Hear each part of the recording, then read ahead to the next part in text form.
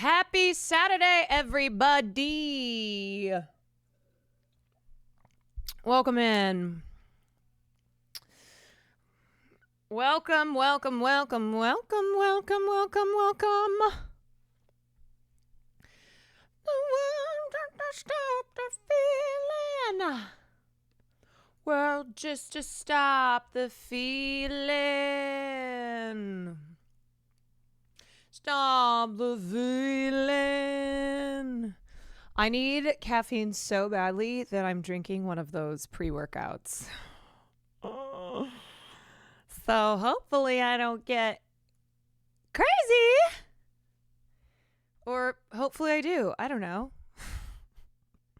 I only poured half of it though. I know, I'm like, okay, let's try to not have a heart attack, you know. Nothing like drinking a pre-workout to sit. Yeah, she's so crazy. I love her. So crazy. Film night tonight? No, that will be tomorrow. Mañana. Anyway. Hi. Shush Jordan, thank you for the 17 months. Welcome in, everybody. It is Saturday. I am live. Don't look at my nail. I don't know where it went. It ends with us movie night. Okay, so let me just tell you how this all went down, okay? Because there's two things that we're going to do today. Thing number one,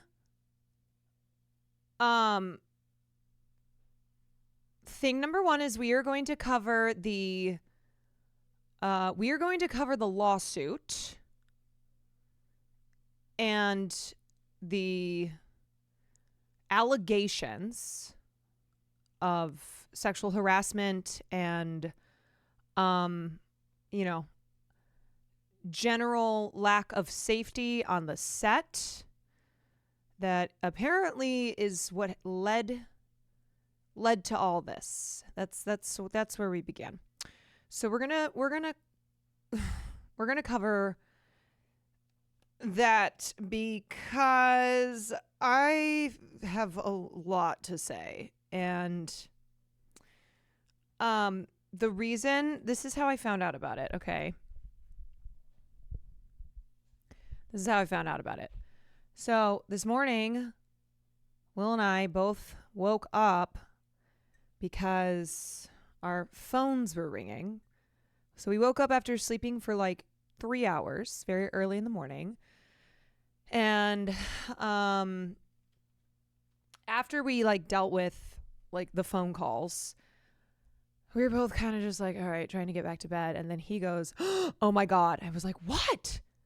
And he goes, Blake Lively is suing Justin Baldoni. So I found out from Will Neff. And I went, what? And I grabbed his phone out of his hand. And then I was like, wait. And I was like, I can just look at my phone. So I pulled up my phone and I just started reading the New York Times report. And I was like, oh boy. Oh boy. I'm going to have to cover. Yeah, he was gagged. He was gagged. And then he went back to sleep as I, for the next hour, read this report, read part of the lawsuit that the New York Times published in full that goes into details. And then of course I went on Twitter and it was like all over, just explosion. It is cartoonishly evil. It is really cartoonishly evil. So we're going to be covering that.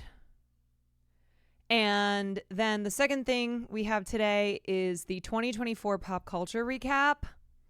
I haven't looked through it yet. Shout out to Dune Shadow who put the beautiful slideshow together. I'm just wondering, is the It Ends With Us on the 2024 pop culture recap? It was such a huge thing, but I know Dune Shadow put this together before all of this new information came out. So It is. Okay. Yeah. I figured. It was it was a big moment in 2024. So I was just thinking about that where I was like, okay, well, we're going to cover the lawsuit first and then we're going to cover the pop culture recap. One thing I'm really hoping we, the collective internet, we can all refrain from is stuff like, I don't like Blake, but nah, not relevant. I agree. Her having a couple of problematic things in her past isn't relevant.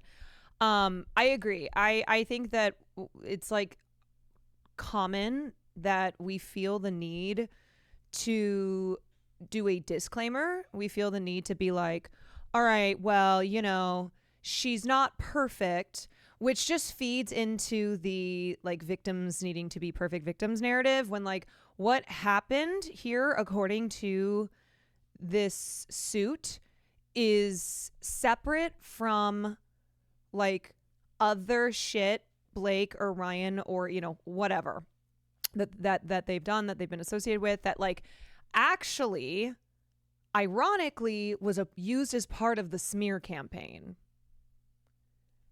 You know, so I totally agree. I think people feel this need to be like, okay, well, you know, if I put out this statement in support of Blake, I don't want people thinking that I'm like cool with her, you know, her getting married on plantations. Like, no, dude, that's nobody is going to be like, if you support Blake, then you are, you know, like in support of everything Blake Lively has ever done. We're talking about this specific thing. We're going to talk about the Shamik Moore post. Yeah, we can talk about that. I was looking at that and I was like, what the fuck is this? So I want to cover, those are like my two big things that I want to do. But we can look at the Laura Harrier post, or she made like a TikTok or an Instagram or something.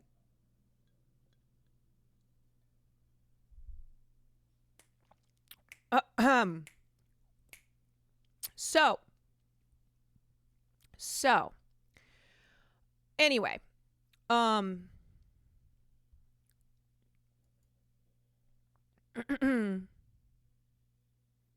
Ashley wants vindication. Okay. You're vindicated. You're vindicated. All right, before we get into covering things, I hope if you watched the Christmas stream last night that they had a good time. You had fun. Hold on a second. I am sweating, but I really want to wear this comfy, cozy outfit. Goblin, thank you for the 12 months.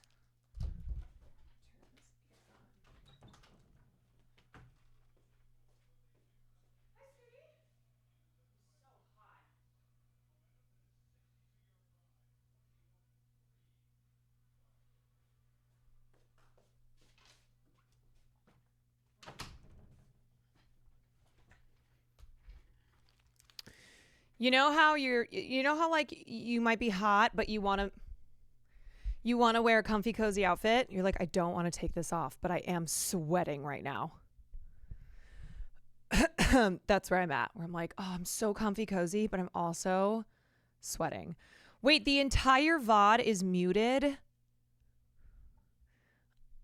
Oh no. Really? From last night? Did anybody manage to clip anything? That sucks. Oh, this tastes bad. Ugh. The entire thing is... Does she not separate her music?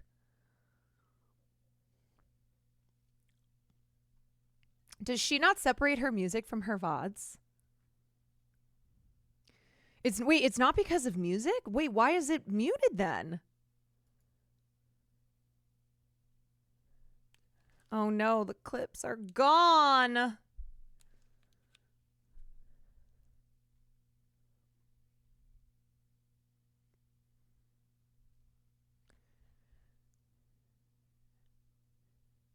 I don't understand why it would be... She mentioned it would be muted, but why?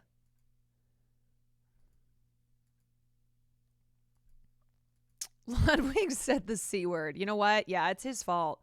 He just dropped that.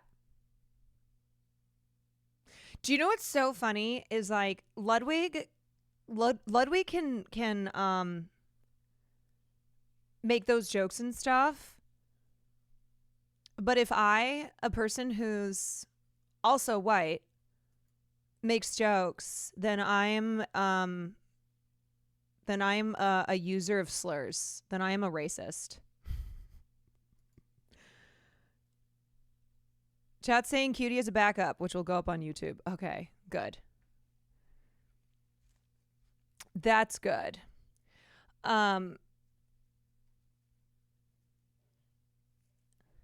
Yeah, you know when you send me a clip and you're like, look at Nobby? I was there. I saw Nobby in person. I was sitting right next to Me Young.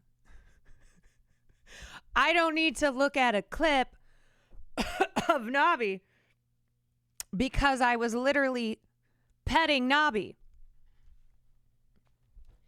I saw the Nobby. Cutie said Sam's poor. I know. Poor Okie. Poor sweet baby Okie. That was sad. She was shaking under the Christmas tree, and then she went in the corner and she was shaking. I was like, it's okay, my sweet girl. It's like, I know. I know. You know, the thing is, too, I should have known it was going to be a problem. I thought it was like a cute moment when the chicken was on the ground and Ray was so clearly disgusted by it because, yeah, it had been sitting there for hours and it was a roaster that somebody had wrapped up for a present. And then the dogs, of course, are very interested. They were very interested in the chicken. And, you know, I have enough experience by now that I should have known that chicken makes dogs go insane. Farley would kill. Farley would kill for chicken. Well, he would try to. Cutie was the one who wrapped it. I'm not surprised by that. Of course she did. Of course. You know what my plan was? So, you know the tungsten cube that was one of the white elephant gifts? So what happened was there was the whole thing where Ray got the tungsten cube. And then Ludwig stole it from Ray. And then Hassan stole it from Ludwig.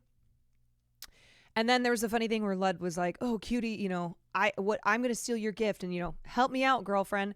And I turned to her, I was like, do not take it. I said, I'm going to steal it. Like, my plan was I was going to steal and be the lock-in for the tungsten cube.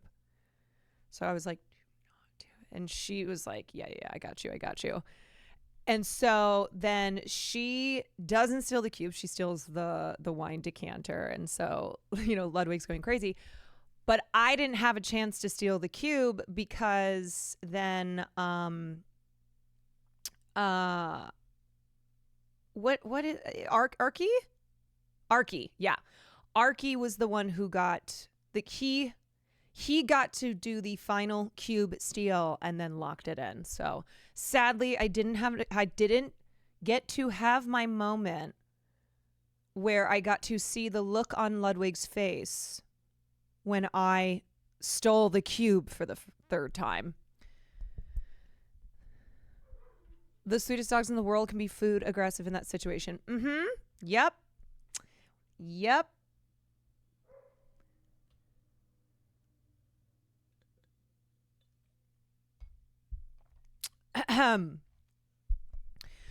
I did give Will, I showed him the Nerf guns. And then he goes, oh, I wonder if I can bring these home. He's going to Michigan for Christmas. He's like, oh, I wonder if I have room in my suitcase to bring these for the girls. And I was like, oh, I thought you and I could use those. But no, it's fine. It's fine. Yeah, you can give them to the little girls. It's fine. If it fits in your suitcase, go ahead. Go ahead and take them. Don't worry about me. I had no interest in a Nerf fight at all. Give them to the children. Adekemi, thank you for the 18 months. Here is to many more. to many more. Yeah, immediately regifting my gift. Feels bad. Feels bad, man. And he already got him a bunch of gifts. I was like, they have a bunch of gifts. That was my gift for you. Ba-bum, ba-bum, Playboy. So, what else can I say? Tomorrow we've got dinner and a movie. Monday, Sam and I are actually going to film the podcast earlier in the day. So I might be able to do a stream tomorrow night. And then I have a very early flight on Tuesday, and I am flying with Farley. I'm taking the boy to Chicago. Get through. Can you believe Barack Obama didn't put Chapel on his favorite songs of 2024? He's so fake. You know that he loves Chapel. But he's so bitter. He's probably so bitter about her. But like, you know he's listened to Red Wine Supernova. He even put Sing Sing on his movies list. You know what? Barack Obama, canceled. Oh no. Barack Obama is canceled. I can't believe Chapel isn't making every single top 10. I'm not even biased. What you like? Ta-Nehisi Coates wasn't on there. Yeah, because Barack Obama's a bitter little fuck. His favorite author. Do you guys want to bet that Obama didn't even read the message?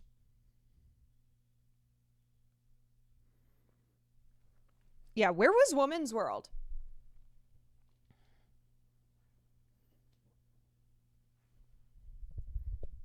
Why don't you come over?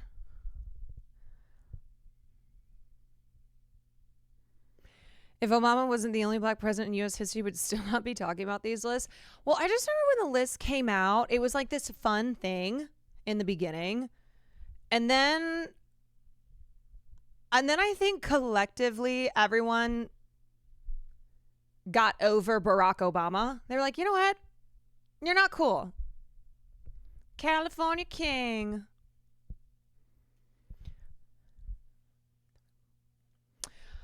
Hogan, thank you for the 27 months of tier 3. Captain Absurd, thank you for the 17 months. Come over. Good morning, ma'am. Good morning. Good morning, everybody. Good morning. Good morning. Supernova. Dude, how about last night when Hassan was like, when we were going around the room and saying what, you say your name and what you're afraid of. And everyone was like, hi, I'm so-and-so, and I'm afraid of spiders. I'm afraid of flying. I said, I'm afraid of choking alone in my apartment because it's like almost happened. And Hassan goes, oh yeah, I'm Hassan. I don't think there's anything I'm afraid of. I'm like, that man is a liar. So I go, yeah, you're afraid of social interaction when your social battery is drained. He was like, no, I don't think so. I go, you are a liar. I said, also, you are scared of the ocean. You are. I go, you're going to seriously stand there and be like, I don't think there's anything I'm afraid of.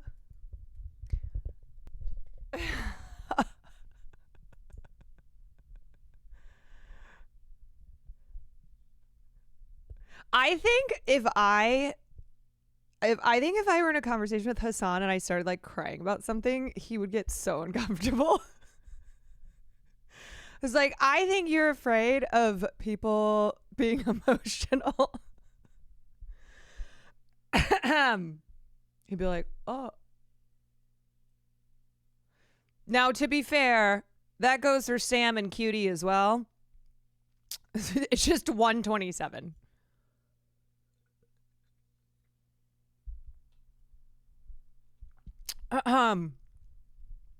Lionheart, thank you for the 12 months. Scalador, thank you for the gifted. Read Out Loud, thank you for the 17 months. I'm Not Daredevil, thank you for the 28 months. Maya says she doesn't know what to do when Cutie cries. Okay, what is happening? So you have Cutie and Maya.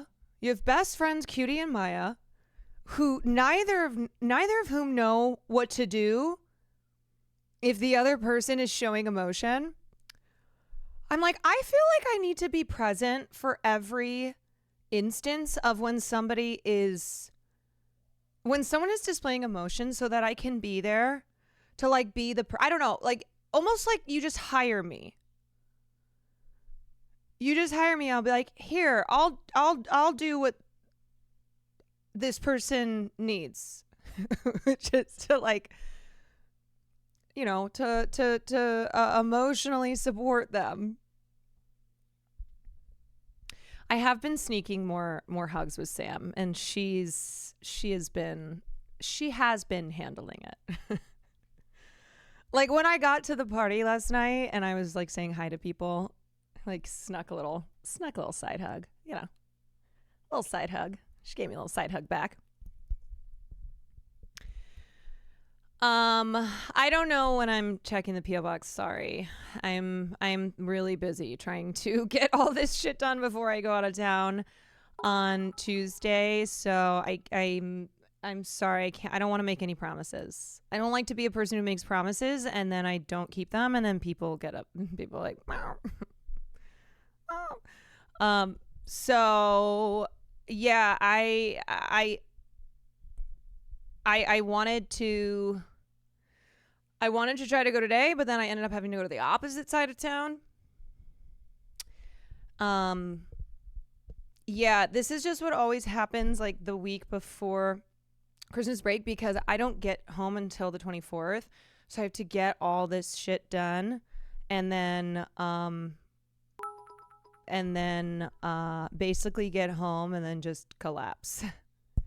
Cats Baked Biscuits, thank you for the 100 bits. All right, I am sweating. I have to take off my cozy jacket. I can't do cozy time. I can't do cozy time. Sarah Love, thank you for the bits. Snakes Rain, thank you for the 2 months. Jay, thank you for the 18 months. Okay, should we get into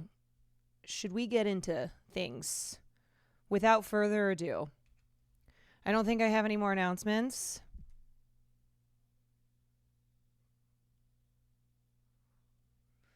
Are you going to see Charlie XCX at Coachella next year? I don't know. That'd be fun. I can't think about. You know what? I'm not even kidding you. In this stage of my life, I can't plan things more than a month out. Like we finally planned Japan. Oh, Japan. I told you guys I'm going to Japan.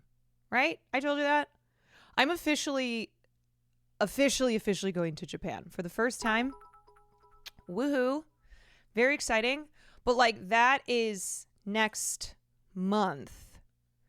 So as far as like Coachella seems years away. Yeah, I briefly said to Cutie, you know, would you consider going to Japan? And the words were not even out of my mouth. She was like, no. I was like, okay, yeah, that's what I thought. Not even gonna try. Leslie, thank you for the 23 months. So I am going on the 21st. I'm going on the 21st. Will and I are going to go to Tokyo for a couple days before everybody else gets there. Because it's going to be, you know, it's a content trip, but I don't want it to just be a content trip because I've never been to Japan. And Japan is one of the few places that Will loves to travel to. So we wanted to do some exploring in Tokyo. Yeah, a little personal time before the whole gang gets there. What are you looking forward to? Oh boy. I am looking forward to the food. I'm looking forward to like the architecture. We're going to go to, I think we're going to do a couple days in Kyoto as well. I'm just really excited to, the fashion, the shopping, doing traditional things like tea ceremony, stuff like that. I've only begun to, I've only begun to plan Japan. So once I sit down and really start planning stuff out, then I can get more specific. I'm looking forward to the public transit. Yes. Mm-hmm. Yep. Are you streaming in Japan? It's going to be sporadic. It's not going to be it's not going to be streams every day, but we'll definitely do group streams. Will and I will maybe do a stream or two together. So there will be streams, but I don't want to go into Japan being like, I have to stream like I stream normally back home. Like I got to do my 6 hours every day. Normally I would never do this, but can someone give me a sub? I just went completely broke. No hate, I promise. Much love, Kwan. Can somebody gift New Gatsby a sub for the holidays? A sub for Christmas. Just a Christmas sub. How long are you going for? I'm going to go for 9 or 10 days, I think. And then Will's going to be there for 2 weeks. Anon, thank you. Thank you. Canadians are sorry. Thank you for the 10. Thank you for the 10 Christmas subs. Timmy, thank you for the gifted sub. Caroline, you stopping by tomorrow on the DSA holiday Twitch stream. I did not know about that until too late, and I have stuff going on tomorrow, so I'll try. Let's see who's streaming. Gremlo and Central Committee are streaming. I'll try to like pop in, but like as a viewer, I won't be home. I won't be home on my computer. Unfort. But yeah, the DSA, they're doing a Twitch stream tomorrow. Anon, thank you for another gifted sub.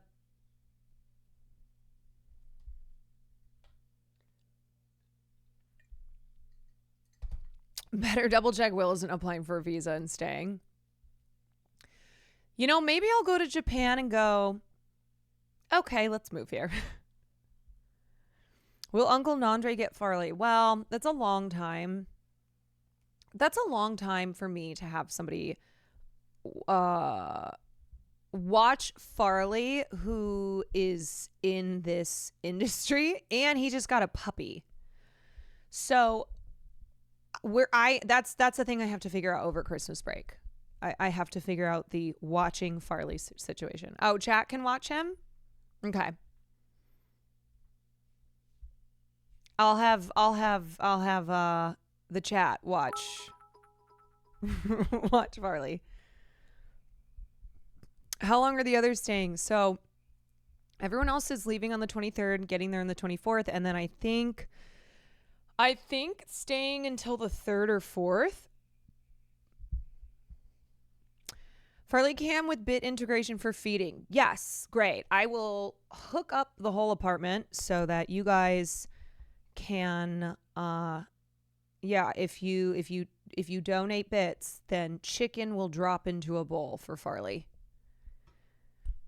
Are there like 1 million people going? There's a lot of people going. I know that Firan minus Cutie is going. I know that Ray and Alyssa, her podcast partner, are going. I know that a bunch of OTV people are going. There's always the thing about Japan and Korea is there's always a big group going. Like if somebody is there, there's a big group there. Can we? I wish Sam could come. I wish she could come, but she's going out of town. She's going out of town the week before I go to Japan.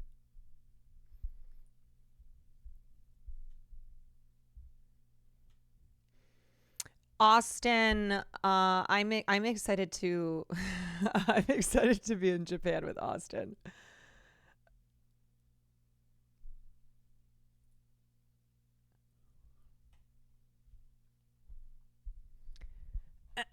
Yeah, Austin and I in Japan together. We're gonna go to the Boy Love Cafe again. Are you pre-recording episodes with Sam? We are figuring that out. Because the thing about our podcast and the podcast, we like to do, pop culture stories, things that have happened that week. So, we could film a double episode. Like when we film episodes, we film enough that you could just have 2 episodes from the one episode we film. And then the Patreon, we watch a movie as part of the Patreon segment. So it would basically just have to be us setting aside a full day that we would film 2 episodes and then do 2 Patreon segments. So Sam's going to be gone for a week. And then there's one day that we have from when she gets back, and then I go to Japan. So we haven't decided yet if we're just going to like knock both out that day.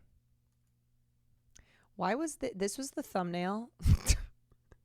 A very cutie Christmas, and it's me looking like I'm delivering a monologue from Hamlet. To be or not to be, that is the question. Well, it's me. Thank you for the 3 months. Absolute bliss. Thank you for the bits. Hogan, thank you for the gifted. Okay, guys, let's get into the Blake Lively lawsuit.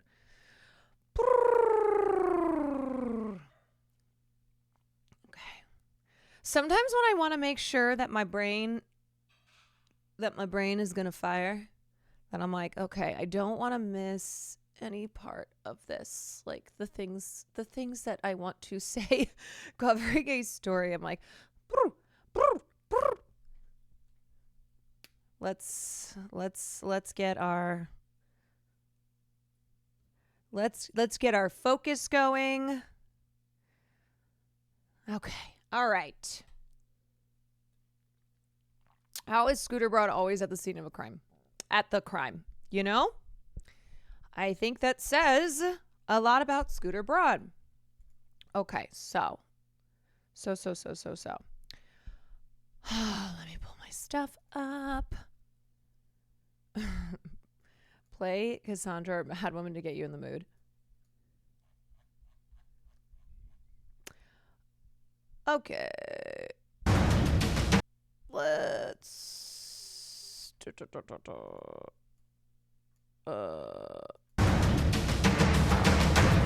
my God. Jesus. All right, it's time now for this week's Why burden is that so aggressive? of proof. Yeah, Actress why does this sound like it's an episode of Survivor? Blake Lively is accusing co-star What and is with the director Justin drums? Baldoni of sexual harassment and a smear campaign stemming from their work together on the summer movie It Ends With Us. Baldoni's lawyers Yeah, it's giving the Jumanji drum beat when the game really wants to be found. told TMZ the suit was designed to fix what he called Lively's negative reputation, and the claims are, quote, false, outrageous, and intentionally salacious with the intent to publicly hurt. Okay, we need to talk about this. Joining us now to break it down is Dave Arenberg, the state attorney for Palm Beach County, Florida. Dave, this is a pretty big lawsuit. You got it from one of the biggest celebrities, one of the biggest stars in Hollywood, and it happens, a director, and I feel like I should have this drum beat every time I'm about to cover a story, just so you guys know. Like, all right, and now it's time for Now it's time to talk about this thing.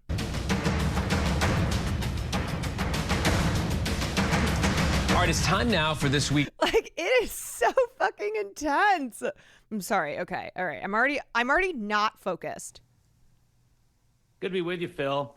Yes, this is a claim that there was sexual harassment and retaliation. You see, there's nothing wrong if Baldoni wants to pay for a PR person to promote himself or even trash his enemies, but you can't lie about it and you can't retaliate against someone because of an allegation that that person made about workplace harassment.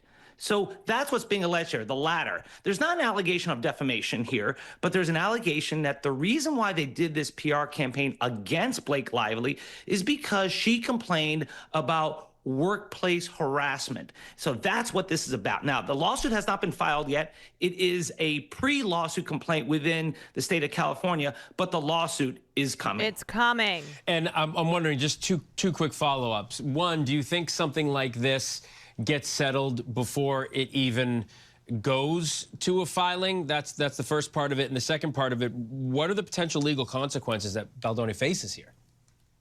This is about money, Phil. This is not a criminal action. It's entirely civil.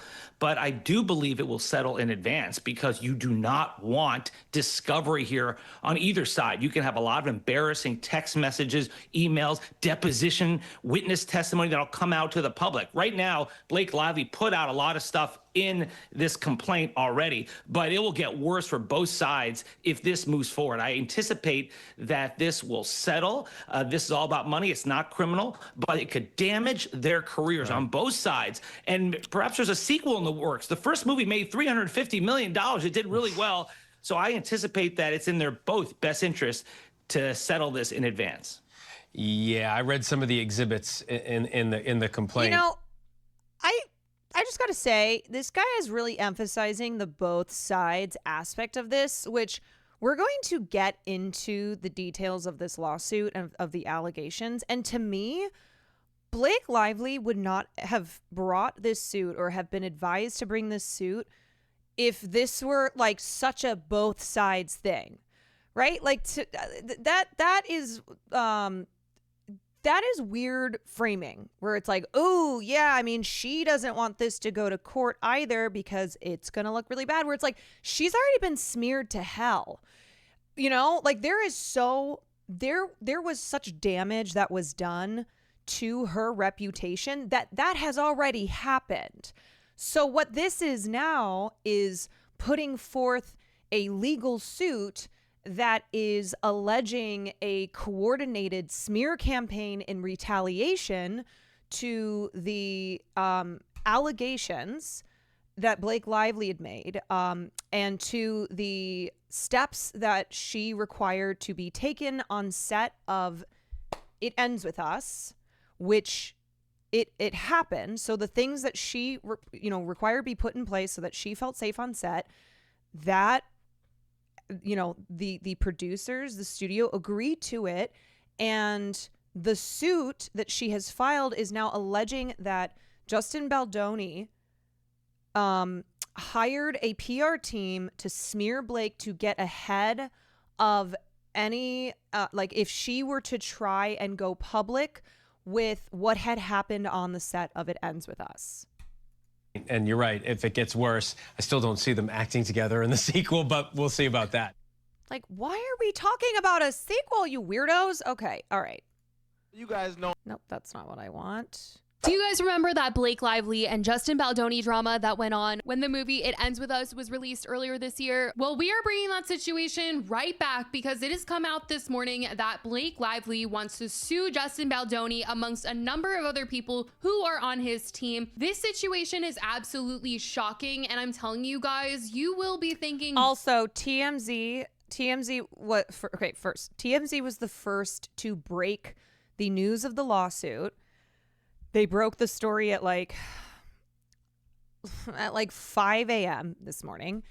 And yes, this is Spill Sesh, but I think she does a good job of like recapping what happened leading up to the lawsuit dropping, the news of the lawsuit dropping today. And we will be taking a look at the full reporting from the New York Times. Very differently about the whole movie and all of this stuff that went down. Once you hear about the things that have come out in a New York Times article that reveal text messages between Justin and his PR crisis team, this is a heavy story here, you guys, and we are going to get into everything that has come out. Jerron, thank you News for the broke 21 this months. morning that Blake Lively has officially filed a legal complaint with the California Civil Rights Department, which is essentially a precursor to a lawsuit. She's suing Justin Baldoni, Jamie Heath, Wayfair Studios, their billionaire co-founder. You know what's interesting is that some of y'all are proving how effective smear campaigns are against women, no matter how famous they are. In fact, like being famous often is actually a disadvantage because there is this tendency to want to find reasons to hate a woman who is famous. And this is, again, like, we should not have to do a disclaimer of, well, I don't agree with everything Blake Lively has done in her entire life, because that's not the point here. But it's interesting to see how some of y'all are already going, no, I think she's lying, when I don't think that you have read. I don't think you've read anything in the report or in the lawsuit that was filed today. Like, I think that you are proving how effective these smear campaigns are against women. You know, we've seen this over and over again. We saw this with Harvey Weinstein's victims. We see this every time there are female victims who have accused a powerful male figure in Hollywood. Of course, this was the same PR team that helped turn the tide of public opinion on Amber Heard. So I just think that before you decide to type, you know what, I don't like her, so I think she's lying, you should probably listen to what is actually in this New York Times report.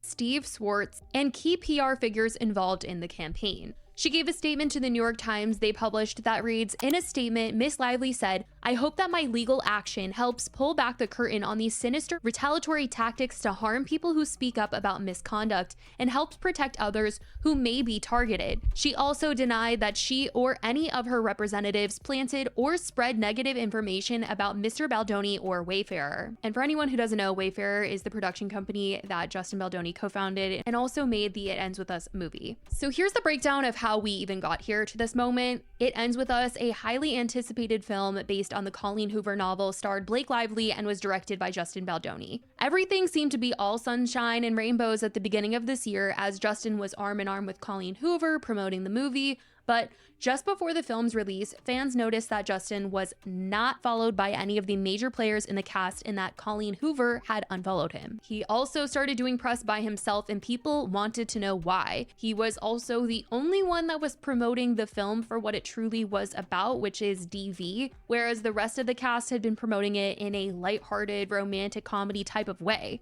Now, Blake has gotten a lot of backlash. Okay, so to recap, It Ends With Us started filming before the pandemic and strikes. And so they took a production hiatus because of the pandemic, because of the strikes, and then came back to start filming again. I think it was last year. And at the beginning of this year, there was no drama, right? Like when news about the film started to come out, the whole cast was seemingly on good terms. And then in the summer, that's when it all started, when TikTok sleuths noticed that members of the cast had unfollowed or were just not following Justin Baldoni, that both Ryan and Blake were not following Justin Baldoni, that Colleen Hoover, the author of the book, was not following Justin Baldoni. And then when they started doing press for the film, he was very obviously isolated from the rest of the cast and the author of the book that the film is adapted from. So that had the sleuths be like, wait a second, what's going on here? This is really weird that the guy who directed and stars as her husband / abuser in the film, and whose production company is producing the film, is not doing press with everybody else. Like, he's not in any photos. They're not doing interviews together.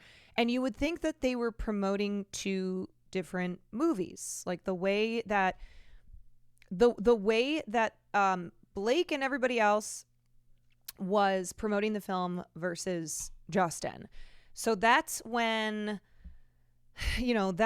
like tea and gossip and theories and all that stuff started to trickle online. For how she promoted the film, as people felt like she was not taking it seriously. And there was a lot of speculation surrounding creative differences between Blake and Justin, as it seemed the two had different visions for how the film should be. The Hollywood Reporter had reported that Blake had commissioned her own cut of the film even, which, according to the New York Times, we now know that in the end, Sony and Wayfair went with Blake's cut and she got a producer credit. But at the time, this was all... Okay. So then stories started to come out, and it was like, oh, there was this weird story where Blake Lively is praising her husband Ryan Reynolds' creative involvement in the film, even though he was not technically attached to the project. He's not a producer. He's just her husband. And there's this one scene in the movie that's the rooftop scene, and she was like, oh, Ryan wrote that. He did such a wonderful job. And then apparently the script writer was like, oh, I didn't know that Ryan Reynolds was involved on this at all. Like, I didn't know that he was writing or rewriting my script. So there was that thing that made it look as if Ryan and Blake were really kind of big dicking on set, because these are two mega stars.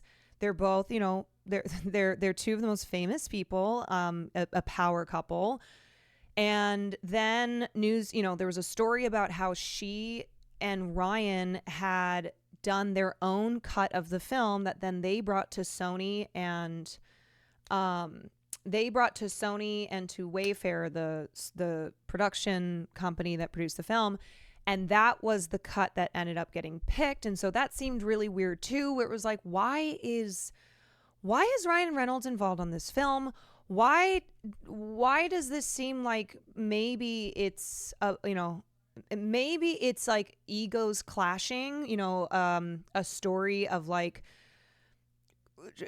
fighting for creative control of a film. And it seemed as if Blake, like, at the core of all of this drama was that issue. The issue being that Blake and Ryan were big dicking on set, that they were really trying to wrestle creative control from Justin Baldoni, who was the director of the film and whose production, he was the one who got the script and wanted to make the project. And Blake and Ryan are a lot more famous. They have more power. They just have more influence. And so it seemed like they were, getting their way.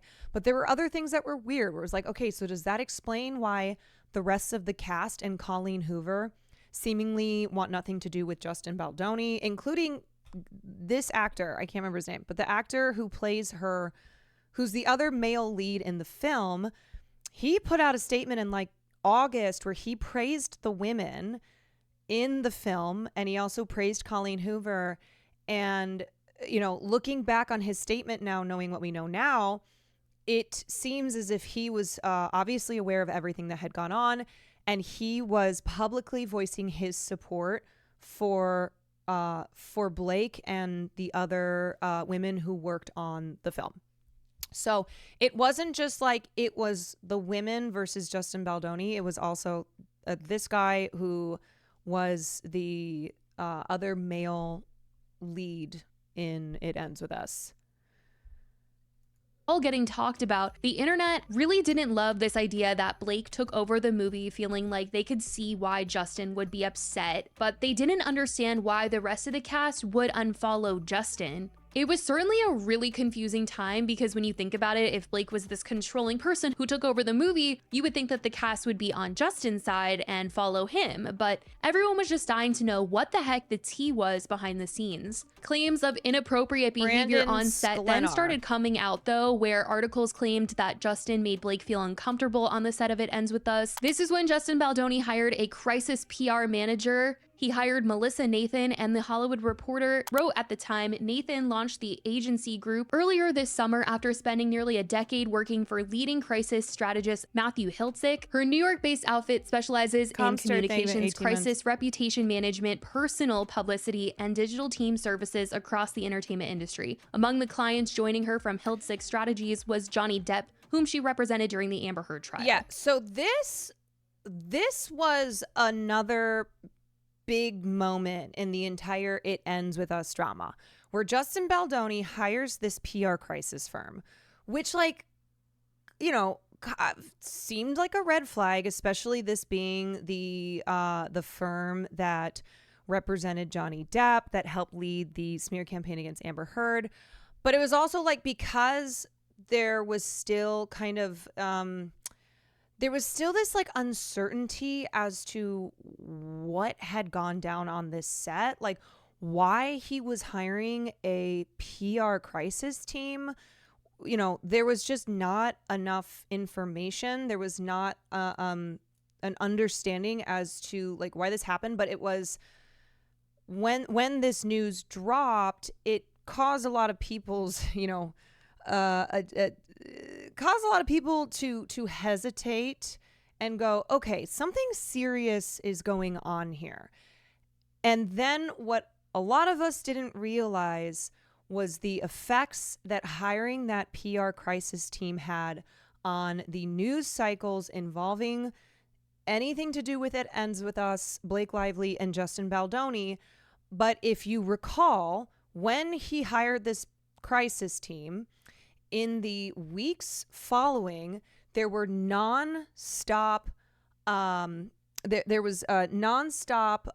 articles, media, YouTube videos, TikTok, etc., that all painted Blake Lively in a really, really bad way.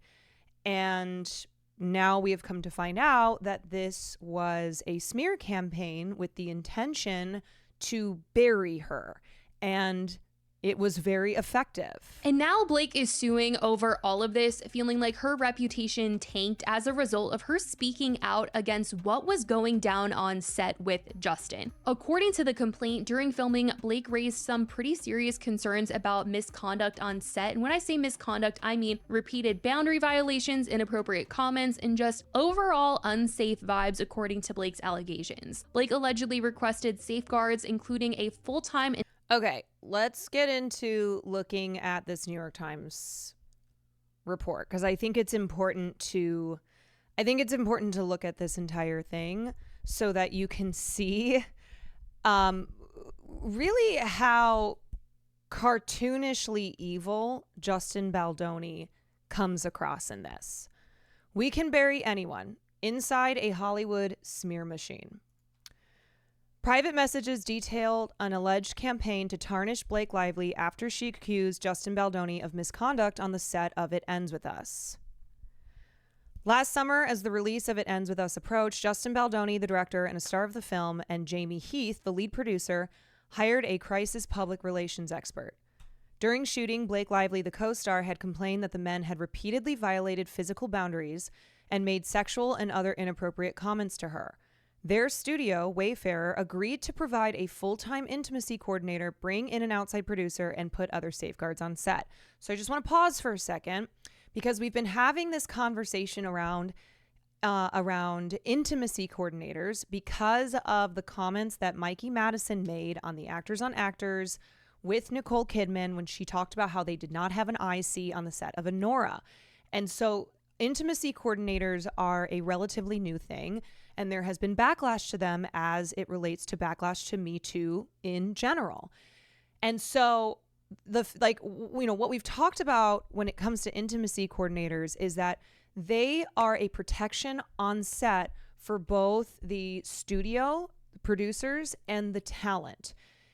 it is a having like insurance there, having a third party professional who is there in case anything goes wrong, and for the for talent is just knowing that they have that resource available on set, that they have somebody who can be a witness in case anything were to happen. So it really is in everyone's best interest.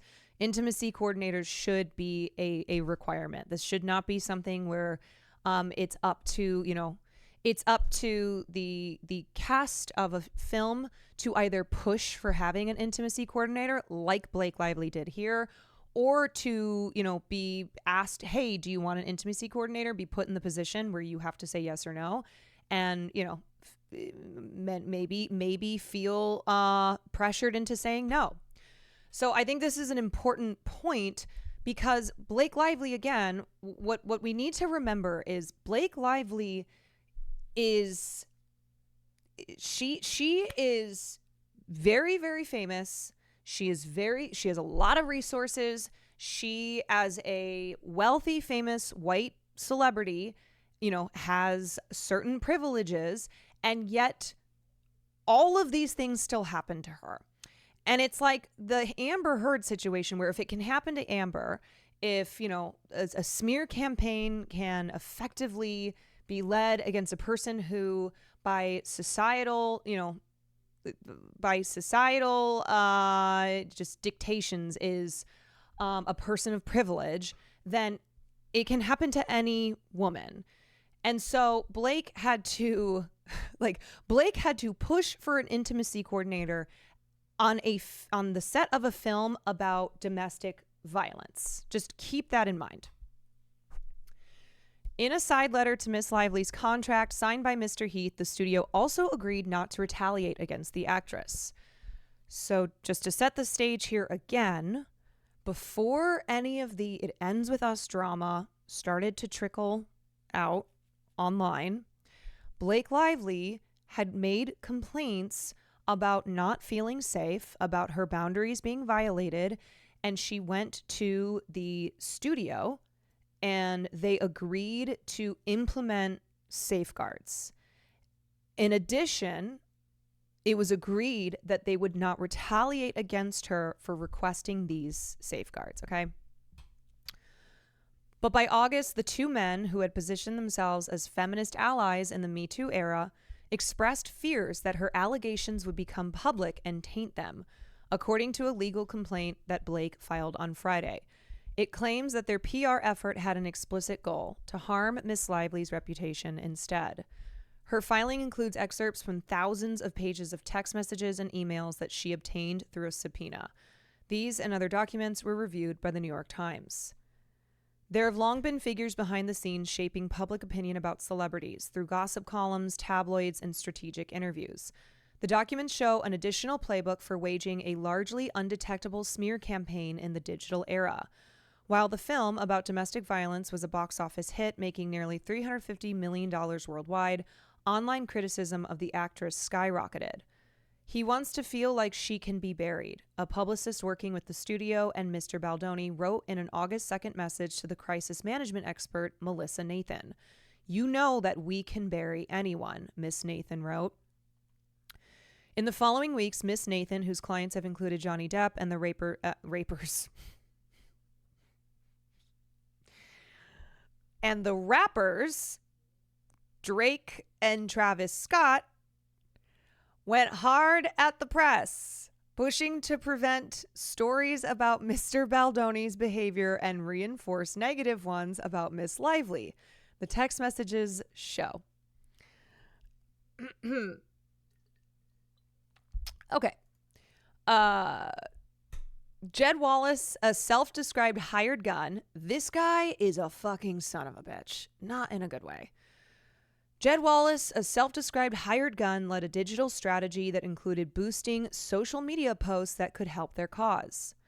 An attorney for Wayfair said in a statement to the Times that the studio, its executives, and public relations representatives did nothing proactive nor retaliated against Miss Lively and accused the actress of another desperate attempt to fix her negative reputation.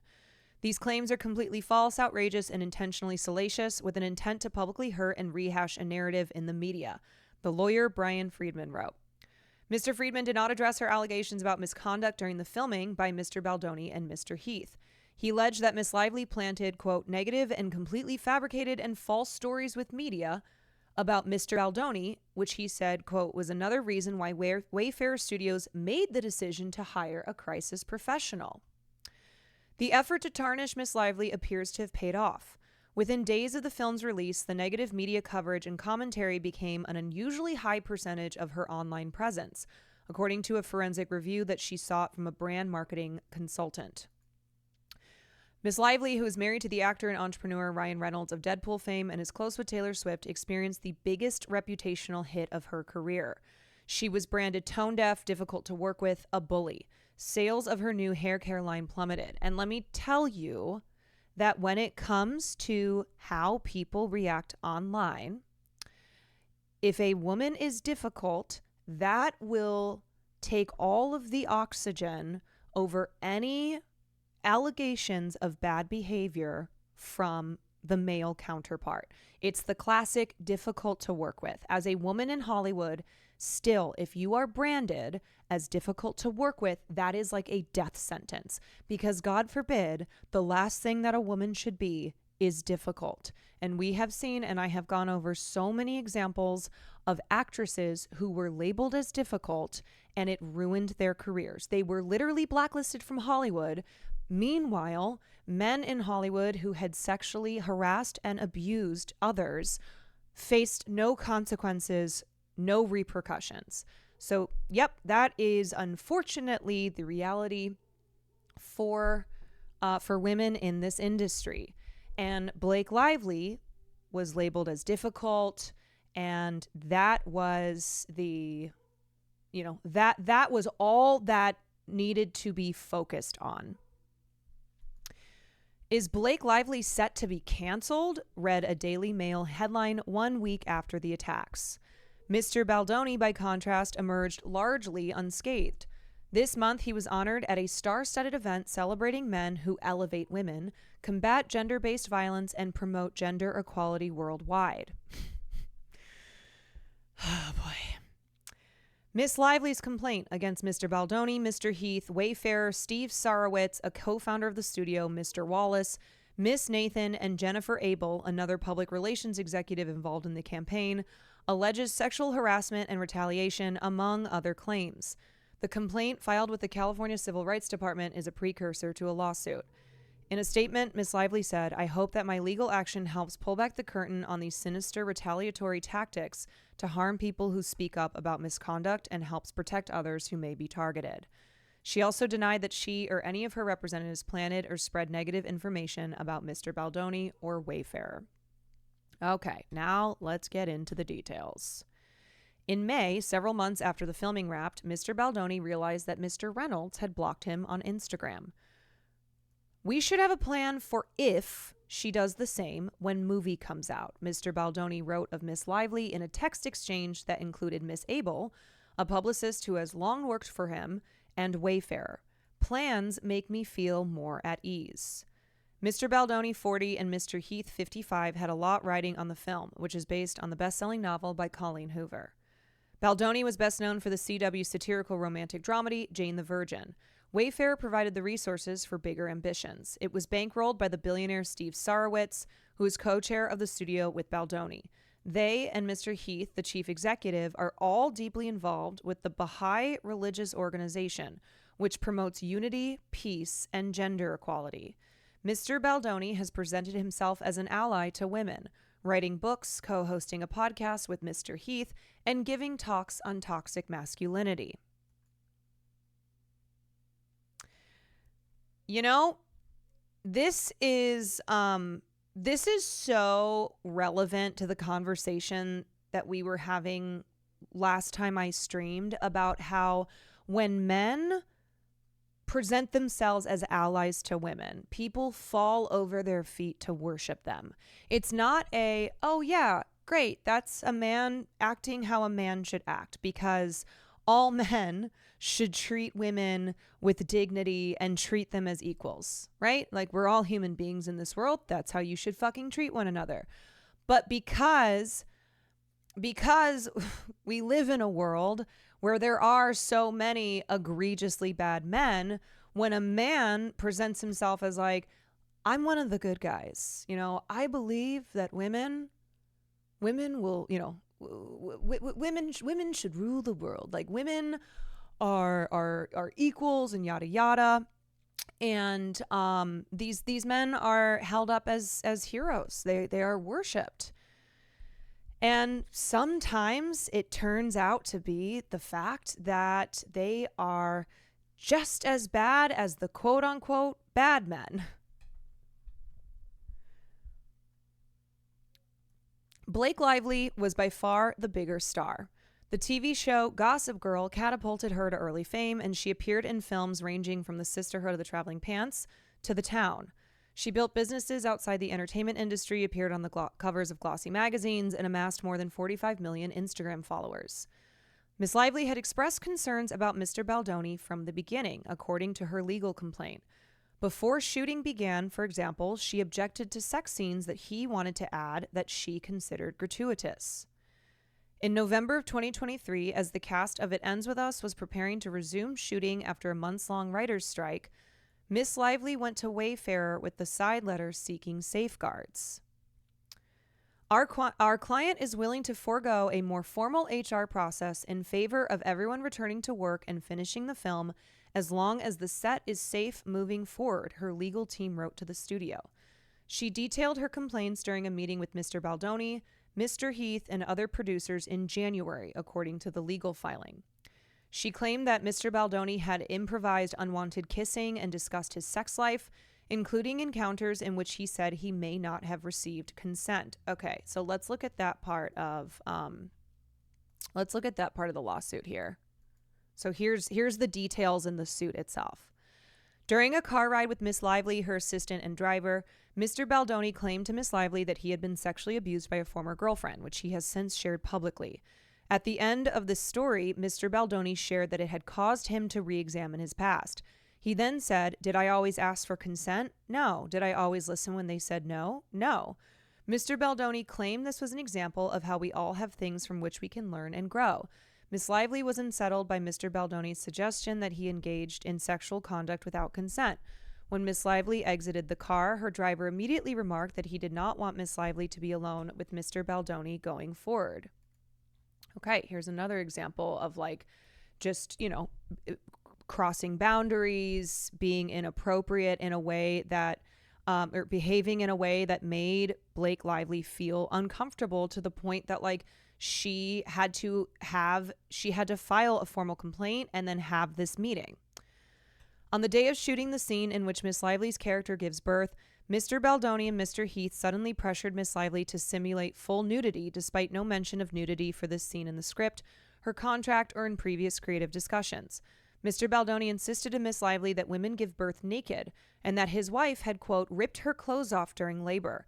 He claimed that it was not, quote, not normal for women to remain in their hospital gowns while giving birth. Miss Lively disagreed but felt forced into a compromise that she would be naked from below the chest down.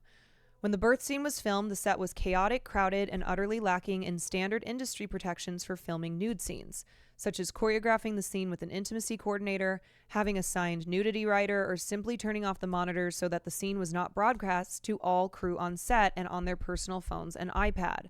Mr. Heath and Mr. Baldoni also failed to close the set, allowing non-essential crew to pass through while Miss Lively was mostly nude with her legs spread wide in stirrups and only a small piece of fabric covering her genitalia. Among the non-essential persons present that day was Wayfarer co-chairman Mr. Sarowitz, who flew in for one of his few set visits. Miss Lively was not provided with anything to cover herself with between takes until after she had made multiple requests. Miss Lively became even more alarmed when Mr. Baldoni introduced his best friend to play the role of the OBGYN when ordinarily a small role of this nature would be filled by a local actor. Miss Lively felt that the selection of Mr. Baldoni's friend for this intimate role, in which the actor's face and hands were in close proximity to her nearly nude genitalia for a birth scene, was invasive and humiliating. On another day, Miss Lively wore a low-cut dress to facilitate breastfeeding, but had it covered up with a coat. When the jacket briefly propped open at one point to reveal the dress, Mr. Baldoni commented about how much he liked her outfit, which flustered Miss Lively. Later that day, Mr. Baldoni pressured Miss Lively, who was in her pre-approved wardrobe, to remove her coat in front of the crew and multiple background actors in a packed bar. He said he wanted to see her onesie under the coat because it was zipped low to reveal her lace bra. Consistent with past practice, he said, "I think you look sexy," in a tone that made her feel ogled and exposed. With other female cast present, she said, "That's not what I'm going for." He bristled and replied, "I'm sorry, hot." Deeply uncomfortable, Miss Lively said, "Not that either." Mr. Baldoni responded sarcastically, "I guess I missed the HR meeting," and walked away. Another woman on the production spoke to Miss Lively afterwards to offer empathy and to share her own similar experiences, with Mr. Baldoni commenting about her in sexual terms. As a result of Mr. Baldoni's behavior, on May 29th, 2023, another cast member lodged a sexual harassment complaint about Baldoni's gross and unwanted comments towards her and others. Okay, so like there's just a lot of specific examples in the lawsuit that you can read in its entirety. So she claimed Mr. Baldoni had improvised unwanted kissing, discussed his sex life, including encounters in which he said he may not have received consent. Mr. Heath had shown her a video of his wife naked, she said, and he had watched Miss Lively in her trailer when she was topless and having body makeup removed, despite her asking him to look away. She said that both men repeatedly entered her makeup trailer uninvited while she was undressed, including when she was breastfeeding. In agreeing to the terms that Miss Lively sought, Wayfair acknowledged that although our perspective differs in many aspects, ensuring a safe environment for all is paramount, according to her legal complaint. So, you guys, please, please, please keep in mind that this all happened before he hired the crisis team to do a smear campaign, thus leading her to sue him. These were complaints that she had made, saying, we don't have to do a formal HR thing, but I am not comfortable. Boundaries are being crossed. I do not feel safe on set. I am requesting a meeting with Baldoni, with Heath, with the co-executive of Wayfair, with like all the people involved on the executive production side of this film, because I need these protections put in place. So like that's all that she was asking for. She did not file a lawsuit because of what she has alleged. The lawsuit has come from the smear campaign that he had run against her because of this behavior on set that he worried would be made public and would hurt his reputation. Rosiel, thank you for the 10 months. Makes good pancakes, thank you for the tier 1. Okay. By the spring, Miss Lively told people she worked with that the men's behavior had improved with the new protections. Okay, great. Like, I can't say enough how, if this is what Blake Lively went through, imagine actresses who do not have nearly an ounce of the power and privilege and resources that she has. By the spring, but now she was in a creative battle with them. With the support of Sony, the film's distributor, she made her own cut of the movie, bringing in editors and a composer and adding one of Miss Swift's songs. In the end, Sony and Wayfair went with Miss Lively's cut, and she got a producer credit. As the film release neared, Miss Lively and other cast members informed Sony and Wayfair that they would not do any appearances alongside Mr. Baldoni. So did Miss Hoover, the author, who had her own dissatisfactions with him and had become more upset after he told her about Miss Lively's allegations, according to text messages from Mr. Baldoni and Mr. Heath. By the first week of August, Wayfair and Mr. Baldoni had retained Miss Nathan, who had worked with high-profile clients, including Mr. Depp, whose ex-wife Amber Heard accused him of physical abuse. Mr. Depp successfully sued Miss Heard for defamation, and the trial became a spectacle amid suspicions of an online campaign to damage her credibility. This year, after a decade at the New York consultancy Hiltzik Strategies, Miss Nathan started her own firm, Tag PR. Its majority stakeholder is a company run by the entertainment industry executive Scooter Braun. Where there is hell to be found, you will also find Scooter Braun. Of course. Of fucking course. Like, it all comes full circle. You know? The devil himself, Scooter Braun. In an initial planning document sent to Wayfarer and Mr. Baldoni on August 2nd, Miss Nathan suggested media talking points, including that Miss Lively used an imbalance of power to take creative control of the film. But Mr. Baldoni wanted more. Not in love with the document they sent, he responded in a text exchange that included Miss Abel and Mr. Heath. Not sure that I am feeling the protection that I felt on the call. Miss Abel relayed his frustration to Miss Nathan. I think you guys need to be tough and show the strength of what you guys can do in these scenarios. He wants to feel like she can be buried. Of course, but you know when we send over documents that we can't send over the work we will or could do because that could get us in a lot of trouble. They're basically saying like, hey, we can't have in writing that we are going to orchestrate a smear campaign. Like, this could get us into serious legal trouble if it ever comes to light that we are defaming somebody on purpose. We can't write that we will destroy her. Like, literally wrote exactly that. They wrote exactly that. We can't write that we will destroy her. Moments later, she said, imagine if a document saying all the things that he wants ends up in the wrong hands. You know we can bury anyone, she wrote.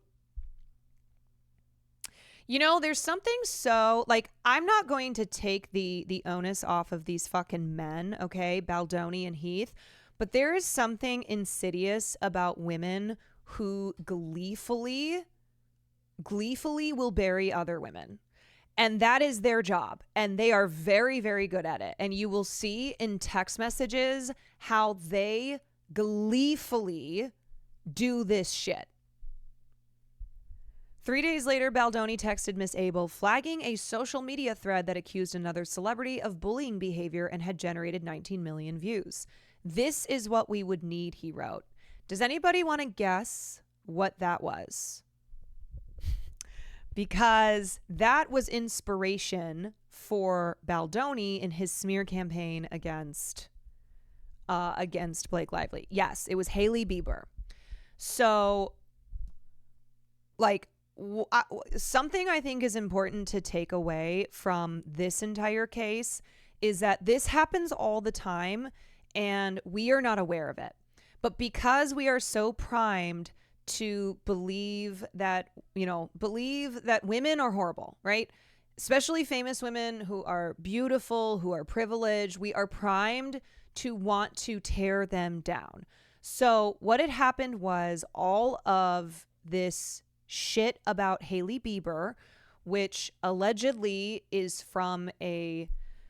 allegedly part of a digital smear campaign that maybe Selena Gomez's PR team is behind, but it has, that's like a whole other thing we're not going to get into. But that is what Baldoni said. This is what I want to do because I see how effective this is. I see how much people are calling Hailey Bieber a mean girl, how much they are like helping to create this narrative that makes her look really bad because that is the intention there. And I'm not, and like this is all to say that no one is like saying that these celebrities are perfect people. And like I said, disclaimers shouldn't have to be made to point out these truths, to point out these realities about how easy it is to smear a woman online. And she doesn't even have to be famous, right? Just go look up go look at any lawsuit involving sexual misconduct and how the internet will just, oftentimes you don't even need a PR crisis team because the internet will do the work of smearing the women themselves.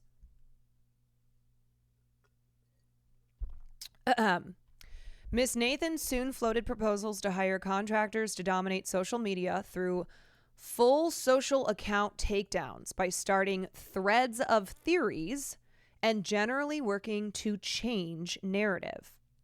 All of this will be most importantly untraceable, she wrote. So here's a tweet from Jennifer Abel, or text from Jennifer Abel. I think we need to put the social combat plan into motion. And then Melissa Nathan says, so do I. Social combat plan. That is what this is. It is using the internet as a tool of war. It is using the internet and all the bad of the internet, all of the worst tendencies and instincts that people have when they are, when they are online, and using that to their advantage. Within days, the group was working with Mr. Wallace, whose company, Street Relations, offers services ranging from public relations to more opaque crisis management. He is a somewhat enigmatic figure with very little digital trail, but court records show that his clients have included Paramount Pictures and the YouTube personality Aiden Ross. Interesting. I know that name. And in a since-deleted LinkedIn profile, Mr. Wallace described himself as a hired gun with a proprietary formula for defining artists and trends. Yeah, if that's a guy who's working for Aiden Ross, I think that tells you who that guy is. Yeah, ain't no way. All that I need to know. Yep. Al, thank you for the Prime. The August 6th premiere brought the first wave of press coverage questioning what had happened during the filming. A Hollywood Reporter story speculated about a rift between Miss Lively and Mr. Baldoni after TikTokers noticed that the two stars didn't pose for photographs together and that Miss Lively and other cast members didn't follow Baldoni on Instagram. Okay, here is a text from Justin Baldoni. The unfollow situation is what everyone is pointing at, seemingly that something is much bigger under the surface as why they would all unfollow.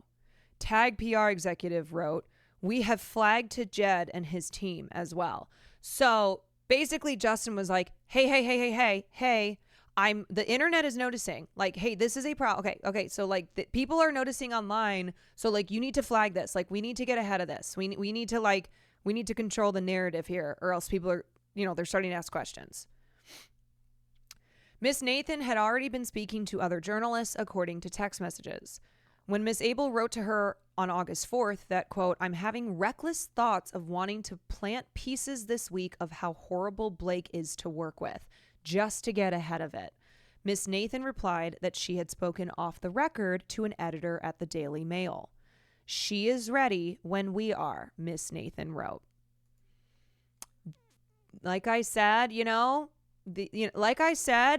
we are not taking the blame off of these men. But there's a special place in hell for these women, for women like this, for women who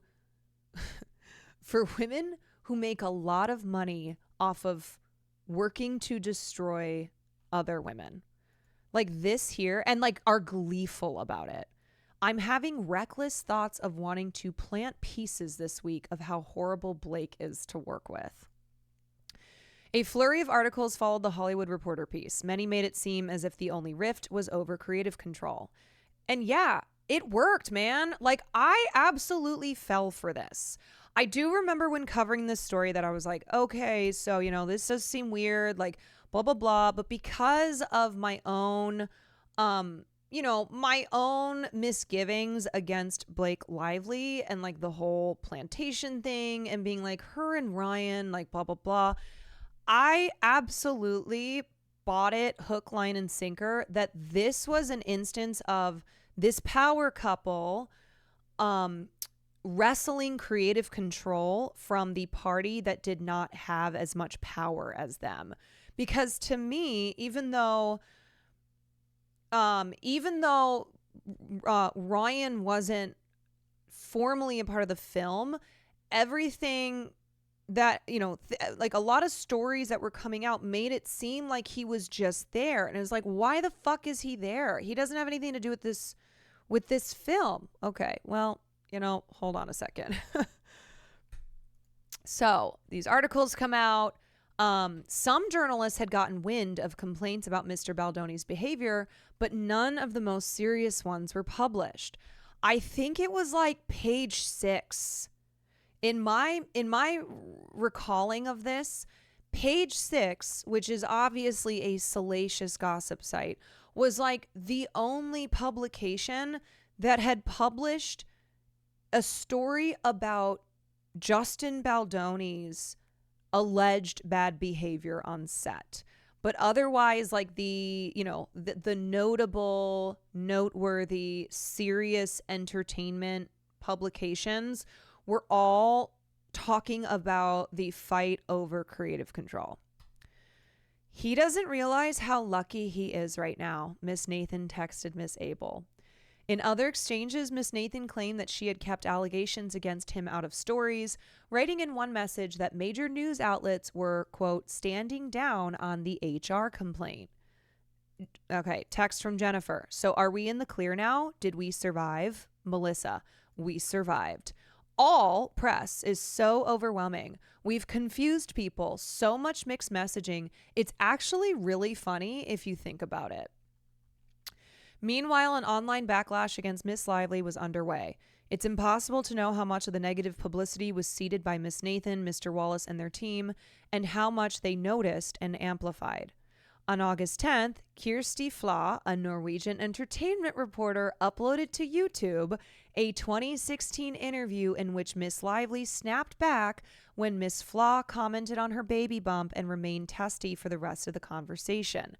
Miss Flaw titled it The Blake Lively Interview That Made Me Want to Quit My Job. Also, I checked and it has like 6 million views on YouTube, okay? So this journalist that nobody fucking knew took advantage of the moment because, again, remember, the worst thing that a woman can be is a mean girl, is difficult. And that was the narrative around Blake. And it doesn't let me just say, okay? Let me just say, even if Blake Lively is a mean girl, even if she is difficult to work with, it is used as weaponization against women to hide the actual serious allegations of sexual harassment, of, a set being unsafe. Like, it really is irrelevant in this context because it always is going to be the thing that people focus on when it should not be the thing that people focus on.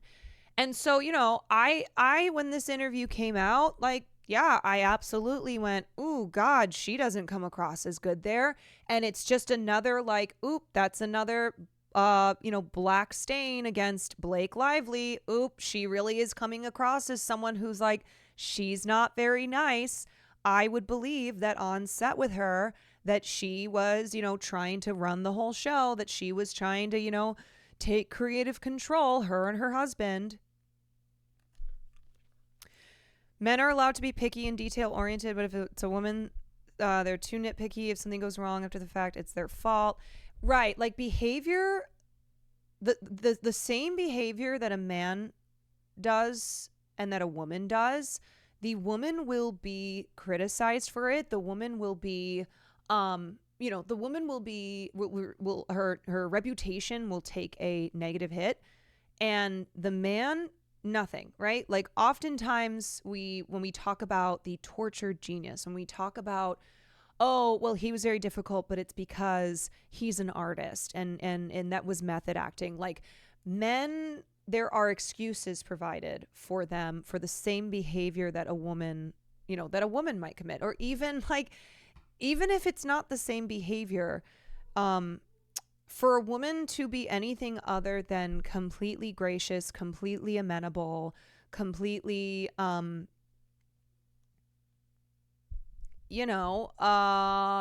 completely angelic in a way where she doesn't cause any problems. And anything other than that, then you run the risk of you run the risk of getting into trouble, right? Like,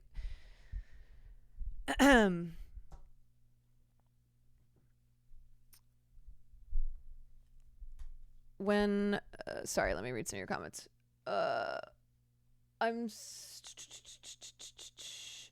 Like, I made a reference to her being weirdly catty, this lady that couldn't get pregnant, but A, I'm sure Blake didn't know that. Not that it's excused to have that mind, but B, there's something hostile with how people view women in pregnancy in the realm of work environments.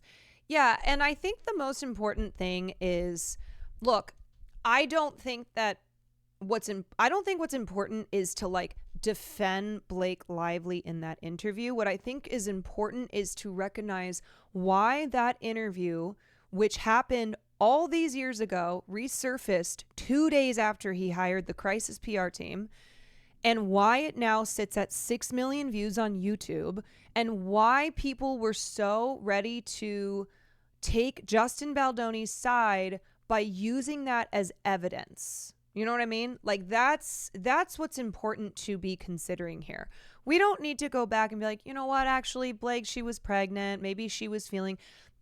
Those like, there are important considerations, but as far as like this, as far as this lawsuit and everything that it entails, like everything within it, really what we should be looking at is why that happened, like why all these things resurfaced after this, you know, crisis PR team was hired, and the effect that it had.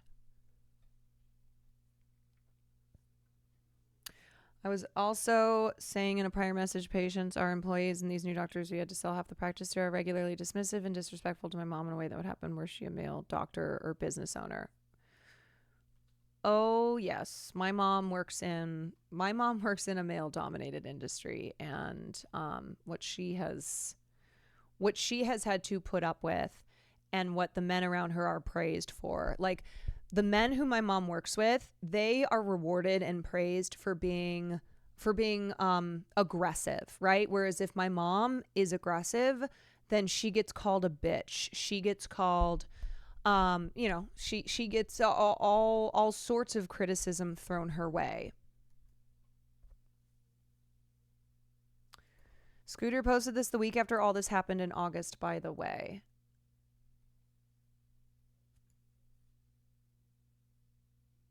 Yes.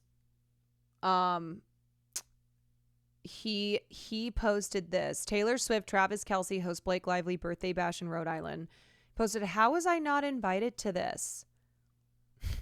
So one of the components of the smear campaign against her was to use the Taylor Swift friend group, popular girl,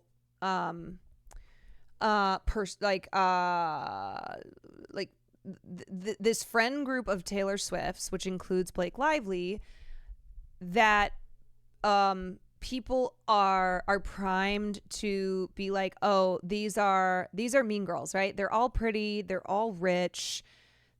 Something's wrong here. Like, they're mean girls, and so it makes sense that Blake Lively would mistreat Justin Baldoni this way because she's friends with Taylor Swift, because she's part of like the popular pretty girls group, you know, Gigi Hadid, like all these girls.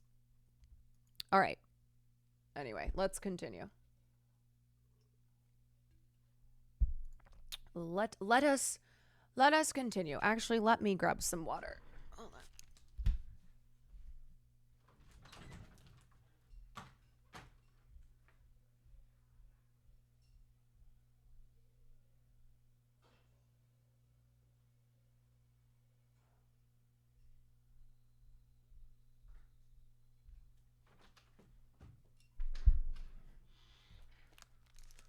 Okay. Alrighty, y'all. Hang in there. Hang in there. There's a lot of important stuff.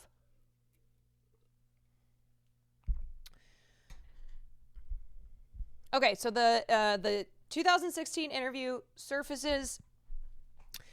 Miss Flaw told the Daily Mail that it's time that people behaving badly in Hollywood, or anywhere else for that matter, gets called out for it.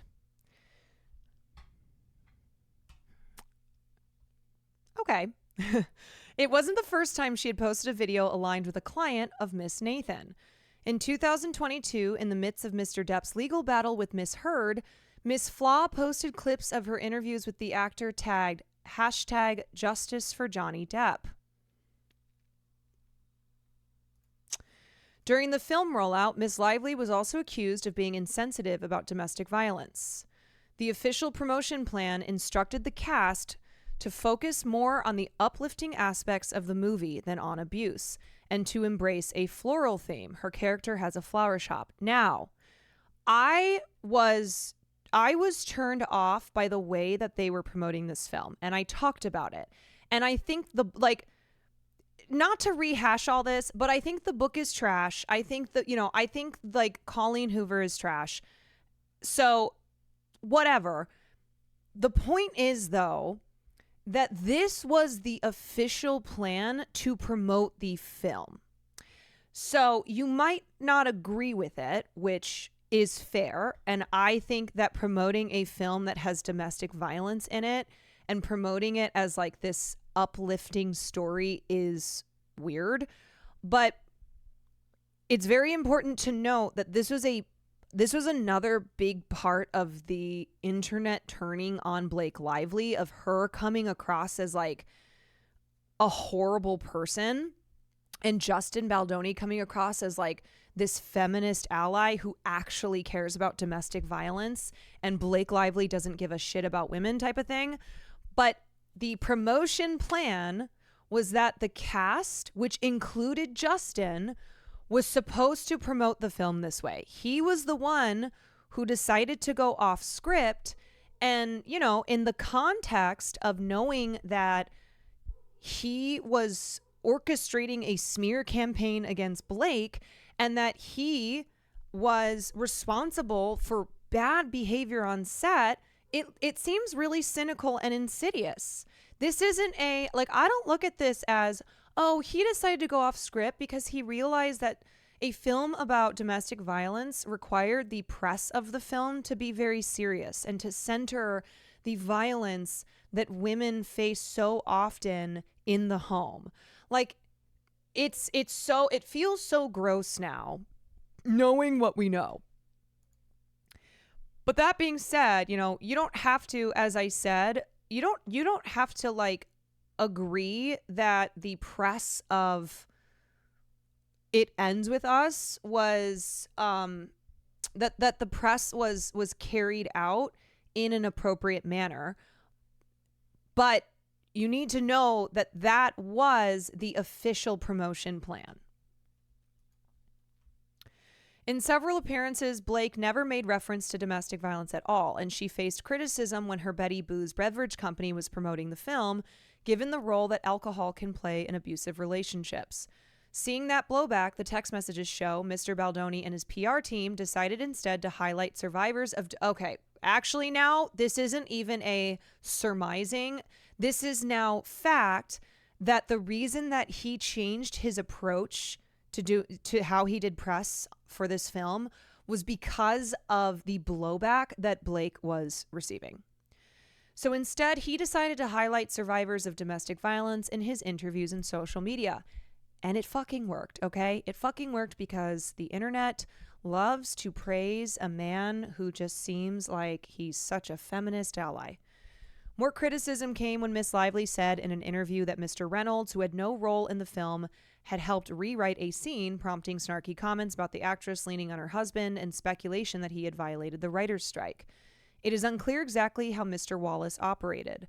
There are references in emails to social manipulation and proactive fan posting, and text messages cite efforts to boost and amplify online content that was favorable to Mr. Baldoni or critical of Miss Lively. Maggie, thank you for the 7 months. Zit Ronograph, thank you for the 26. You guys, this next line. We are crushing it on Reddit. Oh! We are crushing it on Reddit. Mr. Wallace told Miss Nathan, according to a text she sent Miss Abel on August 9th. Of course. Of course. Of course they were crushing it on Reddit.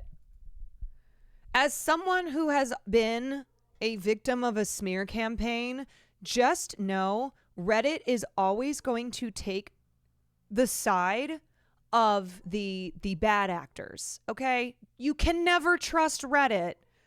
You can never trust Reddit to not go, you know what? Yeah, fuck this woman. What a bitch. What a nasty, gold-digging, stupid whore. All words that have been said about me, by the way. So this is something where, like, personally, I also feel terribly that I was, that I fell for this digital smear campaign. It was very effective. These smear campaigns are very effective.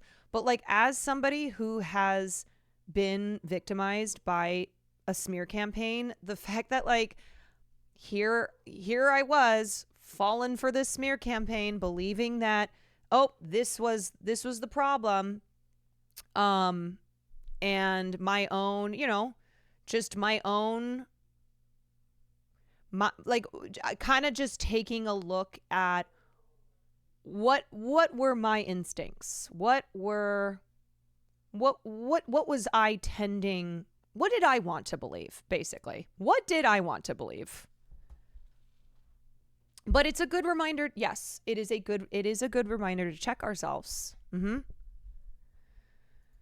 next day, one of Miss Nathan's employees texted, "We have started to see the shift on social due largely to Jed and his team's efforts to shift the narrative."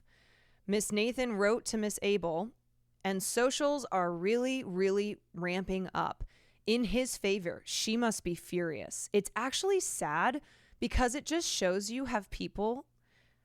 This part is horrible. "It's actually sad because it just shows you have people who really want to hate on women." And the fact that these women know that, and they know that because they know that not only because they work in a career that relies on the internet hating women, but they know that because they are women. Right? And that is the truth. It's like, oh, people online are so ready to hate women that all you have to do is give them a crumb and they will do the rest. When a TikTok sleuth started asking questions about Mr. Baldoni, Miss Abel texted that this girl is on a very dangerous crusade. "We've flagged to Jed and his team for more serious action on the social side," she wrote. Throughout the text exchanges, Mr. Baldoni encourages the PR team, sometimes flagging social media posts for them to use. On August 15th, he proposes flipping the narrative on a positive story about Miss Lively and her husband by, quote, using their own words against them. Other times he appears to vacillate, seeking assurances about the tactics being deployed. When he notices a tabloid article critical of Miss Lively, he sends a worried text. "How can we say somehow that we are not doing any of this? It looks like we are trying to take her down." On another occasion, he wondered whether they were deploying fake bot accounts on social media. "I can fully confirm that we do not have bots," Miss Nathan wrote, adding that any digital team would be too intelligent to utilize something so obvious. Mr. Wallace's operation, she wrote, quote, "is doing something very specific in terms of what they do. I know Jamie and Jed connected on this." Mr. Baldoni, yeah, you are trying to take her down. He was trying to take her down, but he was like, wait, but is this like, are we coming across as too obvious? Are people going to know?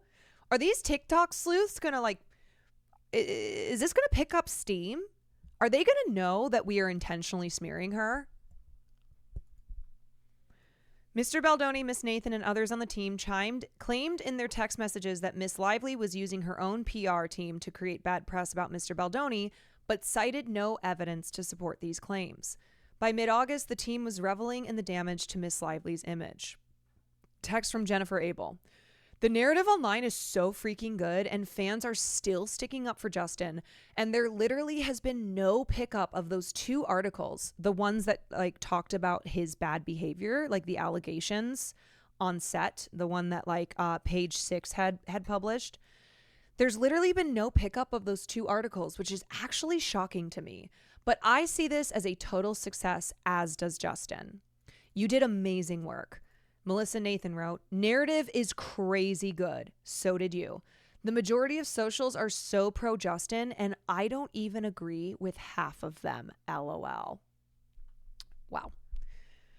On August 16th, Miss Nathan shared the Daily Mail article headlined, "Is Blake Lively Set to Be Canceled?"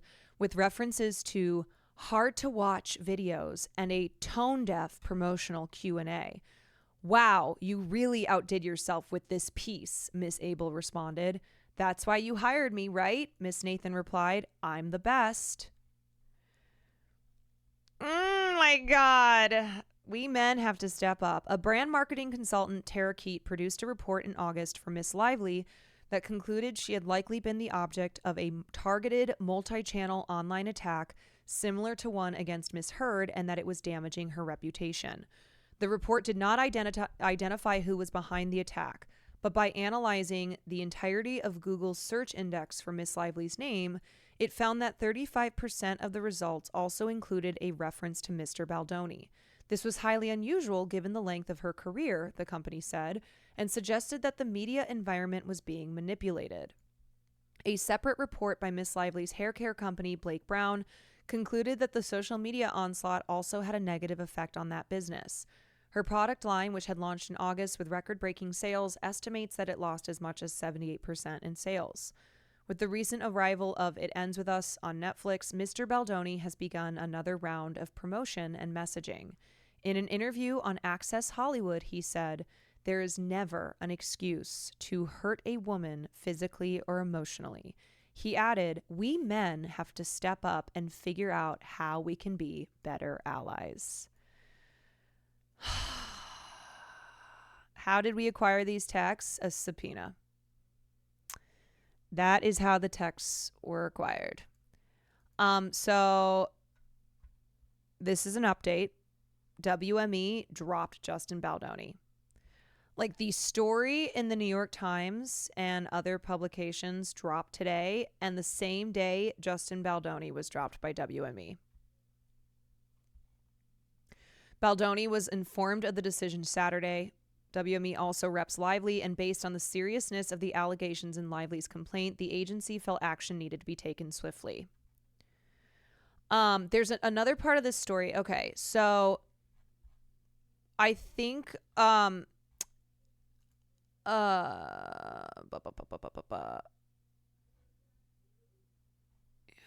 the part here?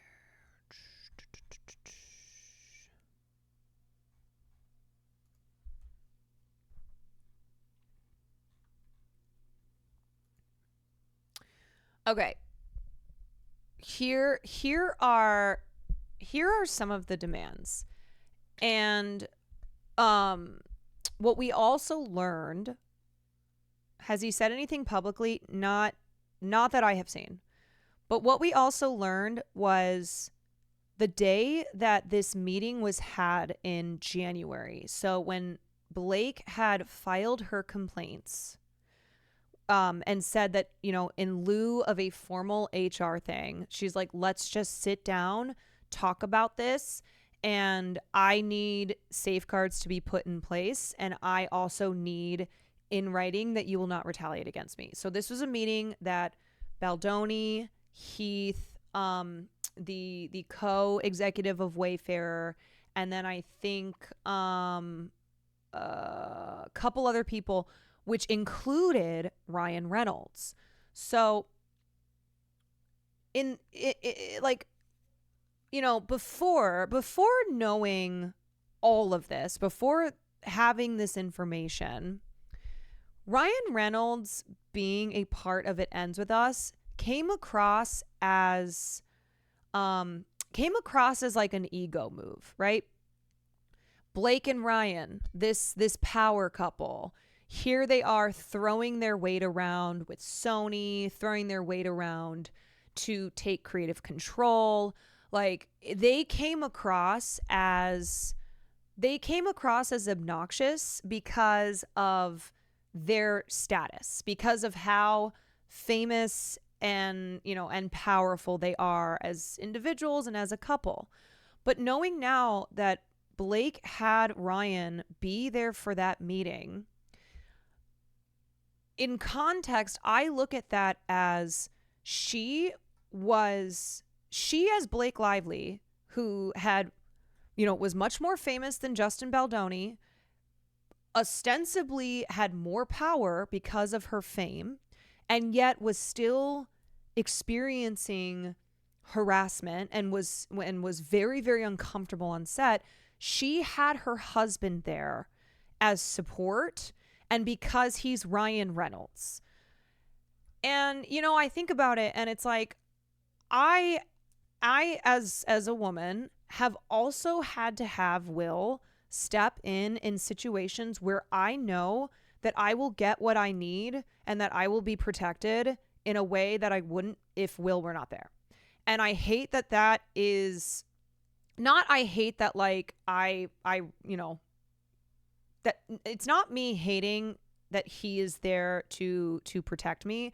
It's me hating the fact that I will not be taken as seriously and that I will be, you know, steamrolled or taken advantage of. If, you know, potentially if he is not there. Like, if he is there, that is an added layer for me because he is a man and because he is a bigger name than I am. And Ryan Reynolds has, Ryan Reynolds is a man. He is her husband and he has a lot of power and he has a lot of privilege. So when I learned about that part, that in particular, I was like, oh, you know, I never thought that I would relate to this celebrity couple. But I understand that. I do. And it sucks that got to that point that then Ryan Reynolds was involved, was involved in the production because his wife's safety was being threatened. So here's just some of the demands, and I hate the word demands because it sounds so negative. It sounds so like nagging. And anyway. Okay, 1, no more showing nude videos or images of women, including producer's wife, to Blake Lively and or her employees. 2, no more mention of Mr. Baldoni's or Mr. Heath's previous pornography addiction or Blake Lively's lack of pornography consumption to Blake Lively or to other crew members. 3, no more discussions to Blake Lively and or her employees about personal experiences with sex, including as it relates to spouses or others. 4, no more mentions to Blake Lively or her employees of personal times that physical consent was not given in sexual acts as either the abuser or the abused. 5, no more descriptions of their own genitalia to Blake Lively. 6, no more jokes or disparaging comments to be made to Blake Lively and or her employees about HR complaints that Wayfair has already received on set or about missing the HR meeting. 7, no more inquiries by Mr. Baldoni to Blake Lively, trainer, without her knowledge or consent to disclose her weight. 8, no more mention by Mr. Baldoni of him speaking to Blake Lively's dead father. I do not know what that is, but that sounds so fucking weird. Why was he speaking to or about her dead dad? I don't know. What the fuck? 9, no more pressing by Mr. Baldoni for Blake Lively to disclose her religious beliefs or unsolicited sharing of his. 10, if Blake Lively and or her infant is exposed to COVID again. Oh, that's another thing. Blake was not told about a COVID outbreak on set, and both she and her baby got COVID. There's a lot of terrible things that are a part of these allegations, but the fact that her infant was exposed to COVID because COVID precautions were not taken and because she was not made aware of an outbreak. Ooh. So if Blake Lively and her infant is exposed to COVID again, Blake Lively must be provided with immediate notice as soon as Wayfair or any other producers became aware of such exposure without her needing to uncover days later herself. 11, an intimacy coordinator must be present at all times when Blake Lively is on set in scenes with Mr. Baldoni. 12. No more personal physical touching of or sexual comments by Mr. Baldoni or Mr. Heath to be tolerated by Blake Lively and or any of her employees, as well as any female cast or crew without their express consent. 13. No more improvising of kissing. All intimate touch must be choreographed in advance with Blake Lively and an intimacy coordinator. No biting or sucking of lip without Blake Lively's consent. And all intimate on-camera touch and conversations must be in character, not spoken from Mr. Baldoni to Blake Lively personally. Like, it's insane that these things had to be explicitly stated. 14. Blake Lively to have a representative on set at all times and with a monitor during scenes involving nudity, sexual activity, or violence with Mr. Baldoni. 15. All actors participating with Blake Lively in intimate scenes involving her being in any state of nudity or simulated nudity must be classified as active working actors, not friends of the director or producers, and must be pre-approved by Blake Lively. 16. No more filming of any Blake Lively nudity without a fully executed SAG-compliant nudity rider in place. Any such footage already shot without this rider in place and in direct violation of SAG requirements may not be used without Blake Lively's and her legal representative's prior written consent. 17. Any scene by Blake Lively or another performer depicting the character of Lily that involves nudity or simulated sex must be conducted strictly in accordance with the above referenced nudity rider and must adherence to the Blake Lively approved script. 18. An intimacy coordinator must be on set for all scenes involving nudity and or simulated sex and must have a monitor to ensure compliance. 19. No monitors to be viewed or accessible on set or remotely during closed set scenes except by Blake Lively approved essential crew and personnel. I mean, like, it sounds like this was, there were no safety precautions. And it seems as if Justin Baldoni, Mr. Feminist Ally, was behaving really badly. Who's to blame for these things? Like, who's in charge for these? The producers.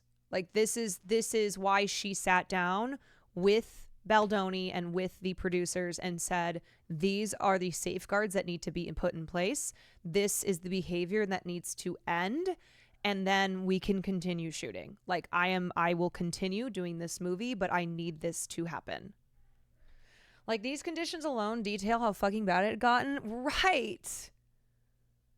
And of course now, of course, the response to all of the details in the lawsuit, in the reporting of the lawsuit is like, oh yeah, well, why didn't she just quit? Oh yeah, well, why didn't she just fire him? It's still like, why didn't Blake do this? It's like, she did what she wanted, what she needed to do to continue on the production of this film. And after these safeguards were put in place, she said it got better. So she felt that she was able to continue. But then what happened is Justin Baldoni and Heath were concerned that this shit could be made public, that it would be, reflecting badly on them. So Justin hired the PR crisis team to fucking smear Blake Lively's name into the ground. Why should she have to? Exactly. It's like, again, we are always focusing on the wrong thing, okay? We are always focusing on how the woman in the situation still continues to be the problem.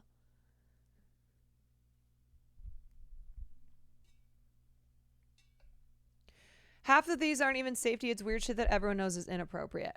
Yeah, right? Like, it's I'm sorry, common sense, at least to me, that it is inappropriate to talk to a coworker about your pornography habits, to like have these sexually inappropriate conversations, to show. Let me just say too, I hope that Heath's wife knows that he has showed people pictures of videos of her giving birth where she is naked. Like, what the fuck? If I found out that my husband showed other people a video of me giving birth in like one of the most vulnerable and intimate moments of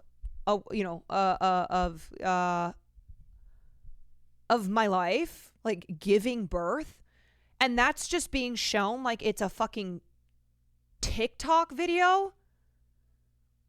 Well, let me just say that I would call Luigi.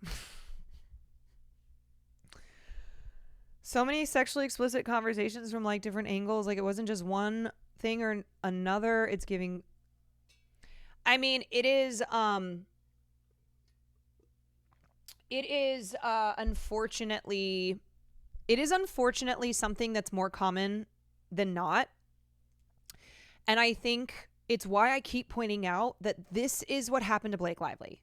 And if this is what happens to Blake Lively, and then if the ensuing smear campaign happens to someone like Blake Lively and it is successful, imagine how difficult it is. Imagine the conditions that women, actresses who are not Blake Lively, have to deal with. And that is why Blake Lively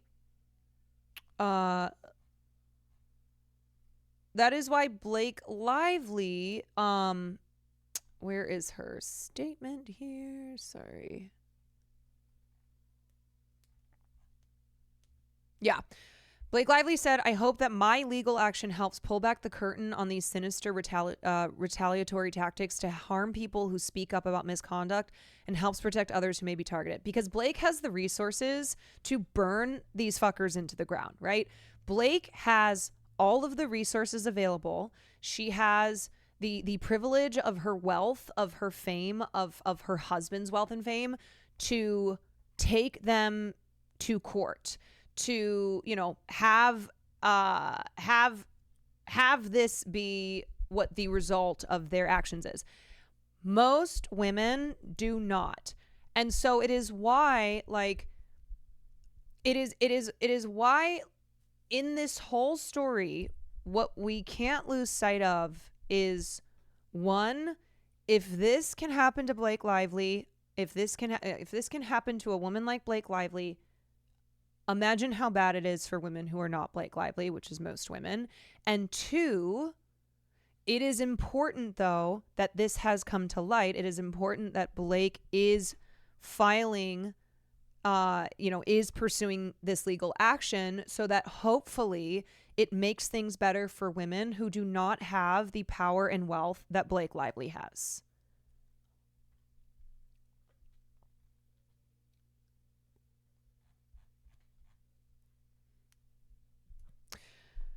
All right, what was I looking at? This. Oh, yes. Here's the part about the meeting. Okay. Oh, let me just read the rest of these.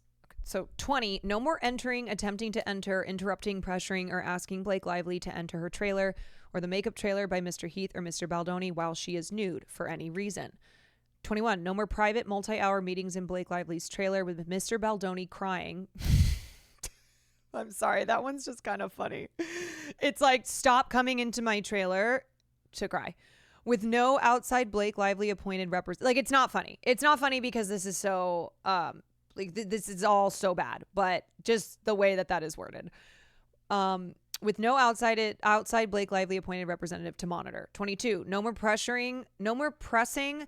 And clearly that is one of the stipulations because of how uncomfortable she felt around him, because of how inappropriate his behavior overall was. Okay, 22, no more pressing by Mr. Baldoni to sage any of Blake Lively's employees. What the fuck? To sage her employees? You know what? Can I just say something? Okay, I've been trying to I've been trying to just stick to the facts here and not get all drama with it. But I do think the part here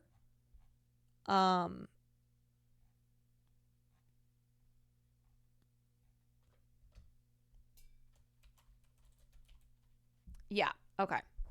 So Steve Sarowitz, who's the co-chair of Wayfarer with Justin Baldoni, and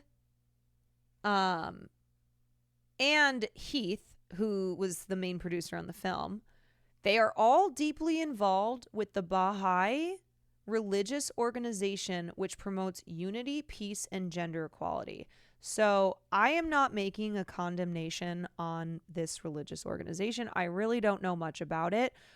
But knowing what we know of Heath and Baldoni and like how they have presented themselves, especially Justin, as these gender equality advocates, as these feminist allies, as these like peace-loving, unity-loving, good men, something feels wrong here. Something feels creepy. And like, what is this about saging her employees? Like, what? It's kind of giving cult. It is kind of giving cult. I don't understand what sage is. Okay, so a sage it's an herb, and it is often used for health purposes. It's used as a spice. It's got like a long history of being used in cultural traditions. It's used in like Native American and Chinese medicine.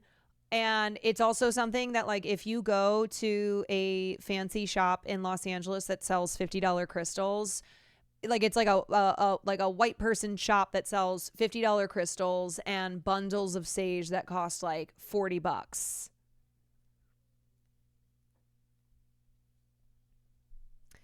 Yeah, keeps the spirits away. Yeah, it's supposed to cleanse negative and bad energy. So there's multiple purposes. There's multiple uses of sage. There are people who use sage for multiple reasons, and this isn't like me. This isn't me calling out sage. This isn't me being like, if you use sage, you're a freak. It's not the sage. It's the picture that's been painted of someone like Justin Baldoni, where you can just like, you know who this guy is, okay? Especially like living in a city such as LA. I know this guy. He's, you know, he's a guy who like has a skincare routine, who will, you know, talk about feminist literature that he probably hasn't fucking read, who will, you know, be into something like sage and kind of new age spiritual stuff. And not saying that all guys like that are actually like insidious dudes, but it's just kind of this archetype. Yeah. Has a bookshelf full of feminist literature. Never read.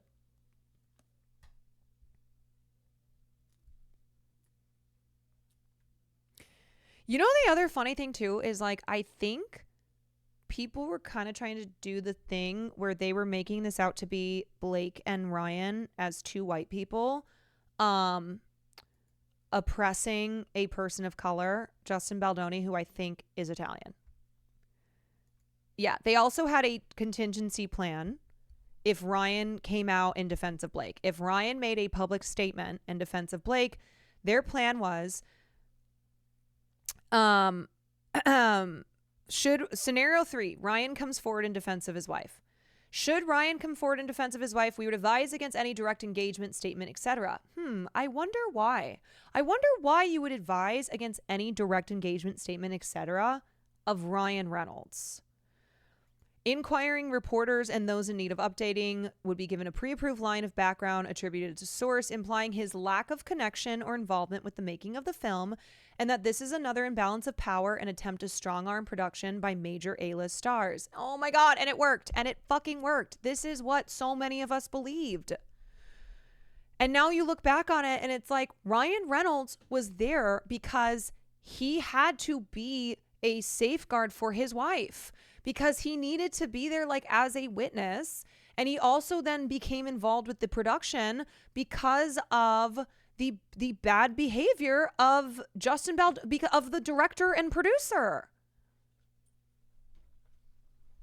Our team would also suggest, and we'll work with Jen Abel and her team on this, of placing proactive interviews for Justin around the movie's debut to speak to his experiences directing, what it's like to produce, direct and star in a movie, the difference between being in charge and being one of the cast, lessons learned from his experience as a director on this film and others, and what's to come in the IEWU universe. This will get ahead of any potential negative news placed by Blake Lively and her team and seed doubt should Blake Lively or Ryan Reynolds come forward with negative messaging. As part of this, our team can also explore planting stories about the weaponization of feminism and how people in Blake Lively's circle, like Taylor Swift, have been accused of utilizing these tactics to bully into getting what they want. Oh my God, this whole thing, man. Okay. Number 28, no more asking or pressuring Blake Lively to cross physical picket lines. I just have to say, Blake, if you were made uncomfortable because you refused to cross a physical picket line, thank you. Thank you for, that is very based. If that is the case, that is very based.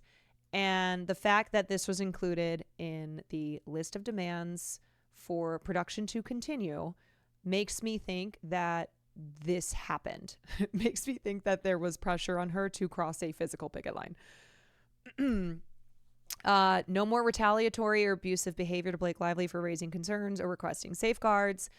Number 30, an in-person meeting before production resumes with Baldoni, Heath, Miss Sachs, the Sony representative, the new producer, Blake Lively, and Blake Lively's spouse, Ryan Reynolds, to confirm and approve a plan for implementation of the above that will be adhered to for the physical and emotional safety of Blake Lively, her employees, and all the cast and crew moving forward. Man, oh man.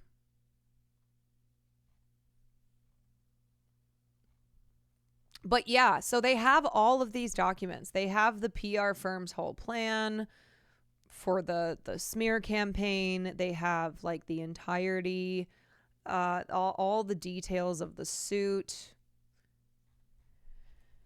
Oh, wait, me. Oh my. I'm trying to see if there's any other updates.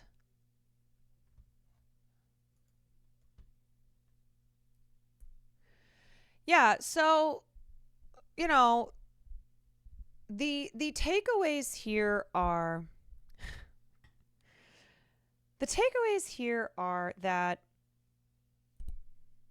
we live in a time where smear campaigns are not always ones that we can see, okay? The lengths that the digital landscape, that the internet is used to effectively smear victims is it's very nefarious, and it goes much deeper than I think most of us understand. Like, we're all online, but I think this lawsuit is a reminder of how we are vulnerable to falling for these smear campaigns because we are socialized to believe that women who reach certain heights in their fame, in their power, need to like be brought down. That something is cynical to be found here, and most likely has to do with this woman being difficult. So like when stories come out of a successful woman being hard to work with, not only are we so quick to believe it, but we're so quick to believe that it is the most important thing. And often that is used to draw attention away from the bad behavior of men. And also it is used in a way that it would not hurt a man, but it does hurt a woman.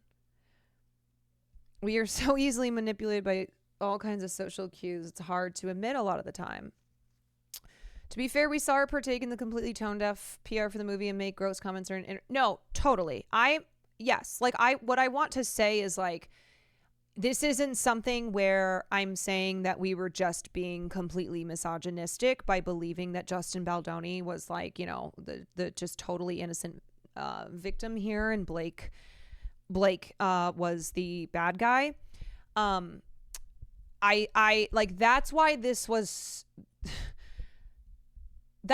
so successful, and it's scary to see how easy it is to fall for what they want you to believe the narrative is. And the part that we play as people online who comment on these things, who form opinions here, they are counting on us, like that text message said from one of the PR women, counting on people to so quickly hate on women. And it feeds into like the perfect victim narrative, where if as a victim you are not perfect, then you are dismissed as a victim. And there is no such thing as a perfect victim. And yet we still do this even when we simultaneously are, trying to dispel the perfect victim myth. Like, on the one hand, we'll go, oh yeah, this is bullshit. There's no such thing as a perfect victim. That's just like, we're working to progress in our understanding of victims.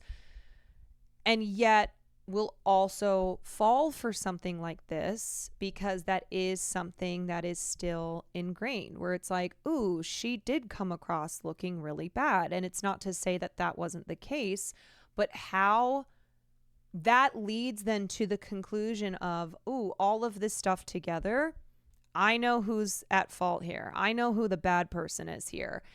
And the thing is that there had been some reports back in the summer about Justin Baldoni's behavior.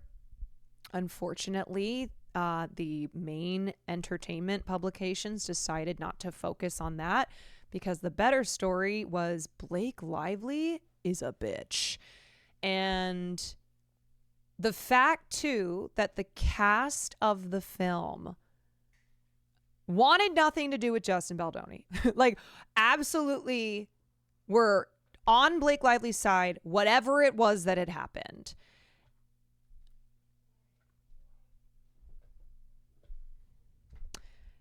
It tapped into some real conversations. Like, as a romance reader, my entire existence, it ends with it pulls out so many thoughts I haven't sorted through. And yeah, I just think that the film aside, oof. Also, it's harmful to expect a perfect victim. She can still be a victim while having done things wrong in the past. Right. And I think like the focus should not even be on any of that, because it's about what happened on the set and what happened in the ensuing smear campaign that's now being brought to light because of this lawsuit, and how this never would have happened if it didn't happen to someone like Blake with all the resources that she has. But even still, I mean, like, you just go to Justin Baldoni's Instagram and it's chock full of comments like this. I do not believe Blake Lively button. We stand with you, Justin. Countersue for defamation. Team Justin button. It's extremely disheartening to see just how no matter what comes out, that the need and the desire to still defend the man in the situation, to still treat him as a victim here because of wanting Blake Lively, wanting to believe that the woman in this situation is the one who is actually at fault. And what's terrible is that there are people who will acknowledge, okay, yeah, he crossed these lines. He violated boundaries. There were no boundaries. This does seem like sexual harassment, yada, yada. But they will still view that as secondary to, well, Blake Lively is a bitch. Well, Blake Lively seems like a mean girl. Well, look at that interview that she did with that one reporter, and she comes across as a cunt. Like, that is still what is the most egregious thing. And that's a problem. That is a massive problem in our society, that it's like, oh, you might not even counter the truth of these allegations of sexual harassment, of misconduct, but you consider that behavior to be secondary as far as the seriousness of it, as far as like what the problem is here. I know, the fucking giant tube of chapstick. I know. Okay, look. I am how I am. I'm talking a lot. I just read I read a lengthy piece, so I'm dry. I got my big ass water. I got my big ass tube of chapstick. I'm glad you're shining light on this. I couldn't work out 1 minute. There was so much positive stuff about her. Almost instantly, it was all bad. Well, now you know. It was a very effective smear campaign. Like, it did work. Page 77 is the scenario planning document from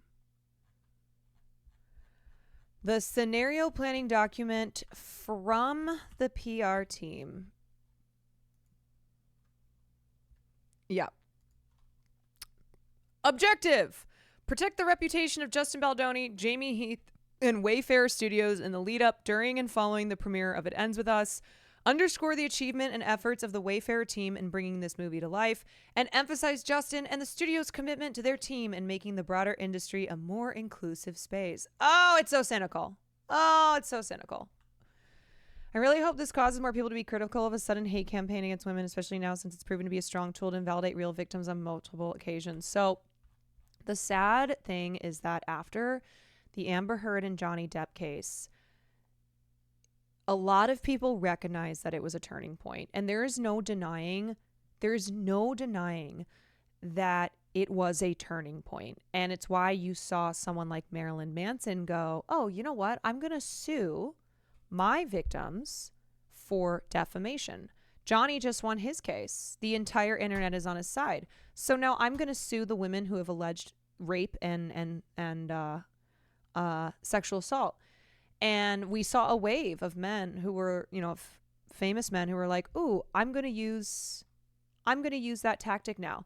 And then online, when it comes to the weaponizing of the internet's opinions, when it comes to, making sure that there's like nonstop YouTube videos and TikToks and hashtags and et cetera, like the Amber Heard and Johnny Depp case changed the fucking game. And the very same PR crisis team that was responsible for that shift in public opinion over to the side of Johnny Depp to smear Amber Heard across the internet, that same team did this against Blake Lively, and they utilized the success of the Amber Heard smear campaign to run another successful smear campaign against another famous actress.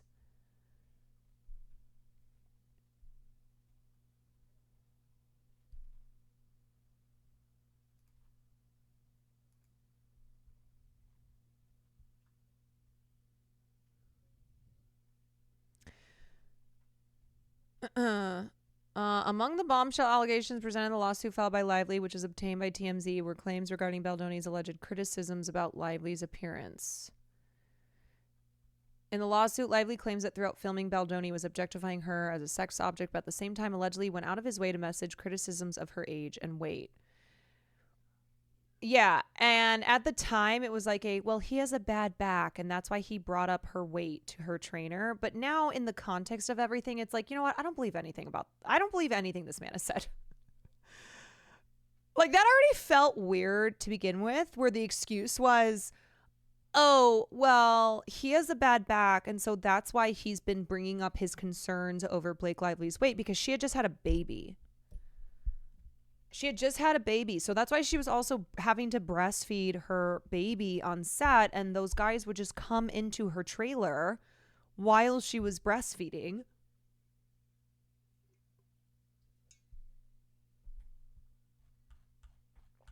Ahem. Lively claims Baldoni routinely degraded her over her weight, with the lawsuit referencing previous reports that the former felt that she was being fat shamed by the latter after he allegedly spoke to his trainer about how much she weighed. At the time, sources told TMZ that Baldoni claimed he had a history of back problems and didn't want to injure himself before lifting Lively for a scene. However, according to the lawsuit, no such scene was in the film. Miss Lively was humiliated to learn that Baldoni secretly called her fitness trainer without her knowledge or permission and implied that he wanted her to lose weight in 2 weeks. The documents allege Baldoni told the trainer that he had asked because he was concerned about having to pick Miss Lively up in a scene for the movie, but there was no such scene. Another alleged instance in which Lively claims Baldoni was shaming her for her body and weight was when she came down with strep throat while filming. According to Lively, Baldoni gave her a gift by referring her to an expert he had on retainer to help her with probiotics and to combat the sickness. When Miss Lively went to fill out the privacy form, she saw the expert was not what Mr. Baldoni had represented her to be, but instead a weight loss specialist. Oh my God! Baldoni claimed he could speak to the dead. Yeah, you know what? This guy seems like he would get along really well with someone like Aaron Rodgers. Elsewhere in the lawsuit, Lively alleges that Baldoni engaged in other behaviors that were shocking and emotionally distressing, saying that he claimed he could speak to the dead and on several occasions told her that he had spoken to her dead father. Lively, whose father Ernie passed away in 2021, described Baldoni's alleged behavior, claiming that he had a personal relationship with her recently deceased father as off-putting and violative. Dude, I mean, I feel like this relates to that part of the New York Times report that mentioned that he is in this religious organization. Like, there's weird shit happening here. This just feels wrong. This feels really weird. Why did bro do all this instead of just being normal? Because, like, who has the time and mental energy? I mean, you know, it's actually amazing. It's amazing that she,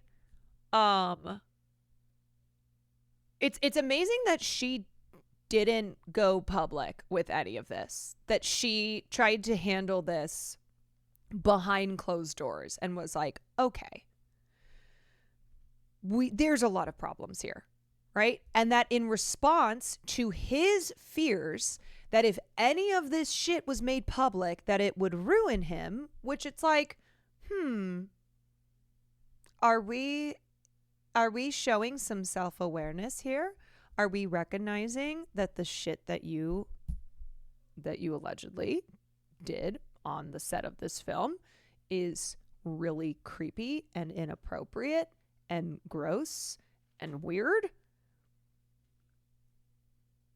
I would have been blabbing to everyone for real. I would have told everyone. I would have been like, oh my fucking God, let me tell you about this shit.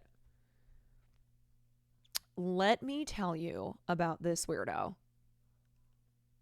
It sucks that someone who portrayed themselves to be feminist is underlining this bad. Yeah, and I want to be clear that when I talk about not worshiping men who paint themselves, who like work very hard to have this image of being feminist allies, like, I don't mean shit on men who are supporting women. I don't mean like treating every man who expresses his support of women, his support of equality as like, you're lying and fuck you. But it's like a trope, right? It is the good guy feminist trope that sometimes is actually just a cover for really bad men. Like shitty men who know that they can hide behind this veneer of being these, you know, woke allies, and how people will lionize them, right? I mean, I know that I was doing it too, where I was like, look at this guy. Look at him actually talking about domestic violence on the press tour of a film about domestic violence. Like, thank you. Thank you for taking this seriously. Right? Like, because it was one of those things where it's like, this whole thing feels weird that this is a film about domestic violence and it's being marketed as like a Barbie type movie. Like, grab your girls on a Friday night, have some drinks, and go see It Ends With Us.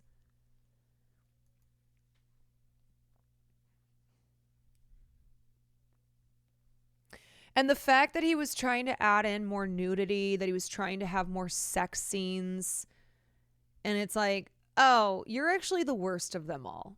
You actually took a story about domestic violence and you're like, how do I make this more salacious? How do I cast myself as the abuser, opposite of Blake Lively's character, and have more scenes where I abuse her and she's naked?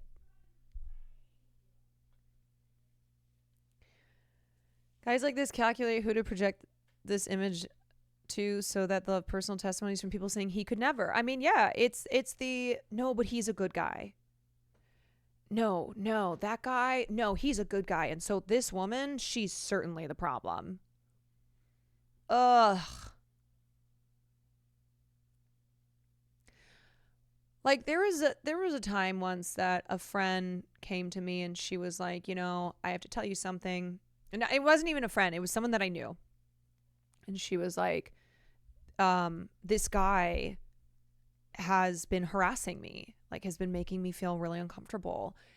And she goes, but I'm afraid to say something. She goes, I'm afraid to say something because he, like, everybody loves him and he seems to be this like cool feminist dude, right? And she goes,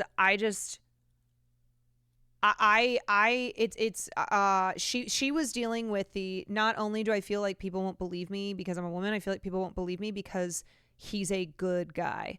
Speed, thank you so much for the 10. Speed, thank you for the 10 gifted subs. Appreciate you.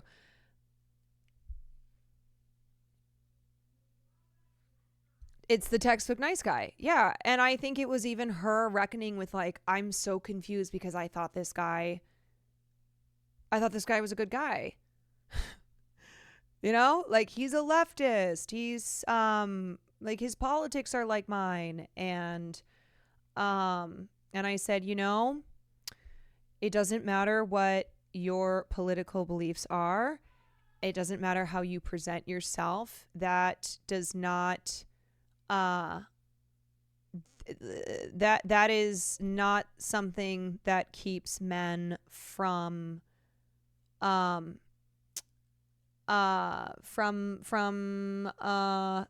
being sexually inappropriate, right? From harassing or just crossing boundaries. Like, I think that's a thing. I think that's actually a problem where on the left, because men on the left are by default seen as, oh, your politics are such that you believe women are equal, that you are one of the good guys because your politics are good. And it acts as like a buffer for their bad behavior. And, you know, bad behavior is bad behavior no matter what side of the political aisle you are on. It's like when men on the right are saying things like Sydney Sweeney is mid, Sydney Sweeney's catfishing, and men on the left will be like, well, I'd fuck her. No. That's not the counter here, my guy.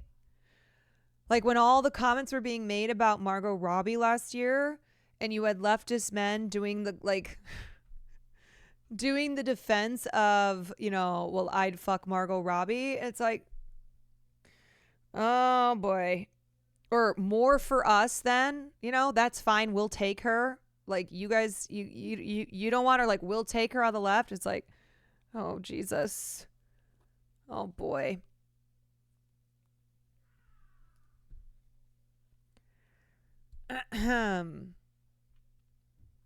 Also, gay men being misogynistic, being gay doesn't make you immune. Yeah. Oh, right.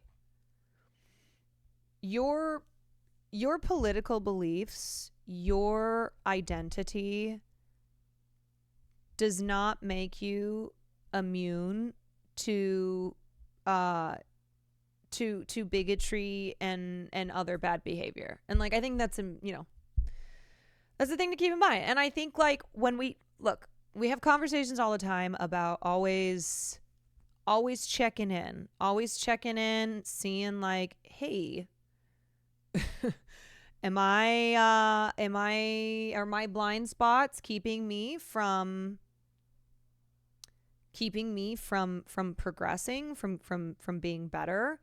Like kind of examining your internal biases and seeing like how that's, if what you purport to believe is lining up with what your actions actually are. And so that's the work that always needs to be done, right? The work that always needs to be done in just being real with ourselves. And when something like this happens, when something like the it ends with us drama, which actually is just a tale as old as time, a story about sexual harassment and bad behavior and retaliation against the party that pushed back on that said, no, I am not going to, I do not accept this. It's a tale as old as time of then, that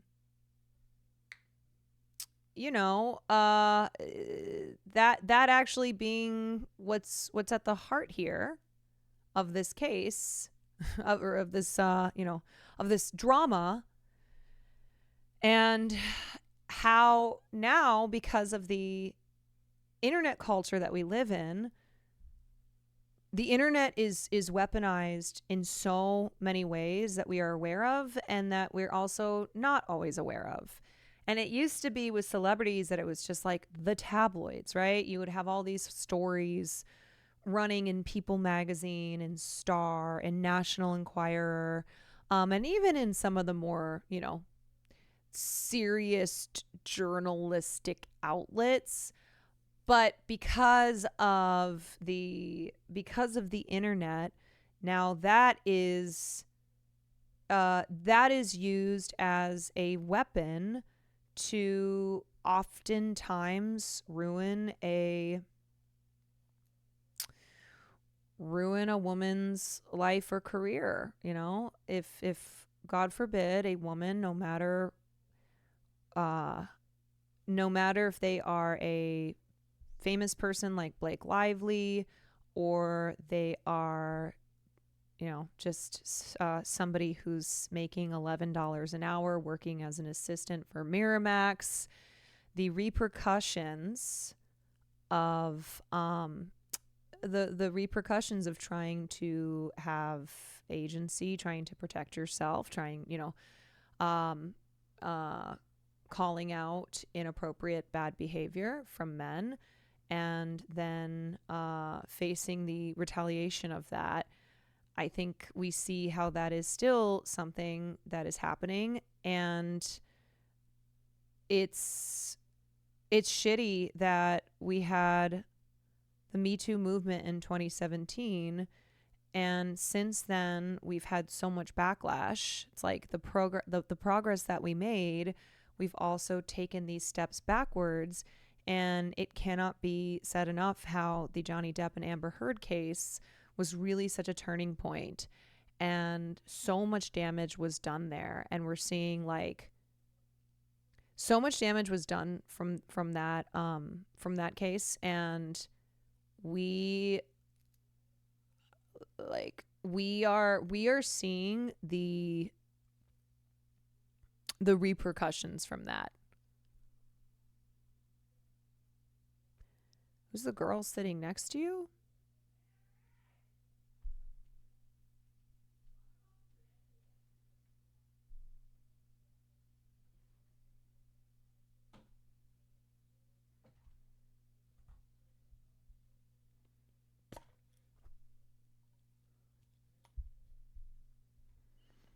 Are you seeing something that's not there, or am I seeing something, or am I not seeing something that's there? Yeah, somebody grab the sage.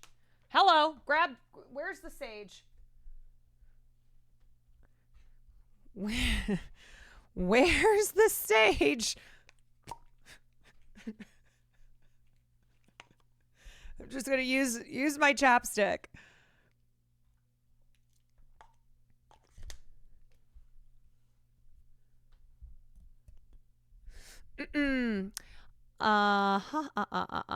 Okay. So, that was a little longer than I thought it would be. We still got to do the pop culture recap. I hope we can get to the whole thing. If not, we'll probably split it up. Anyway, thank you guys for listening. I hope that the people who initially said, I don't like her, I don't believe her, or no, I think she's lying, I hope those people stuck around. I have a feeling that the ones who initially said, no, fuck her, don't care, probably didn't stick around to actually hear the details of the lawsuit and the allegations. And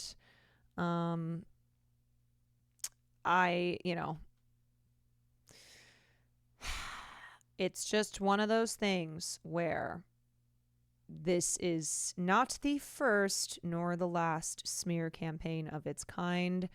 And I think it is one that should hopefully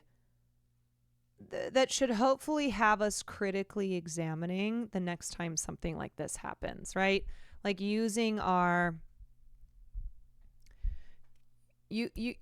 brains and recognizing that there may be something that is very cynical that is happening here that we are not detecting, but that it's doing its job. I learned about the drama at first from your stream. Yes. And, when I covered all of that, I do not think that I had enough. I don't think that I covered it with enough doubt or kind of maybe neutrality in going, there may be something happening here that is that is the real reason as to why we are getting all of these stories. Like what's the real story here? So I think this opened a lot of people's eyes, this kind of shit. Yeah, I mean, that's good. That's good, right? What's important is that we remain open to information, have changed our minds and corrected. Yes. Yeah, and I think going forward, just keeping these things in mind, and seeing how we are used by these PR companies. We as people online are relied upon by these PR companies to do what they need to be done. Like these companies, like these PR professionals, they are very good. Okay, there's a reason that they make the big bucks. You know, it's like defense lawyers. It's like high-powered defense lawyers who defend really scummy rich people, where they're very good at what they do, and they have no qualms about the dirtiness of their jobs. And also, you know, it's not that women can't behave badly. Those two women who I called out, you know, the PR professionals, fuck them, right? Absolutely fuck them. And there are certainly women who abuse their power, but we are still so socialized to villainize women and to want them to be the villain. And often for reasons that if you weigh what the woman is accused of and what the man is accused of, it's usually, you know, sexually abusive behavior versus being a bitch, being difficult. I feel like there's probably some quote out there that's like the worst thing in society is a woman who's a bitch or something like that. There's got to be some, you know, like it's probably like a Simone de Beauvoir quote or something. Or me, Caroline Kwan, 2024. The worst thing that you can be as a woman in this world is a bitch. Wait, I have it. Give me a sec. I swear, there's like something that's in my mind. There's some quote that speaks to that idea, right? That speaks to that what I'm trying to say here. Yeah, I'm very eloquent, you know. Publish that.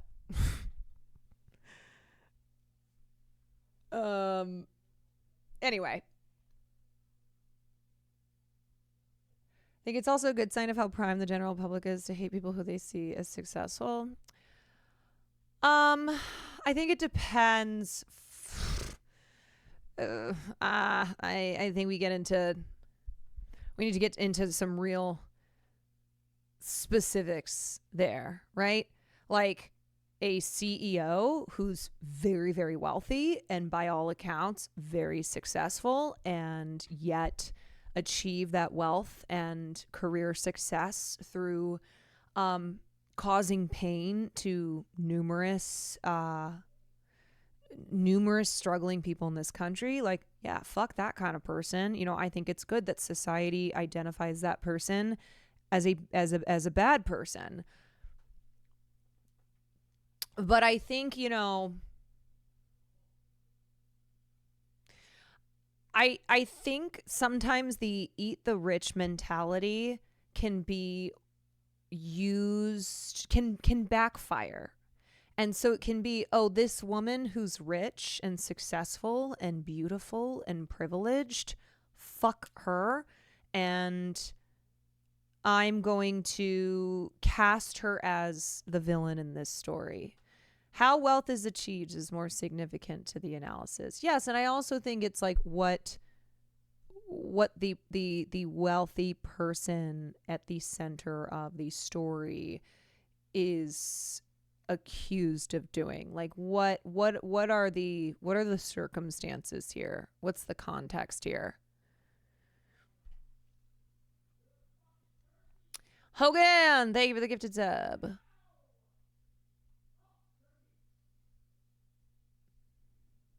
Wow, over 1,000 subs gifted. Hogan stays consistent. Okay.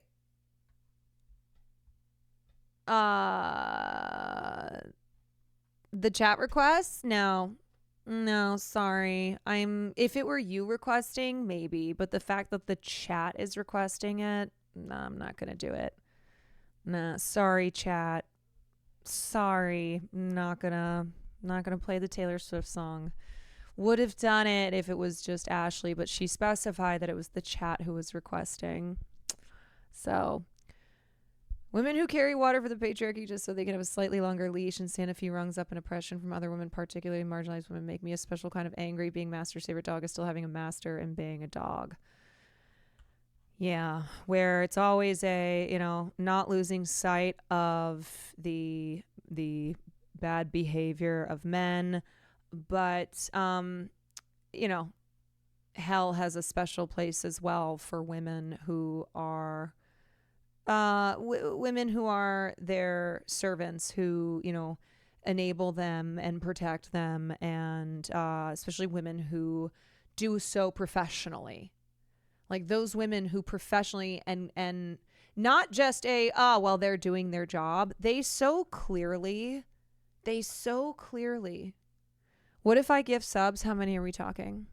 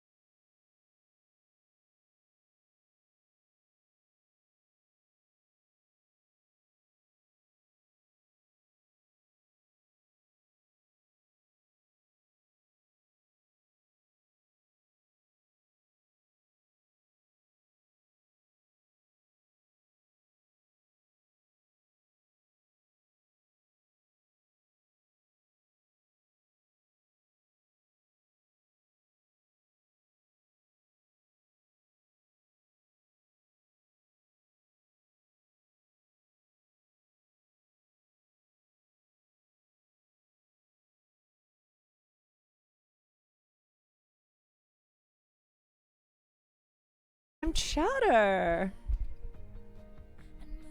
Let's get the first time chatter emote. The giga first time chatter. You know what? Even if it's like one person whose perspective changes when there's new information that is presented, then I feel like I've done my job. I feel like I've done my job. So that's great. Bandit, thank you. Yeah, you know, I think I'm examining my role in being a pop culture commentator who, you know, often there's, you know, my leftist perspective is part of my pop culture commentary. And there are things that I will miss on. Like, I don't think I'm always going to, not just because of this particular instance, but there are things that I just will probably end up changing my mind on as well. You know, my commentary is my opinions and my beliefs and my perspective, and you know, that's, I think, a normal. I think that's a normal thing where you have an opinion and then your opinion changes, and that's okay. Like, that's good. It's good to it's good to change your mind on something when previously you had an opinion that was not taking into account important information that wasn't necessarily available, right? Like, when this lawsuit dropped today, it was a okay. Here we go. And I read the report after I'd slept for 3 hours, and I was like, yeah, I definitely need to cover this. This short clip reminds me of you commentating on pop culture.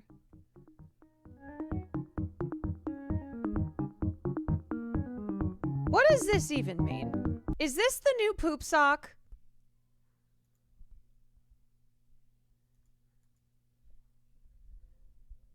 Is this yet another internet thing that I now have to be aware of?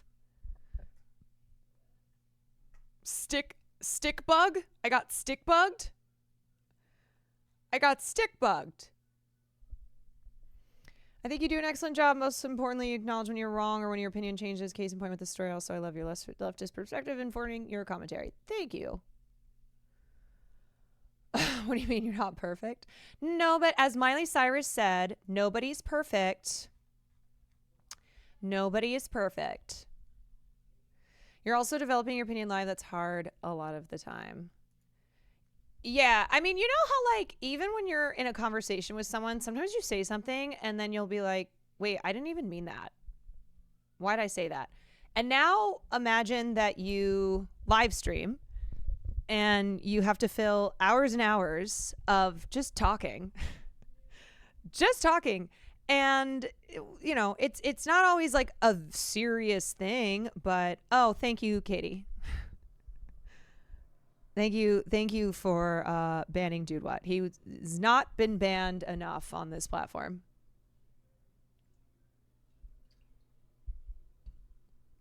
All the time I'm constantly just workshopping my opinions out loud. Yeah. Sometimes, like, you just want to have a take too. And with streaming, you know, it can be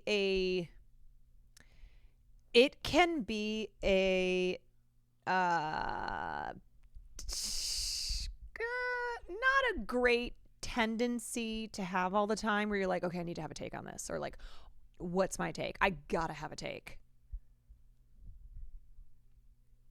Could fill that with gaming.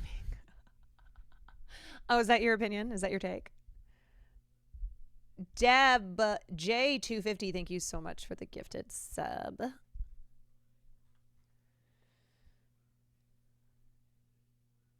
Nobody's perfect. I've gotta work it again and again till I get it right. The amount of times I'll say something, then immediately take it back and try again. Yeah, I will say I do feel like there is. I do feel like there's less. The stakes are not always as high with pop culture commentary as there is with political commentary, which is also like one reason why I kind of decided from the get-go that I'm like, you know what? I don't think I want to just be a politics streamer.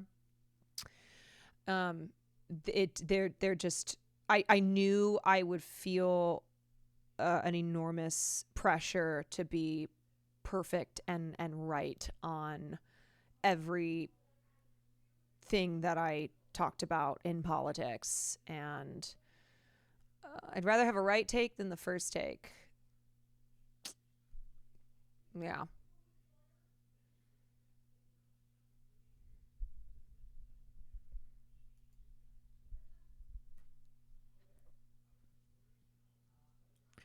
I think there's a good space for leftist lens pop culture intersection. Yeah, absolutely. I think it gives weight to pop culture commentary. I think it helps people see the relationship between, between society and pop culture, between politics and pop culture. You know, I always talk about how it reflects, and it also has the capacity to change what we see, what we see in pop culture as a reflection of society, but also the ability for changes in society to change pop culture and vice versa. What's nice is there are still important topics to discuss outside of politics, and I appreciate you doing so.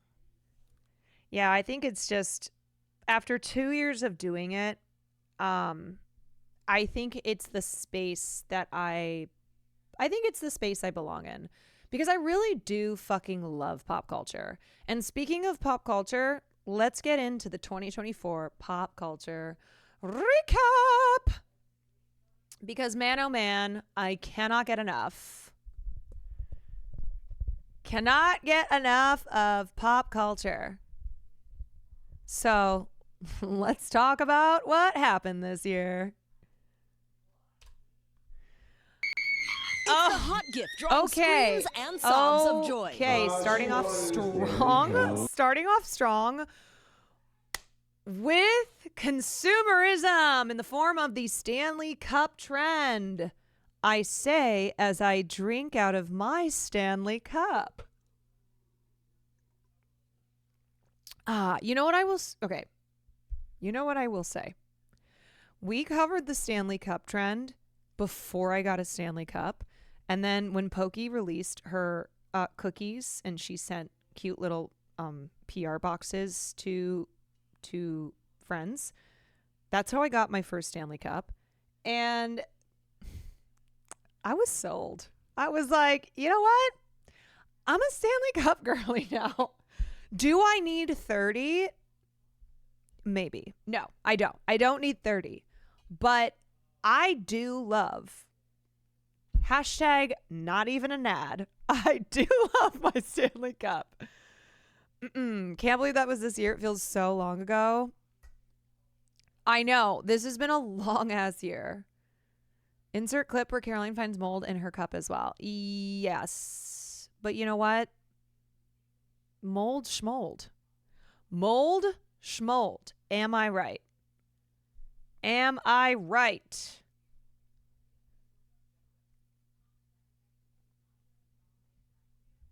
And all this hysteria over a cup. The Stanley Quencher Cup, that is, sold in over 100 different colors. The $45 reuse. I do feel like I need this color. You know? I feel like I need that color. different colors, the $45 reusable bottles are flying off shelves. The hashtag Stanley Cup racking up 6.7 billion views on TikTok, with videos of fans collecting them, decorating them, naming them, even camping out for them. Everyone in school basically has them. Usually I don't drink a lot of water, but like when I have this cup, I drink like more water. Believe it or not, I'm telling you right now, if I were in junior high now, I would absolutely be having a Stanley Cup on my Christmas list. I'd be like, please, please, I need to fit in. I need to be popular. I know about popular. It comes with a Stanley Cup. Or maybe 12. I won't lie, I have both the Stanley Wicked Cups. You know what? Your honesty is appreciated. Your honesty is appreciated. the Stanley brand has been around for more than a century. These cups used to be favored among construction workers, but in 2017, after a popular mommy blog posted about them, the company introduced new pastel colors. No, I did not know this. I did not know that Stanley cups were what construction workers used. And then they girlified them. And then they made them all fucking cute. Sales skyrocketed from 73 million in 2019 to 750 million last year. God. Adding to the hype, viral videos of the cup's apparent Remember indestructibility. this? Remember the video It's the hot of the car the car burning and the Stanley Cup surviving. And it's like, you know what? If there were a nuclear war, all right, if we get nuked, at least our Stanleys will make it. At least our Stanleys will live on. They will live on for us. People were getting trampled in stores over limited edition cups. People later realized the mold that grew under the lid when they did not clean the cups properly accessorized the cup in the most obnoxious ways. You know, I just have to show you something.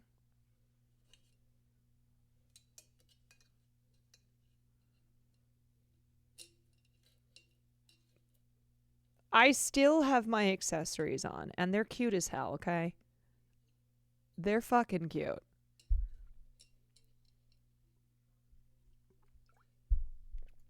Ahem. My dad's a construction worker. He's had a Stanley as long as I can remember. It was so weird when they got popular. You're like, wait. Why is every 12-year-old going insane for this cup that my dad's had for 20 years?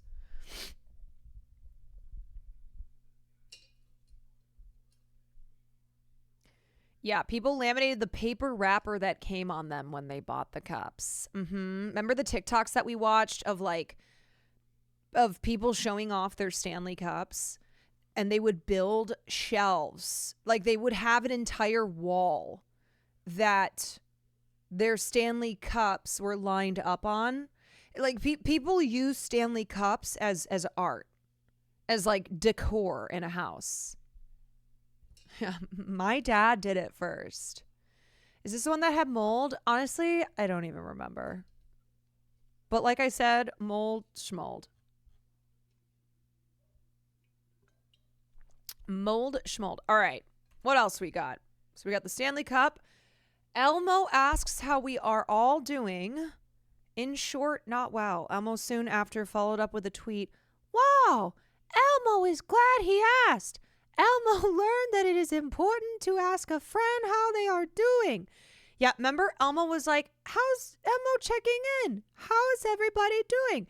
And everyone was like, Elmo, we are fucked. Elmo, we are not good, dude. We are not good. And then he disappeared. And then he came back and was like, whoa. The one and only Elmo of Sesame Street took to X earlier this week to ask people a question. Whoa! How is everybody doing? Well, what started out as a simple question from one of America's most beloved characters eventually garnered nearly 200 million views and tens of thousands of replies from men and women all over with different issues. Celebrities Elmo was included. not ready. Elmo even got a response from the White House. The post highlighted the importance of mental health and checking in on a friend. Elmo followed up with a post saying he was glad he asked and promised to check on everyone again soon. So, do you think Joe Biden thinks Elmo is real? Do you think when Joe Biden saw that tweet from Elmo, "Hi, Elmo checking in. How everybody doing?" Joe Biden's like, "Listen, Jack, I'm not good. I need some more ice cream." Bonsai Bullfrog, thank you for the 28 months. how are you doing? Let us know in the comments. Elmo got canceled by David The one Zassoff. and only Yes, public enemy number one, David Zassoff. David Zassoff. You know what? I am not going to say what my brain was thinking for me to say next about CEO David Zassoff, who has just... He has done so much that is so bad. Elmo, the one and only Elmo of Sesame Street took to X Elmo! Yeah, Elmo learned his lesson. Never ask the internet how they are doing.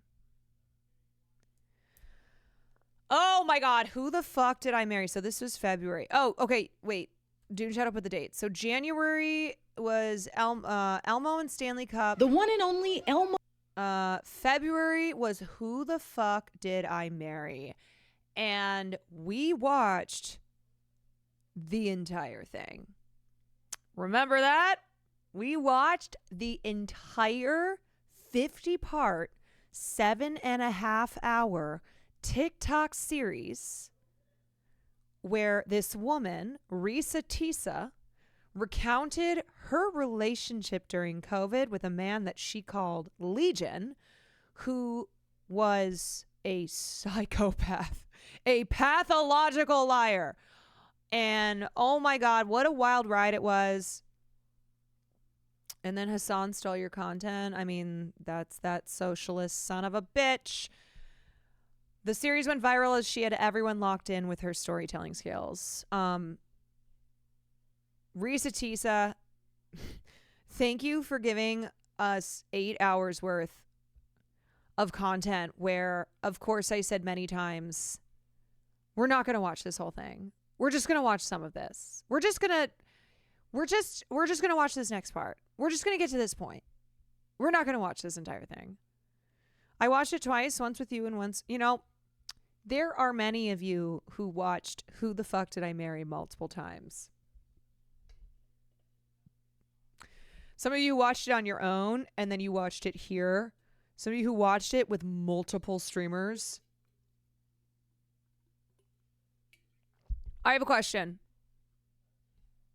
Was I the first streamer to watch Who the Fuck Did I Marry? Was this my thing? Can I claim this? Yes? Okay, good. I can claim that I was the first streamer who watched Who the Fuck Did I Marry? There's not a lot of things that I can claim that I was the first on. And I think this is one. You were the first streamer to react to anything ever. You're so right. Yep. That is true. Okay. Next up. Oh my God. Oh no. The Willy Wonka experience. Holy shit. What a time. The Willy Wonka experience. Let's watch this. Sure, Willy Wonka's chocolate my factory is God. a world of pure imagination. There's no life I know to compare with pure imagination. But organizers who tried to recreate the colorful candy scene from the movie in what was advertised as Willy's chocolate experience. more or less, delivered a Fire Festival cheese sandwich. My little girl, she's only 4.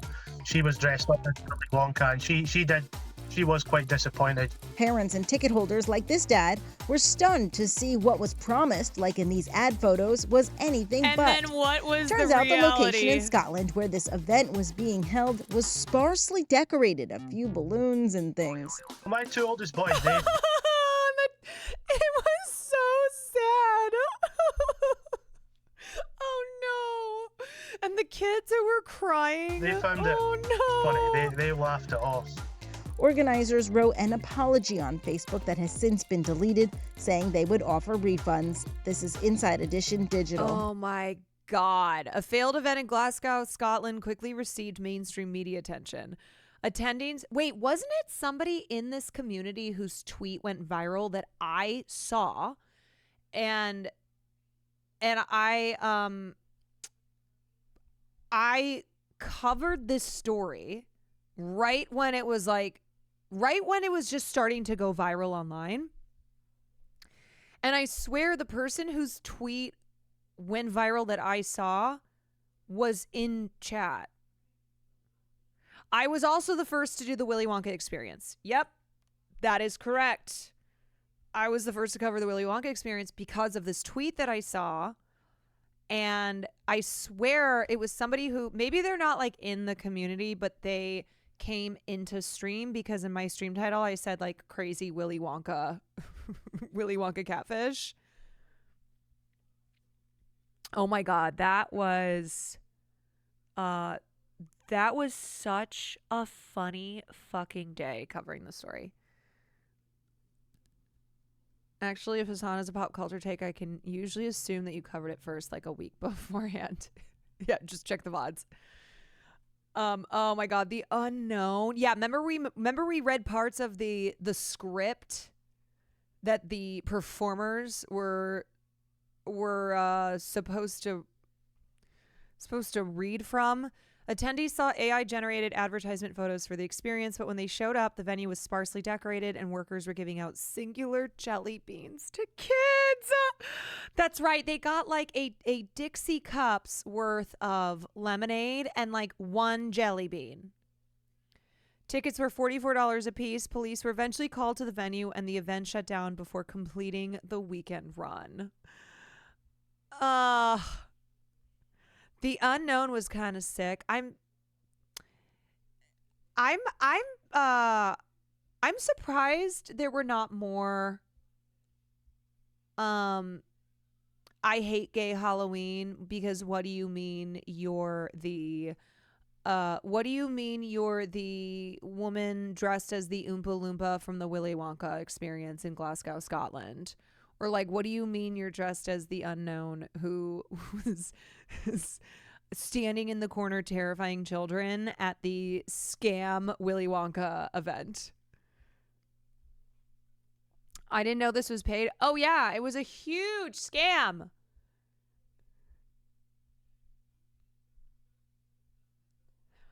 What crime was committed though? False advertising. I think I think I mean, calling the cops it is a funny thing of like, hi, 911. My child is traumatized by this thing at this fake Willy Wonka experience. But yeah, it was like absolutely a scam. Absolutely a fucking scam. Look at the photo on the left. That was how they advertised it. There was a Bridgerton version of this as well. Oh my God. I should do a Wicked version of this.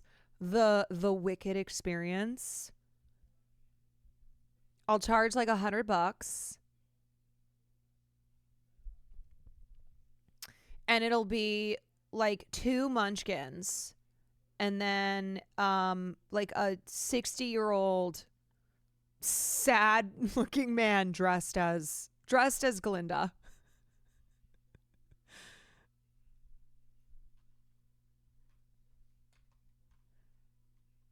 TBH, the performer who did The Unknown, was amazing at it too. You know what? Shout out, now that I'm remembering more of the story, shout out to the workers, shout out to the actors who were employed, that they were like, we knew this was a scam when we got there. We were like, well, not as like the scam, but like that this was not right. That this was not right. But we wanted the families who paid money to get something out of it. And so shout out to the performers who also got scammed when they were hired to do the Willy Wonka experience and wanted to try and give the kids as good of a time as possible, knowing that this was so sad. They really did it for the kids. In the U.S., children have no rights, so traumatizing them is not a crime. But if you cheat one person on a penny, the FBI's up your bunghole before you can. Yeah, in the U.S., we're like, children rights? No. We care about you when we care about you before you're born, and then after you're born, fuck off. Sure, Willie. Fuck off. Okay, March of 2024. Where the F is Kate Middleton? In January, it was announced that Kate Middleton had undergone a planned abdominal surgery and was away from royal duties until after Easter. People were suspicious as the recovery was expected to be 10 to 14 days. Mother's Day came along. Kate Middleton posted a picture to Twitter. Hours later, the image was put on a kill notice for being heavily edited. Kate apologized, saying she occasionally experiments with editing. Like, I know this ended up being that Kate has cancer, which, you know, that is a sad thing. Cancer is sad. That's no laughing matter. But I am having flashbacks to how many jokes and how much the internet was wilded out when every part of this happened. Like the announcement that she was going to be gone until after Easter, the Mother's Day picture, Kate Middleton just, likes to experiment with Photoshop. Everyone started dissecting every image the royal family put out. Kate finally shared a video message stating that she was diagnosed with cancer and was in the early stages of preventative chemotherapy. Yeah, that kind of took the fun out of it, right? Like the fun conspiracy theories, the jokes. The jokes about Kate Middleton liking to experiment with photo editing, the body doubles. Everyone thought her husband was having an affair with that other lady. Okay, look, I don't think this negates William having an affair. Yeah, the BBL. Oh my God, the BBL. BBL Kate. BBL Kate. I'm very sorry to say my grandmother was obsessed with this to a concerning degree. She is constantly watching YouTube videos about the royal family all the way in Washington State. Your grandmother is prime demographic for being obsessed with the royal family. Yeah, BBL Kate, man. 2024 gave us BBL Kate Middleton. I knew so much about Kate being missing, but I heard nothing about her being not missing anymore. Yeah. That was the thing, is like, normally I don't really give a shit about the royals either. I think it's cringe to care, like to lionize the royal family and to treat them like they're awesome.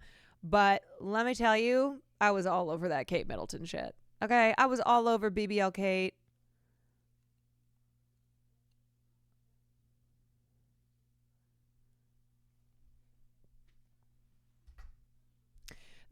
Oh my God, that's right. The Cutie Cinderella crumble cookie stream where the yarn was trying to explain it in terms of streamers with a constantly changing cast was legendary. Without the where is Kate Middleton drama, we do not have that amazingly hilarious part from the creation of the yarn, the night of the crumble cookie tier list, the night of Fartgate, where we were working to explain the Kate Middleton situation, but using using streamers.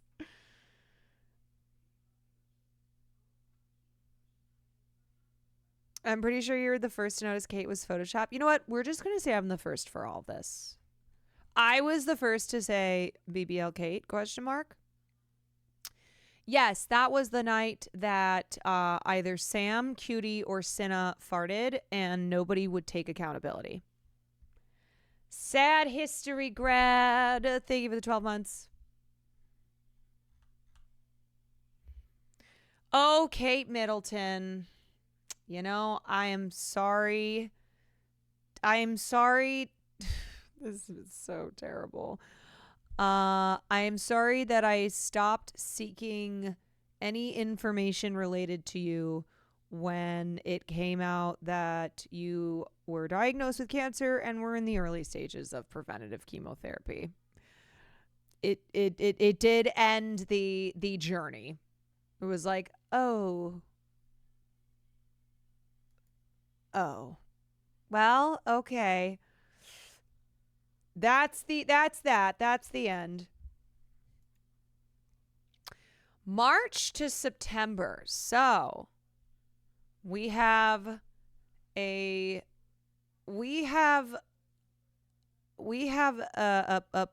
thing that was something that lasted for most of this year, and that is the P. Diddy raid and subsequent arrest. Beginning with March, when Homeland Security served search warrants and raids on Combs' LA and Miami homes in sex trafficking investigation. CNN airs a video which showed Combs attacking Cassie Ventura in a hotel hallway. Combs was then arrested in September after a grand jury indictment. The indictment describes him as the head of a criminal enterprise. Combs pleads not guilty and is held without bail as he awaits trial. Next year, 2025, this is going to be one of the biggest, if not the biggest, trial of the not just the year, the decade. Yeah. It's going to be a massive trial. There's going to be a lot of media coverage around it, a lot of media attention. Oh, wait. Do we have a date on Luigi's trial? Yeah, Luigi Modchek.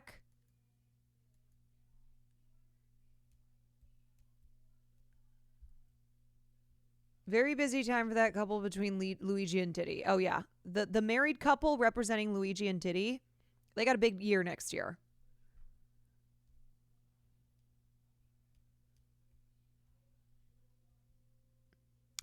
Yeah, I don't know. Not to give a non-answer, but I feel like they either fast track Luigi or draw it out.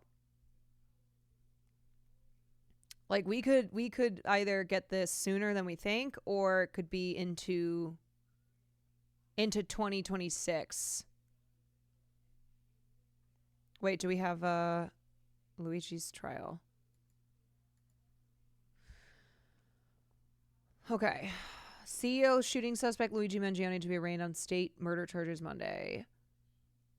What is today? Today is Saturday? Today is Saturday. Luigi is set to appear in court in New York on Monday for arraignment on state murder charges in the killing of United Healthcare CEO Brian Thompson.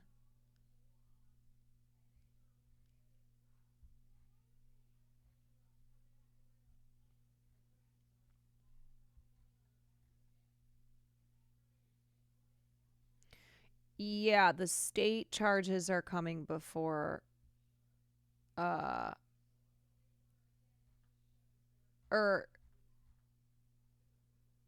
he's been charged.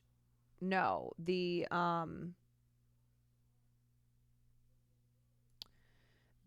arraignment is taking place on Monday. All right, anyway, we'll probably get to Luigi because I'm sure it'll be on the sideshow.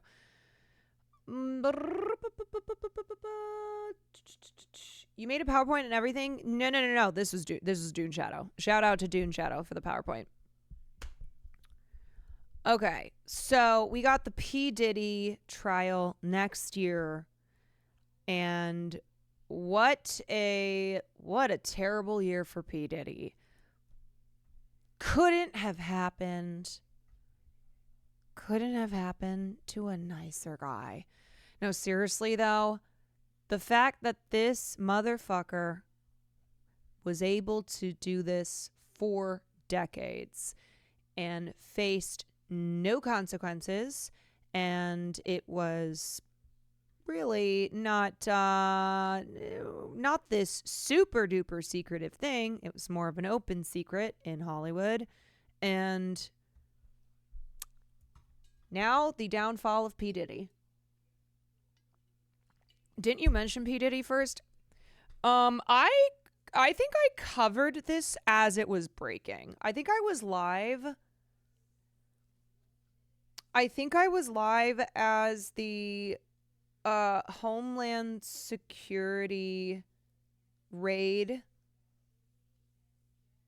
happened, or it was like right after it. I don't know. I don't remember yesterday. FD has a good video on how Diddy was able to get away with it for so long, if anyone's interested. Yeah, FD has a really good video. Jay Aubrey has a couple of really great videos on P. Diddy. Yeah. I don't know if you guys know this, but I actually raided P. Diddy's home before Homeland did.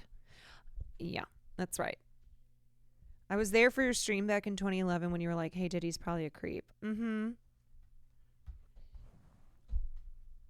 Yeah, call me Wendy Williams, the way that I've been calling Diddy out for years. 2024 really was the year of long-standing dirty secrets coming to light. Yeah, I'm going to get into this more with Sam on the podcast when we do our end of the year podcast, but 2024 was a huge year. 2024 was a huge year for like there were multiple themes to this year. And you're right. One of them was long-standing dirty secrets, especially in Hollywood, coming to light.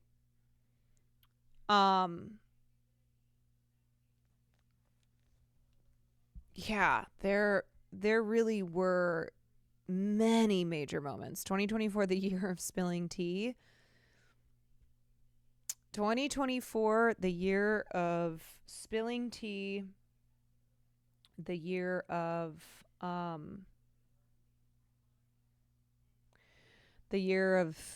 spilling CEOs. The year of the year though of also a return to the past, because Donald Trump was elected again. The past being that Donald Trump was elected before.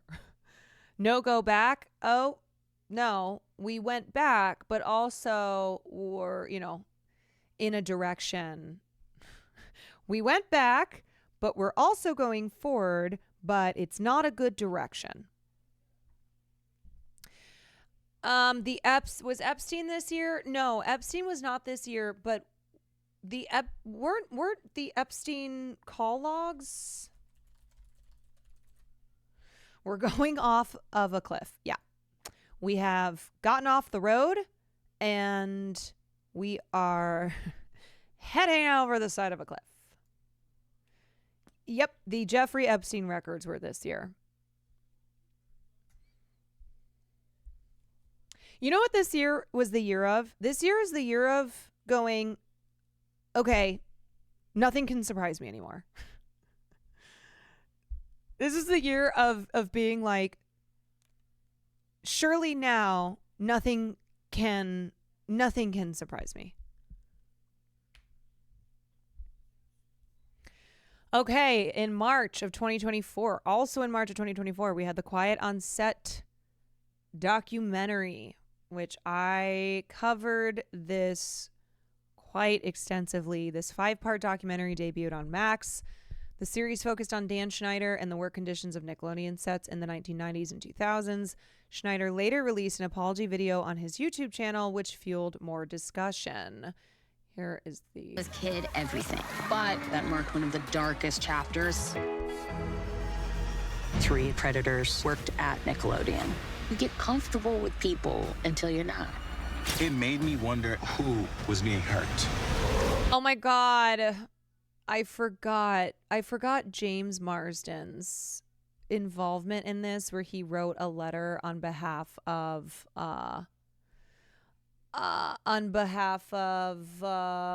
Brian, what's his name? Brian Peck. And I went, we've lost one of the musical theater men. Have you ever told your story publicly before? No, Brian Thompson is the CEO. That was shot by Luigi. Brian Peck is the convicted sex offender who was an actor and a dialogue coach and very good friends with Dan Schneider and worked on a lot of the Nickelodeon sets and was, had sexually abused Drake Bell and was convicted of sexually abusing Drake Bell, but only spent 16 months in prison. And after he was released, he went on to work on more children's shows. Yes, also worshipped John Wayne Gacy and had a shrine in his office of him. No relation to Josh Peck. No, just a coincidence with having the same last name.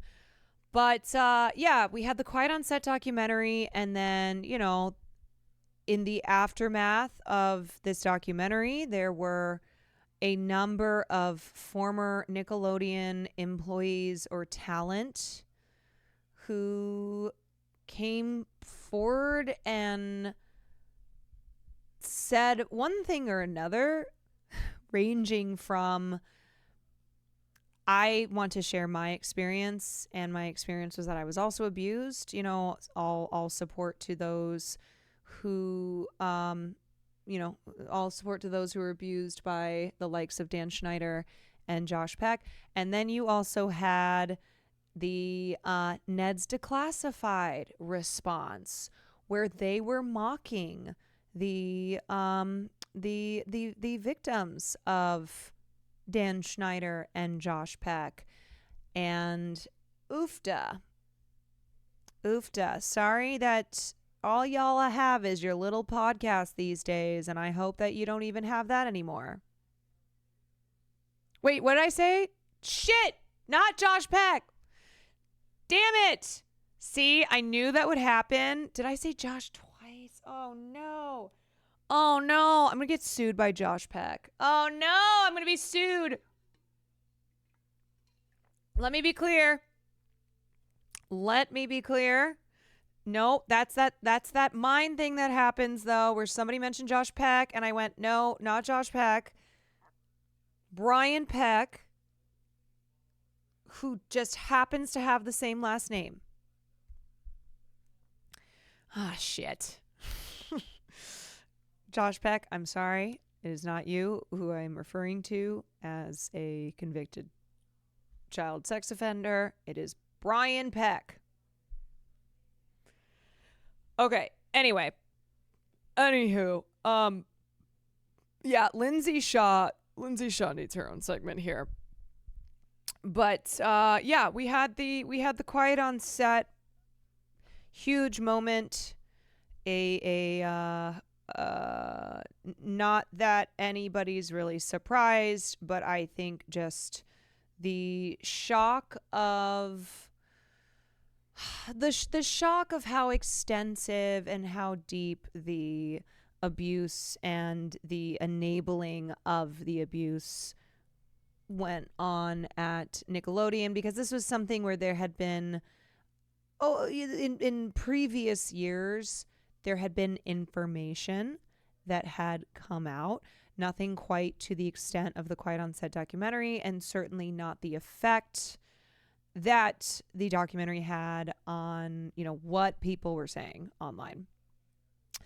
20, another thing about this is that this, on the one hand, Drake Bell was able to tell the truth of the abuse that he faced and how that was really facilitated by the people around him who were supposed to be protecting him, minus his dad. His dad, bless his dad. His dad tried to protect him.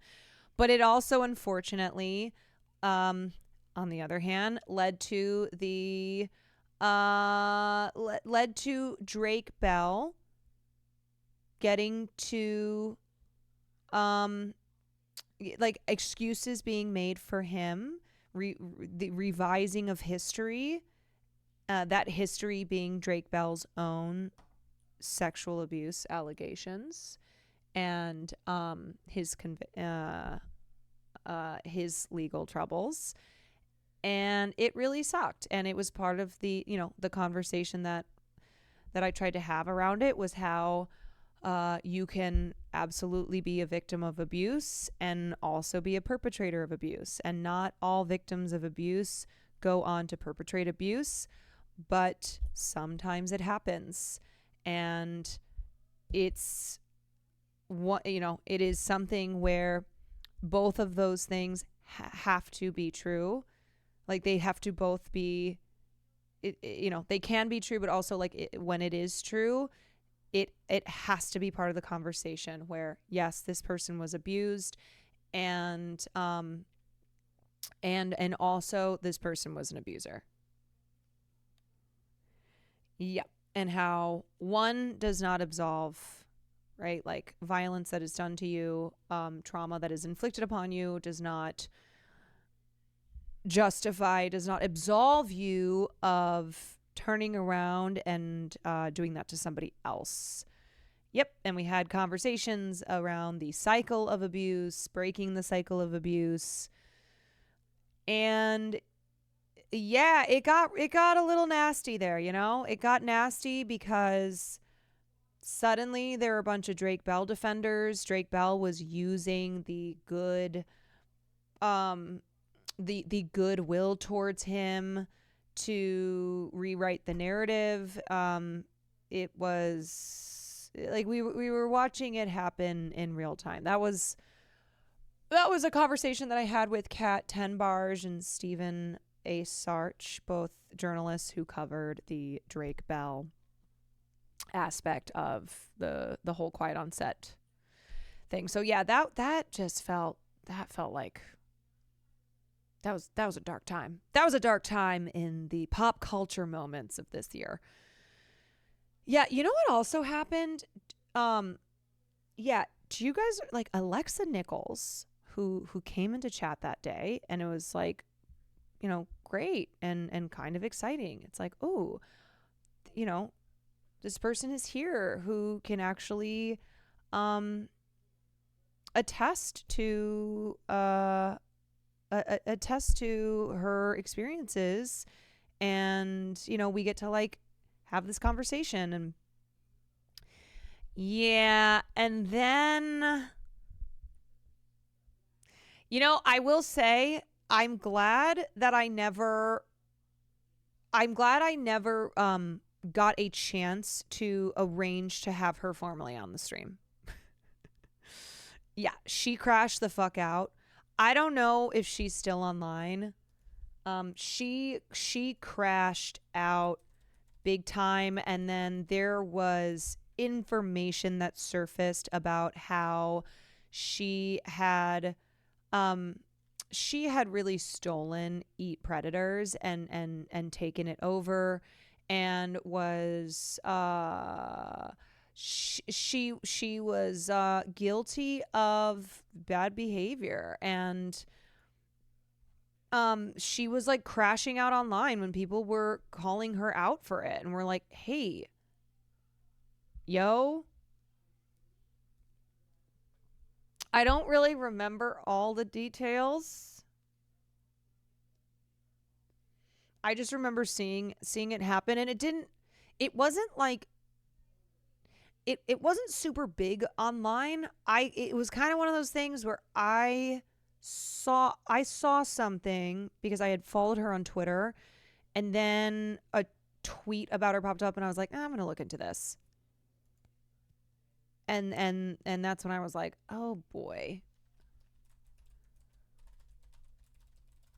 what is happening out? No, she didn't crash out in an interview with me.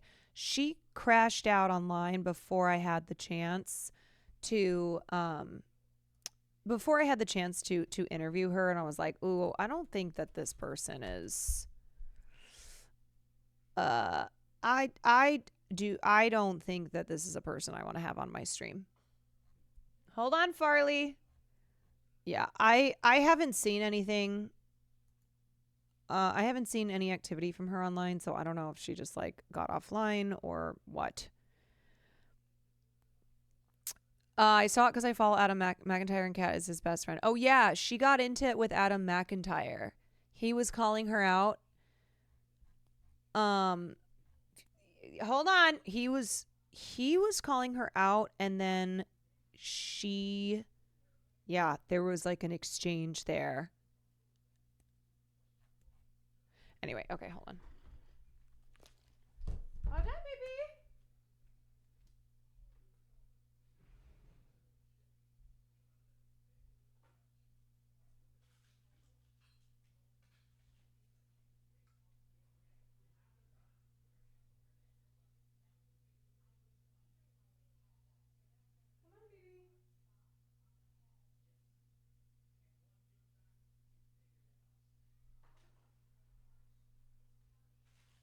Come on, TT boy. Come on. Good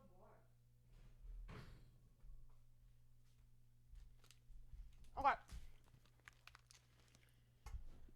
Adam's video about Alexa. How is this a quick little recap? Hi muckers, welcome back to my YouTube channel. I hope you're all doing very, very, very well. Yes, I am wearing my It's kind of niche, so I don't want to spend 20 minutes watching this. Dolly Parton shirt that I said is for my mom. I bought it distance from have went through, but and child stars, and I think it at a time has been really, really, really important. And again, she was a big part of the Quiet on Set documentary, which featured Drake Bell and Alexa Nicholas, and I think I think she pressured she pressured Matt. Yes, okay, now I'm remembering.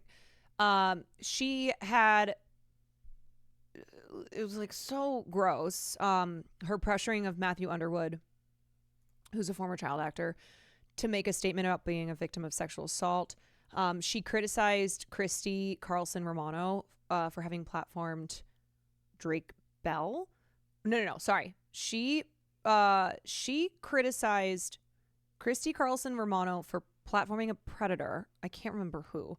But then she platformed Drake Bell. I think, isn't that what it was? Isn't that when people were calling her out? Yeah, a pop culture recap where I recover every story. This is really like a test of my memory, and my memory is so bad. But I think it was the Drake Bell of it all that led to her crashing out, where I think she was like being really nasty to people who were like, well, hold on a minute. Why are you now platforming Drake Bell when like there are not only these allegations against him, but he also pled guilty and he took a plea deal and got 2 years of probation in the child endangerment case, where it involved a girl who he had met, an underage girl he had met and groomed and was abusive towards. Yeah, right. She started to diminish Drake Bell's victims because Drake Bell was suddenly a victim. Yes, and then it just got like she just got really nasty online, and I remember seeing it and was like, oh boy, oh geez. And then people who had started the Eat Predators nonprofit that now she claims as her own, brought to light like things that she had done and how she had treated them, and how then basically she took Eat Predators and made it hers. And so I think it was, to sum it up, it was like her being called out for sketchy things that she had done, and then also people being upset that she was being hypocritical in her, calling out of predators, but also platforming, and then, belittling Drake Bell's victims, and then also people who were like trying to bring attention to the fact that Drake Bell is also an abuser. And the whole thing got really gross. It was, so it was Corey, yes, Christy Carlson Romano had Corey Feldman on her podcast or YouTube or whatever, and Alexa made a whole thing about it. Her last video was 6 months ago, and her last live stream was 3 months ago. Yeah, so I think I think a lot of people got turned off from Alexa, and I think they saw it too as like, is she just using Quiet on Set for her own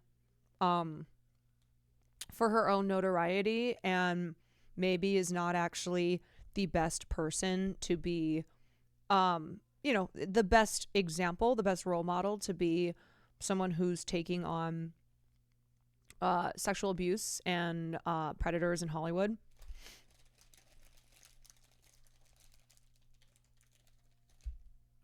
Anyway, okay, yeah, that's basically what happened.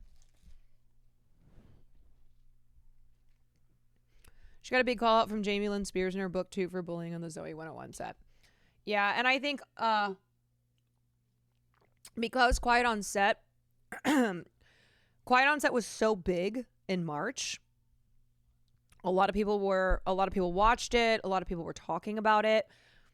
It did raise her profile, and she was like doing interviews, and she was getting a lot of views on her live stream, and a lot of people were following her on Twitter.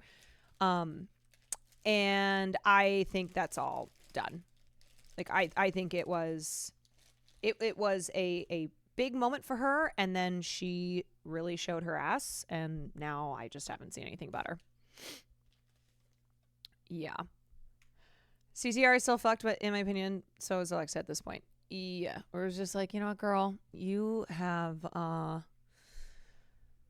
you've really just shown your ass here, and it's not a good look. Bad behavior, not a good look. Okay. April 2024. Finally something that is not about the abuse of people in Hollywood. We had a total eclipse. The Great North American Eclipse. The maximum duration of totality was 4 minutes and 28 seconds. Welcome to live coverage of the celestial event of the year, the total solar eclipse. Today, NASA and the Great Lakes Science Center is hosting this free... Oh no! It turned out the eclipse was a huge abuser, actually. God damn it. It's Milkshake Duck. The eclipse is Milkshake Duck. Outdoor event for the community to experience the total solar eclipse. We will follow the moon's shadow as it races across. I think I remember you being the first one to cover this. Well, I know we've moved on from the Quiet on Set, but I will say, I feel like the Quiet on Set documentary was like in my wheelhouse of like what I cover on stream. And a lot of that is the abuse of power in the entertainment industry, an industry that I've worked in a long time. I've had my own fair share of experiences dealing with the really insidious power abuses. So that was just that was a thing that I was extensively covering, because it's like, in my backyard here. North America. We're live from the Kerrville Eclipse Festival. We are at the Indianapolis Motor Speedway. Things are looking absolutely fabulous. We are here at Niagara Falls. Crowds are filing into the stadium. The solar corona Did anybody, was anybody in the pathway of the eclipse? Anybody in chat? look very cool. Why is this so dramatic? Because it was dramatic. It's going to look cooler than it did last time. You guys ready for an eclipse? 4, 3, here we go! 1. Look at that. Fantastic. It is amazing. Oh my gosh. I think we're very fortunate to be here at this special vantage point to see such a special event.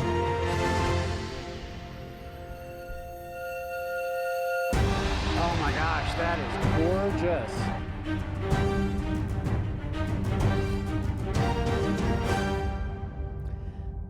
Total eclipse of the heart, and I need you now tonight. And I need you more than ever. Yes, I did not see the total eclipse, but a number of you in here got to, you were in the pathway of totality. You were in the path of total eclipse. Got cold and windy. It was crazy. We were with friends in the country with a 360 view, and it looked like dawn was all around us. Yeah, you lucky ducks who got to see the total eclipse. What a cool thing. What a cool thing. I hope that you remember it forever. Although there's probably a bunch of you who, you know, witnessed the total eclipse and you forgot until now on this pop culture recap. You're like, oh yeah. I forgot I saw that this year. Die Verhit, thank you for the 19 months. Welcome to live coverage of the Celestial. Okay, next. Dream guest on my podcast. Oh, God. I mean, Oh, my God. dream guest on my podcast. April 2024. Honestly, let's spice things up. One of my exes. Oh. Jojo Siwa invents gay pop. 2024, the year that gay pop was invented. Never forget. Jojo Siwa started her rebrand and new identity, releasing new music. Her debut single, Karma, received negative backlash, which is crazy. Siwa walked so Chapel Roan could run. Other way around. Chapel Roan walked so that Jojo Siwa could swing her pussy around on a boat. Karma's a bitch. I mean, y'all, what a mantra to live by. Karma is a bitch and never forget it. Oh, yeah, I forgot she got CEO of Gay Pop tattooed. God, this year had just so many Jojo Siwa And they said, "What do you mean?" And I moments. said, well, it's called gay pop. The 21-year-old singer made headlines for claiming she created the genre known as gay pop. After facing backlash, she walked back on her claims, speaking to TMZ outside her LA dance studio. Do you want to go back on your statement and say that you weren't the inventor of gay pop? I definitely. She looks like the lost younger Paul brother. I see it. Gay pop for sure not. But I do want to be a piece in making it bigger than it already is. Okay. I want to bring more attention to it. Okay. I'm not the creator, but I'm not the president, but I might be like the CEO. But now, JoJo has decided to mark the moment permanently with a simple tattoo on her forearm. The piece was created by Blood Daisy, an artist based in Sydney, Australia. In all caps, it reads, CEO of Gay Pop. Fans in the comments section went wild, saying, "The only CEO I care about," and "She is so unserious, I can't." Yeah, and then remember how the song was actually stolen? It was a TikTok song. Karma's a bitch. Yeah, she's the CEO of Gay Pop, and never forget it, okay? Okay. But we do know what happens to CEOs, so maybe she does not want to be calling herself the CEO of gay pop. You know? Justice for Britt Smith. Yeah, this was the original version that came out.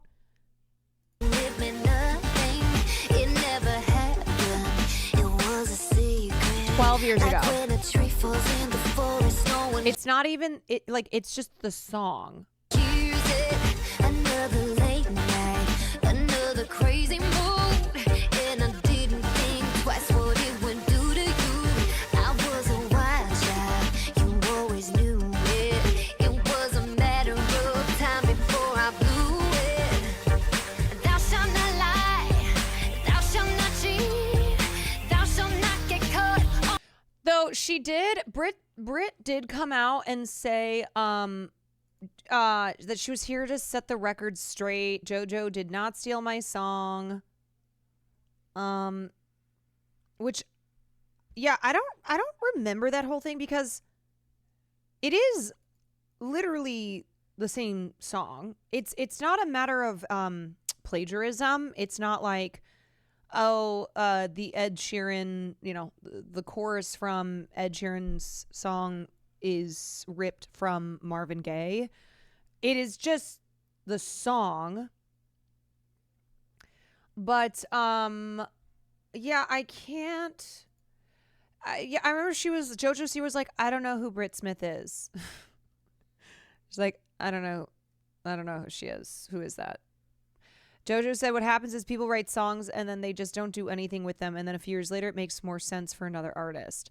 JoJo then said it was never fully belonging to another artist. Rock Mafia, who wrote and produced, just made hits for Miley and Demi Lovato circa that time, and Britt Smith too. JoJo Siwa denies even knowing Britt Smith at all when it comes to Karma. I didn't steal anything. There's no such thing as stealing. I also don't know who Britt Smith is. It was weird. Yeah, I don't know what the hell happened there, but yeah, I don't think it was. Obviously, there would have been a major lawsuit if she just straight up stole this song without there being a fee that was paid, without buying the song.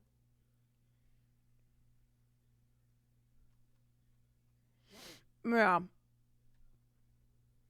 I think it was just funny that JoJo Siwa initially, I think, presented it as like her new song that like she made. Right. That like she wrote it. She wrote it. Like it was her creation. And it's like, no, dude, this is a song that came out 12 years ago.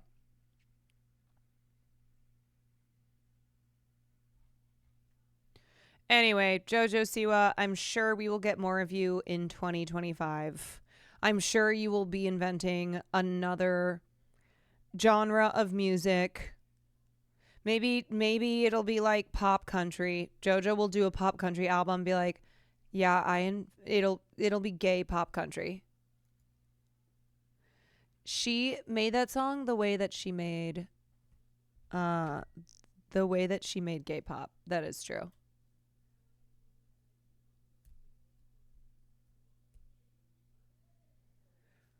That is true. Okay. Next,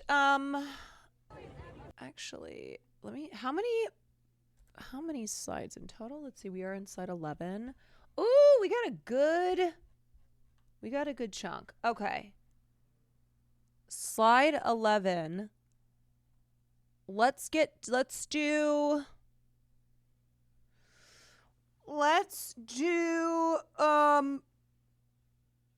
maybe like 5 more. And then I want to save the rest to finish covering on Monday. Man versus bear debate. Oh God, this is so annoying. Who would you feel safer with in the forest, a man or a bear? This question sparked a major online debate, and some men didn't understand why women were picking a bear. Yep.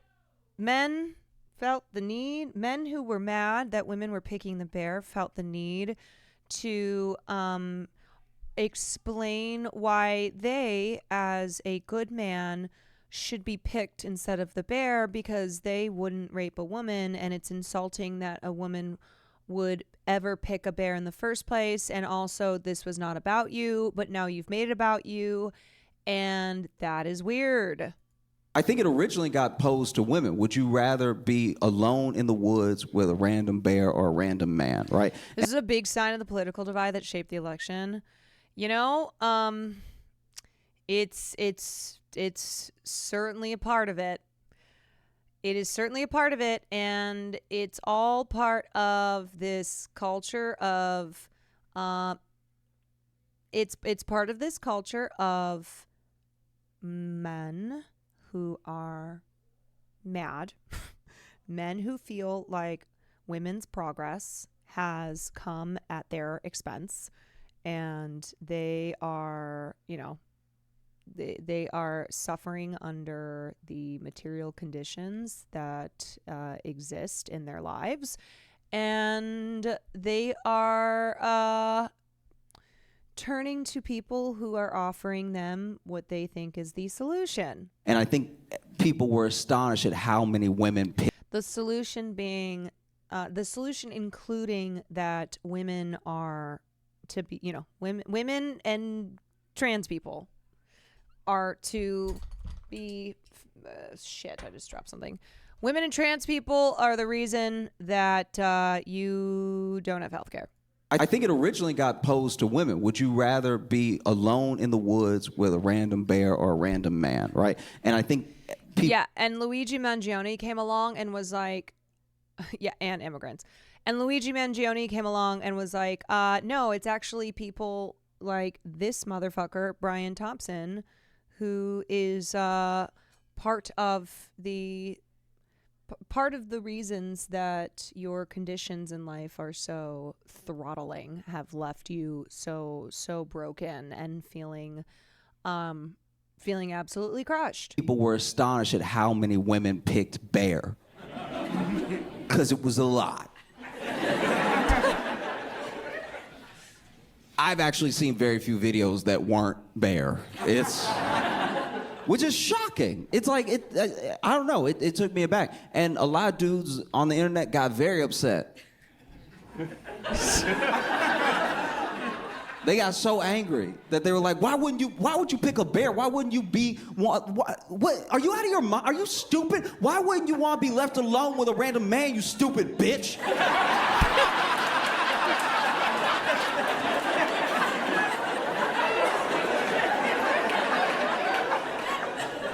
I don't understand what I'm doing right now. Where does the original girl with the dragon tattoo take place? Wait, what? Where does the original girl with the dragon tattoo take place? The original girl with the dragon tattoo? Yeah, where was it filmed? The one with Rooney Mara? Yeah. Oh my god. Take a guess. Is it Europe? Yeah, but where? Yeah, but where in Europe? Sweden? They're misleading you. Wait, why is he asking me this?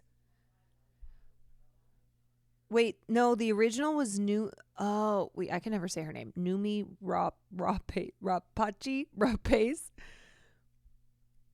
Oh, he's doing Oh, come on. Give me something better. Oh, he's cheating on a test? Oh, he's cheating on a test? Oh, okay. Rooney Mara was the Fincher mate.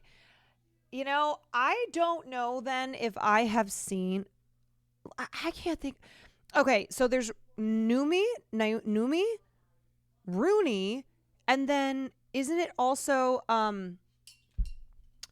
didn't Claire Foy, didn't Claire Foy also play Lisbeth? There's been 3. He left his phone. Oh, he left his phone saying he wasn't going to cheat. Oh, that's why he came in here all sketchy and like kicked my chair to get my attention. I was like, what the fuck is going on? Wait, I kind of want to pull up his stream for a second and see what other questions he's... I want to see. Let me see. It's Tiger. Which animal is featured in Life of Pi? What is the highest grossing animated movie of all time as of Inside Out, right? It's Inside Out 2. Inside Out 2. Inside Out 2, William! Come on! I think it might watched... be Super Mario. No, dummy! No! Super Mario did $1 billion. No, stupid, we watched this. It's Inside Out 2. If it's Inside Out 2, I'm going to be pissed because it's not very good. I mean, Frozen was such a...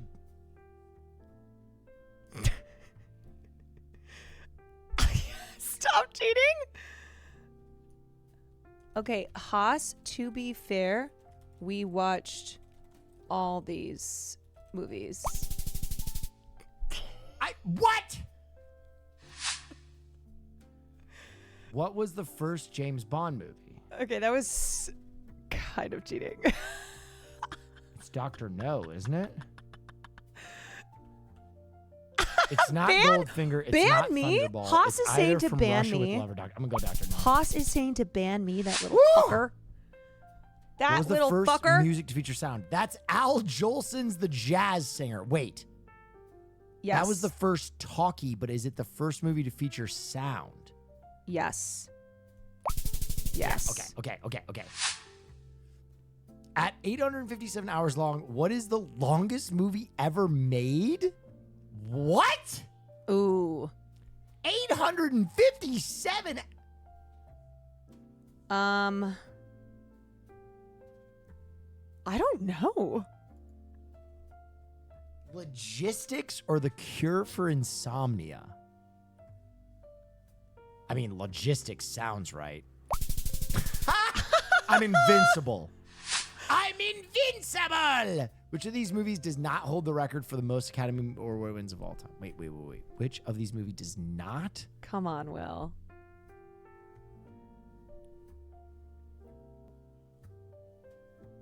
Does not hold the record for the most Academy Award. Ooh. Wait, that's a weird. Which of the movies does not hold the record? Okay, Lord of the Rings definitely does. Titanic does. I think Titanic cleaned up.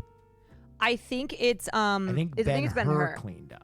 No, West Side Story won a I bunch. cannot remember. I think Lord of the Rings. Well, went both of them crazy. won Best Picture. I'm gonna go West Side Story, but I think I'm wrong. Whoa! Oh my God! He's so. I am dialed. so invalidated. Every great movie has an unforgettable moment. Can you recognize? Oh my God. Okay, yeah, this is my shit. You guys, you can never tell anyone. This is up. You can never tell anyone. I'm a fraud. I'm fake. I'm fake. Dune. Oh my God. What movie is this? Ah. Divergent. I think we're maze running. No, William. No! Divergent. I'm neurodivergent. I should know that. God, I can't believe you got that. Oh, come on. Movie is this? Usual Suspects. Usual Suspects. Classic. Oh, Prestige. Prestige. Come on, William. Come on. It's not this. No, it's not this. It's Prestige. It's The Illusionist. It's The Illusionist. No, it's you- not The Prestige. It's No. The Illusionist. You idiot. It's The Prestige. What? I cannot believe he just threw. Momentum. That was Hugh Jackman. Son of a biscuit. Fact or fiction? Do you think you can separate fact from fiction? We'll give you statements about movies and your job is to go true or false. Okay. True or false? The shark in Jaws was nicknamed Bruce by the film crew. I think that's true. True. The snow in The Wizard of Oz was made of asbestos. That movie production was fucked up. I've heard that. Say true.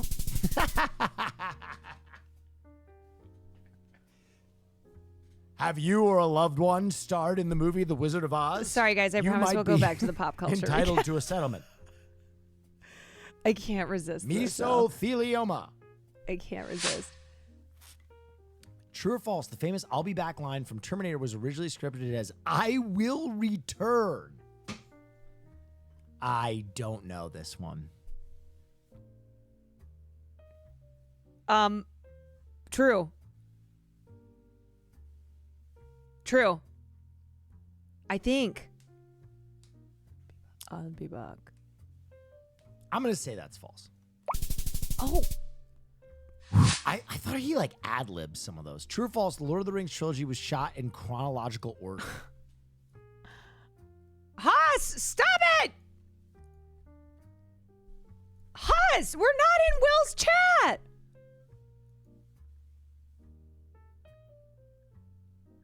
Haas, what the hell? We're not even over.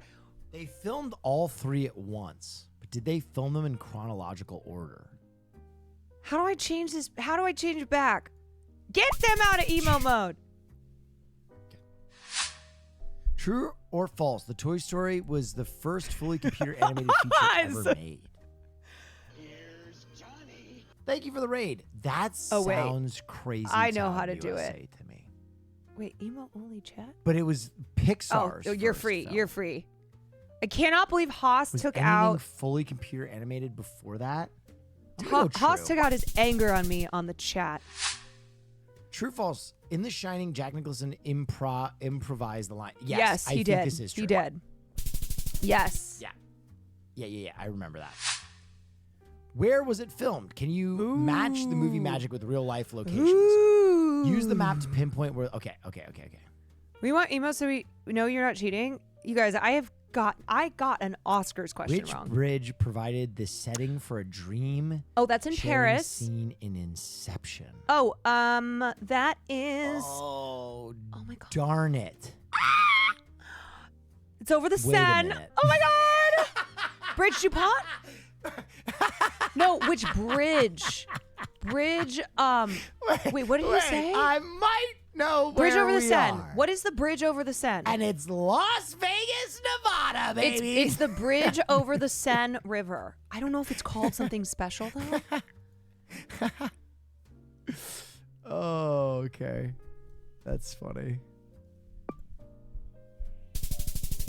Yay! Oh, he just had. Oh, okay, he just had to. nice. Oh, he just had to pick. I thought. Okay, never mind. Oh, Platform 9 3/4. Platform 9 3/4. Where's This the has gotta train be station? England, right? It's in London. Come on, Will. King's Cross. Gotta be England. Gotta be. He hates Harry Potter. He thinks it's Gotta be inferior fantasy. And I told him that was like my first foray into fantasy. And And he was still so fucking rude. Philadelphia. Flying high now. Yo, Adrian! Yo! All right, we can get close with this, right? We can get real close with this. Ba-dum-bum. What is this? See, he's doing the Rocky right there.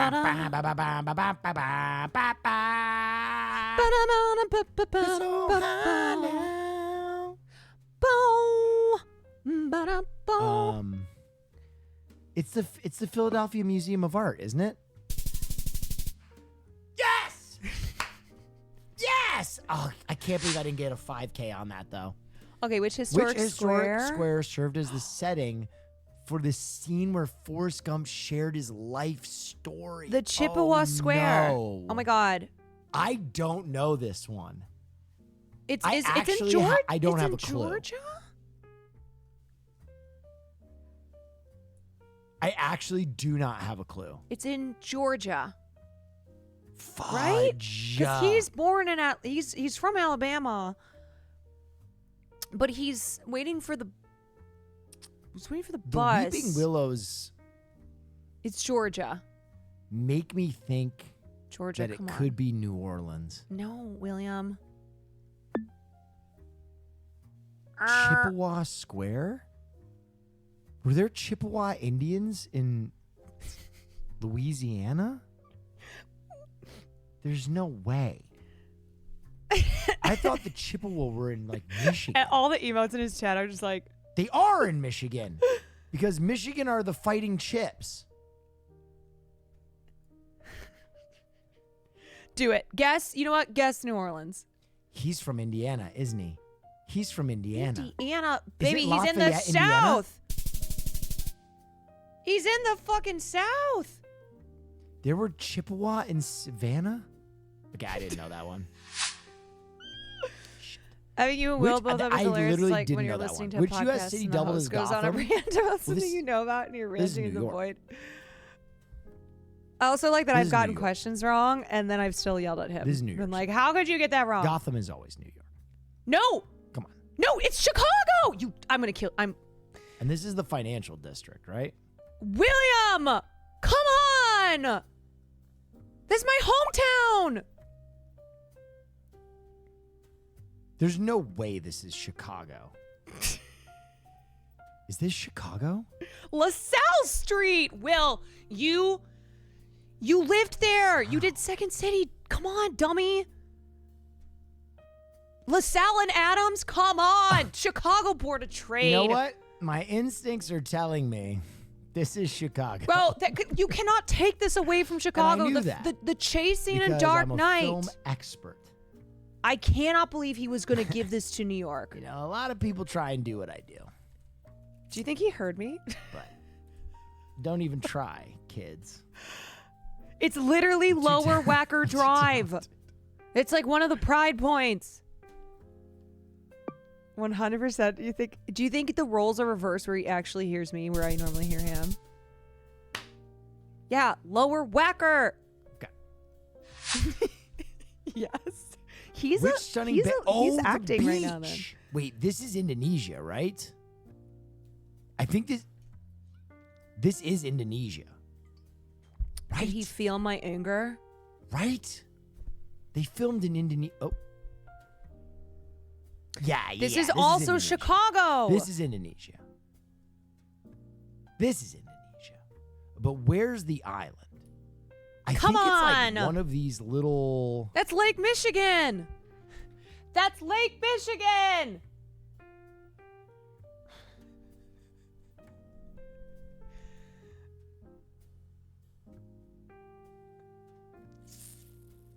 Come on, the Cubs Stadium is right around the corner.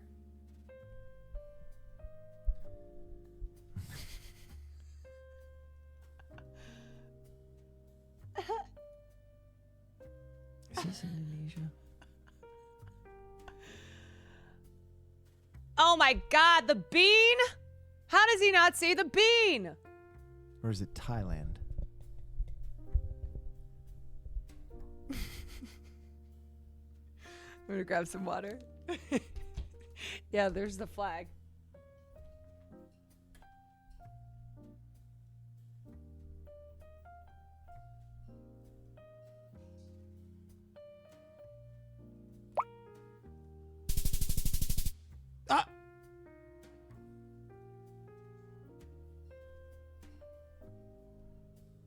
Okay, wrong island, wrong island, wrong island. Line them up. Movies Okay. have a history, and now All right, it's I'm your just turn gonna to make do, sense of it. Sort these like one or films by two more. the We'll get back to specific pop culture. criteria and show off your knowledge. Sort these superhero movies in chronological order. Wait, how do I? Grab Guardians of the Galaxy. That's yeah. Okay. Above Spider-Man. X-Men is X-Men. 2001. Oh, 2000. So I kind of was right. God. Yes. Wait, fuck.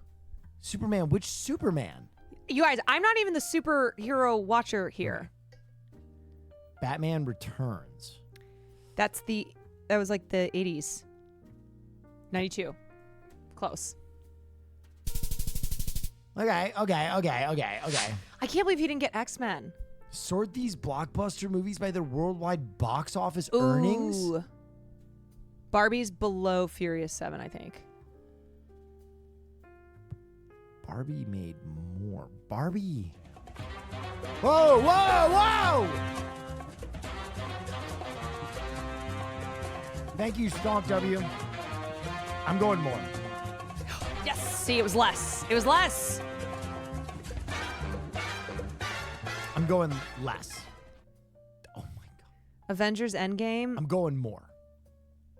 2.79 going billion for Avengers. Avatar? Avatar. I'm going. Go below Furious, above Furious 7. Oh my! I got rocked. Avatar made almost $3 billion. Absolutely rocked. What movie? Okay, took I can't place even here? yell at him. Okay. Da Vinci Code. The Da Vinci Code. I'm Or gonna no. go Da Vinci Code. Tough. Oh. Okay. Inception, Joker, Pulp Fiction, Avengers. Inception. I think it's Joker. Which one was it? Thought it Avengers? was. Oh. Oh. La La Land. La La Land. La La Land. La La Land. Oh, these are tough. City of God, no. The Lives of Others. Slumdog Millionaire. Slumdog Millionaire. GTA 5. Oh. Lara Croft Tomb Raider? No. No. Indiana Jones and the Last Crusade? Yes. Nice. That's Petra. Angels and Demons, The Italian Job, La Dolce Vita, The Pianist. Ooh. The Trevi Fountain. Did they go to the Trevi I Fountain? want to say in The Angels and Italian Demons. Job? I think it's Angels and Demons. Fuck. La Dolce Vita? I guess that is Italian as Shoot! fuck. Damn it! The Lizzie McGuire movie? Okay, I didn't do horribly. Is that a perfect score? Oh my god. Wait. Are there different Okay, quizzes? I did good. Where That it's was like hard. Is that the was Mega awesome. Movie quiz? Okay. I didn't even know. Okay. You should beat his score. Yeah, but it wouldn't count. It wouldn't count because I just did it. That would be so embarrassing if I didn't even remember the answers to the questions that he did. Yeah. No one snitches. Oh, it's random? It's random. Okay. Let's do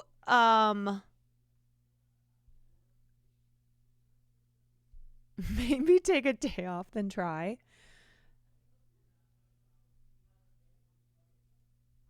Watching Will Take This With You was actually so fun. I was screaming at my monitor. Wait, is it a different quiz every time, or is it the same quiz? Let me see.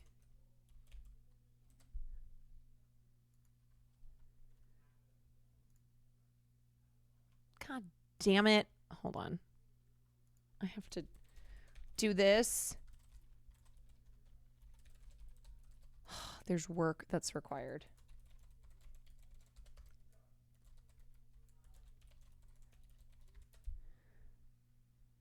Sign up not allowed. Oh, I got to verify. There we go. Okay. Save. Okay. Now, how do I go to movies? Movies. Damn you, CAPTCHA! Okay, let's go to movies. How does this work? Single player. Quiz. How do I go pick movie specific?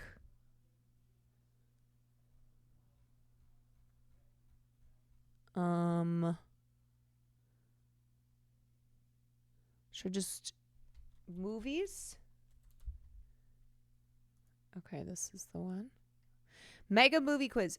Oh, dive into a fun quiz crafted especially for Will Neff. Oh!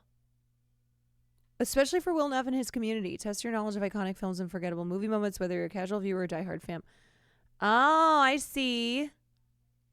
Okay. Where in the world Every movie. Great. Okay. In what country does this take place? Where's my map? Okay. Great. Woo!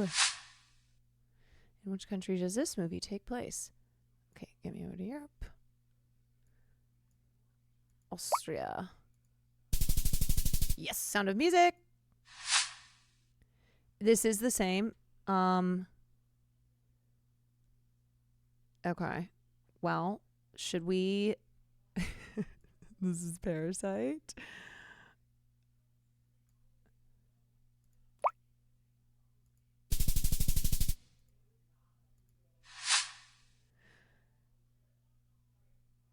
There's a... you know what we should just do? I should just go into his room and be like, I took your quiz and I got 40, I got them all. Okay, this is Paris. France. Amélie! In which country does this movie take place? Lost in Translation, that is in Japan. Will, I'm taking your quiz. Yeah, I heard you yelling at me through the apartment. Wait, you heard me yelling? Yes. So you cheated? No, I just heard loud noises and disappointment. Excuse me.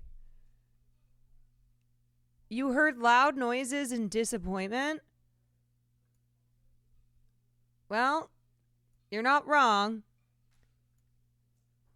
What are you going to do if I get a better score than you?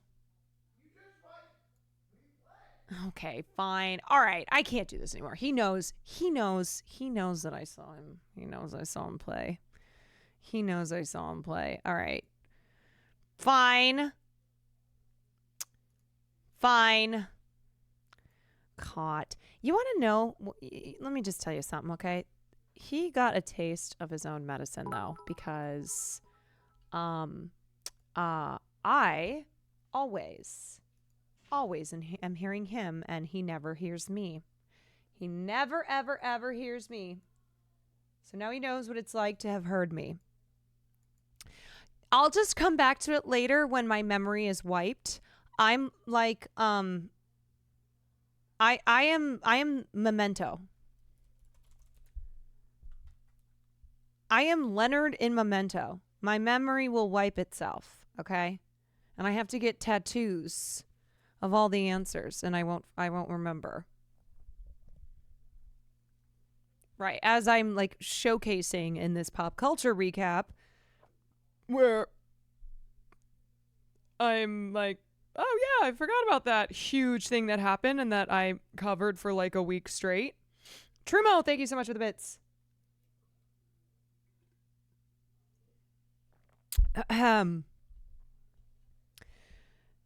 You know, it would be great if GeoGuessr. Hi. GeoGuessr, if you want to sponsor me and make a quiz specifically for me and my community, that would be so awesome. That would be great. We would love that. Some pop culture moments, maybe an Oscars quiz. Yes, maybe all of them.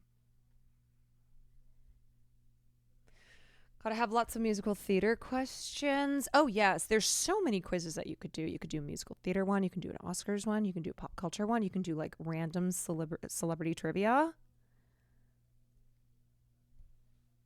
So much. Yeah, GeoGuessr, but it's all it's not geo. It's not global.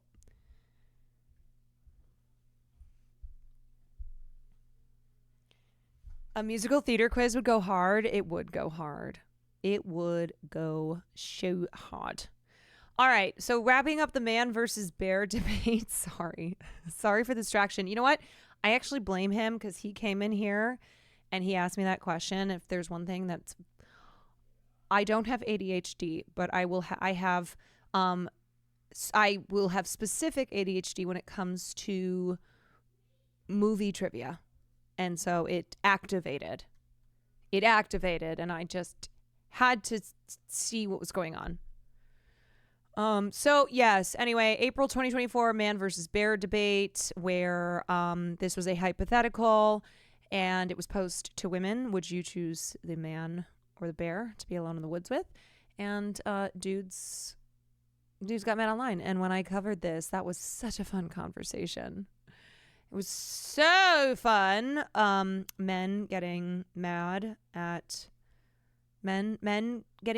me in here and saying, hi, not all men. Not all men.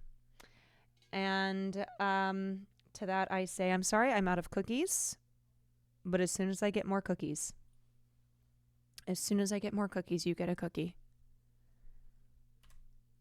You get a cookie and you get a cookie. And then remember when men started to try to do like women versus what was their version? I was like, no, this isn't working. Sorry. Try again. I remember I got suspended for a week because I agreed with you. My chat was seen as hate speech. Oh yes, here on Twitch. That's why we have the M word emote. Telling your feelings to a woman or a tree. It's like, whose fault do you think that is? Whose fault do you think it is that you are emotionally stunted? Do you think that's women?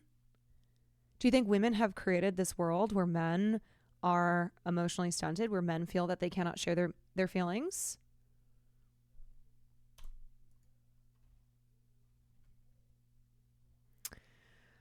Okay, Kendrick Lamar and Drake diss tracks March, November. On March 22nd, Lamar disses Drake and rapper J. Cole on Like That in response to First Person Shooter.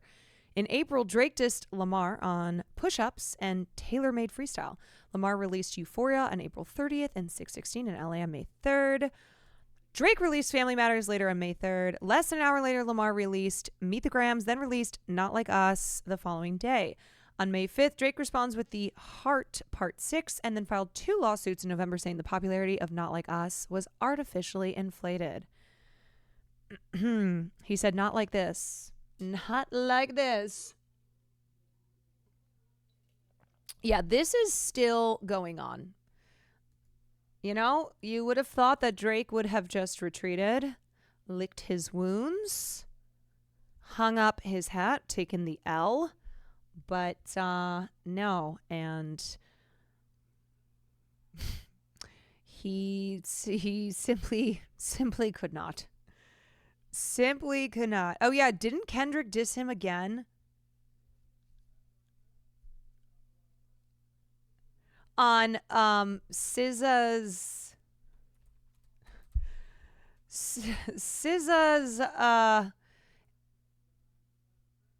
deluxe album, which is just like a whole other album.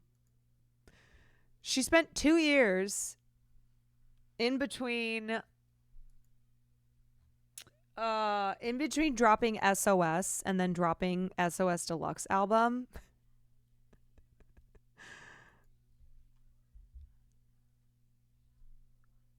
I don't understand why they're calling it a deluxe. I know it's just a whole other album, but yeah, anyway. Anywho, They Not Like Us.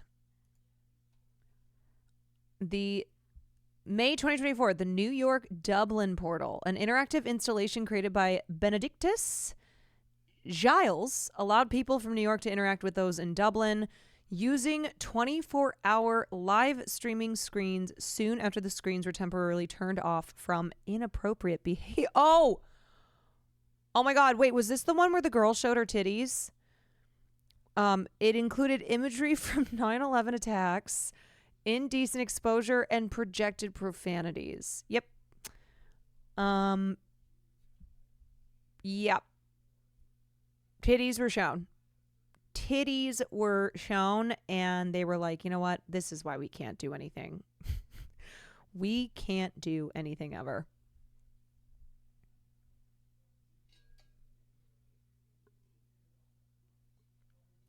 God forbid a woman has fun. God forbid women have hobbies.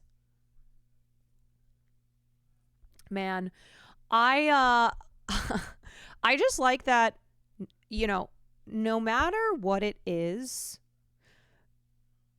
like some, installation, something, you're always going to have people who will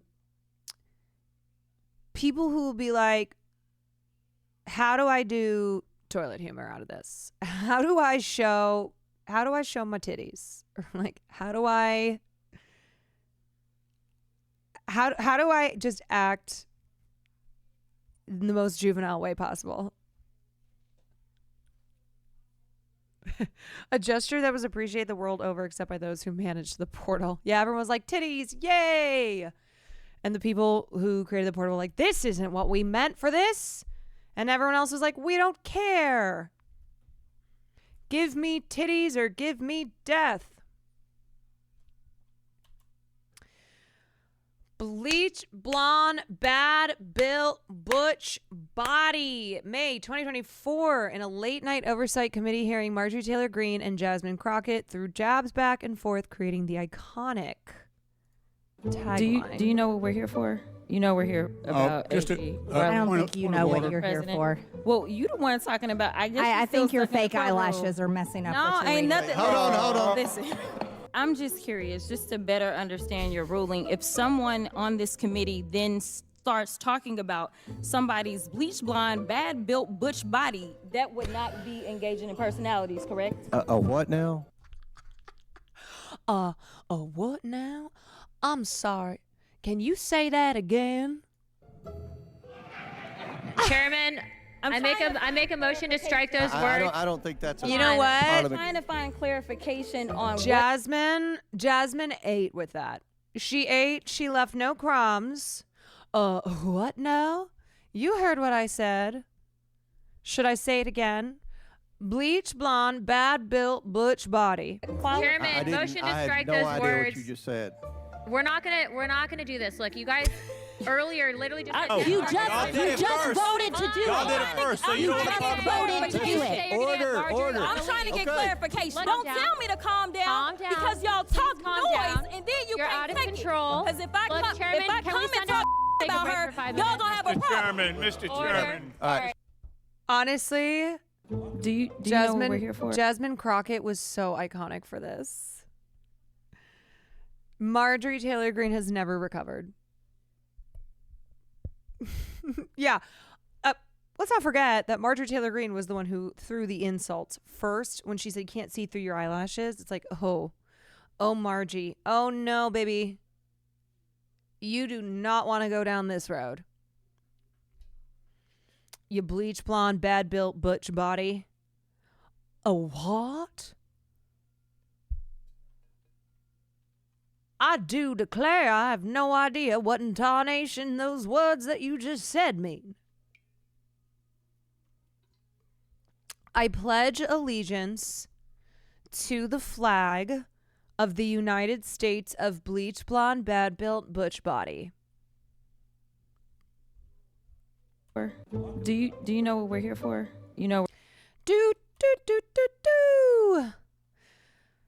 Also in May, the Four Seasons baby, a now viral video moment, is born when this baby is asked who wants to go to the Four Seasons Orlando. All right, so finally we have a viral video that has the internet going wild. It can only be described The internet as is Four going Seasons wild. baby. Okay, so look at this little girl's instant reaction when asked about her hotel accommodations by her mother.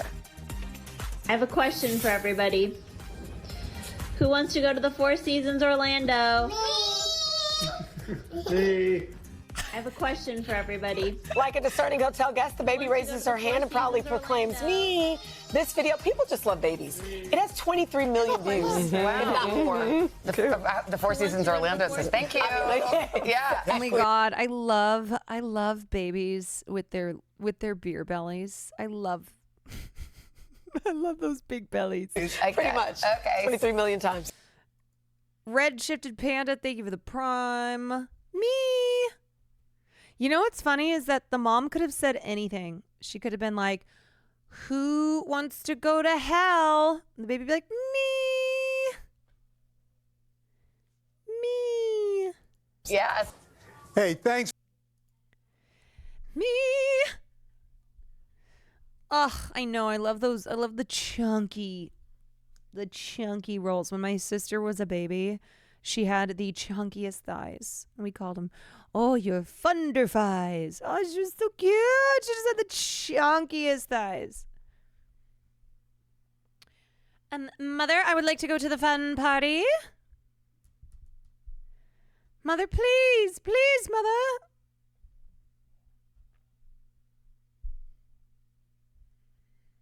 All right, so finally we have a viral video that has the. Okay. The Taylor Swift slide for Ashley. Year 2024.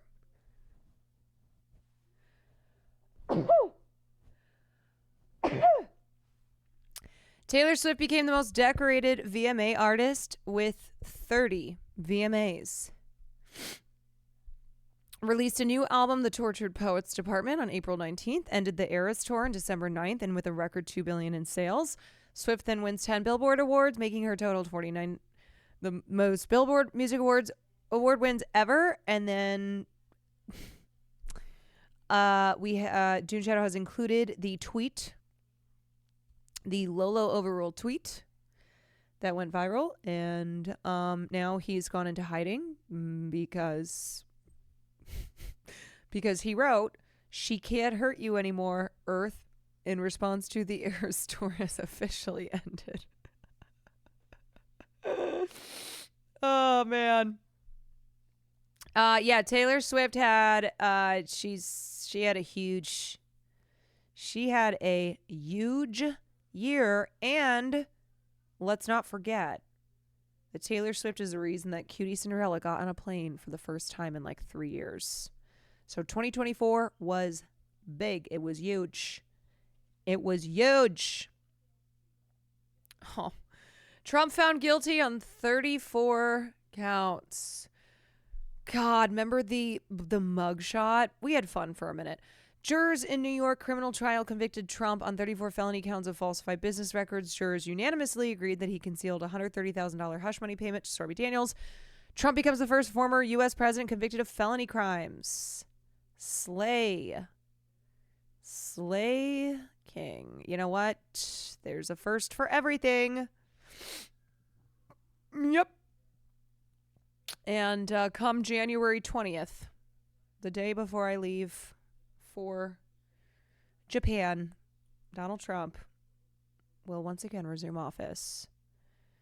And those felony counts that he was found guilty of will come with him. Okay. This is the last one that I'm going to do, and then I'm going to save the rest of the slideshow for Monday. Whoo! May of 2024, J-Lo cancels This Is Me Now tour and divorce. This Is Me Now. I am divorced. Representatives said she was taking time off to be with her children, family, and close friends. She canceled 7 shows earlier amidst reports of low ticket sales and then rebranded the tour to include Greatest Hits. In August, J-Lo files for divorce from Ben Affleck and lists the date of separation in late April.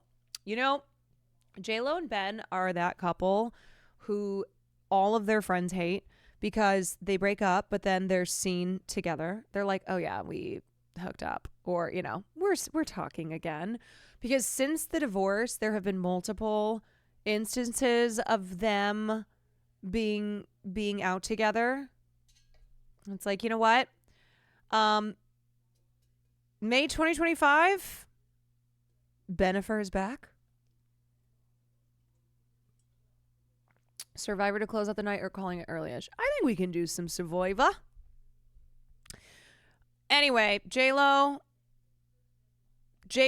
we so appreciated This Is Me Now here in the Quantarage community, okay? We laughed, we cried, we thought to ourselves, you know what? No wonder J-Lo had to finance this by herself. And for that, we thank you. We thank you for giving us that content this year. The greatest love story never told. That you told. And you told so that we could see. One of the last Amazon watch parties. Yes, this year we also said goodbye to Amazon watch parties. And the greatest love story never told was one of the... think, you guys, just consider this. The greatest love story never told was one of the last Amazon watch parties of all time. Amazon Watch Party, which was a feature on Twitch, one of the last films ever watched. The greatest love story never told. When is the next Sam Caroline Minecraft stream?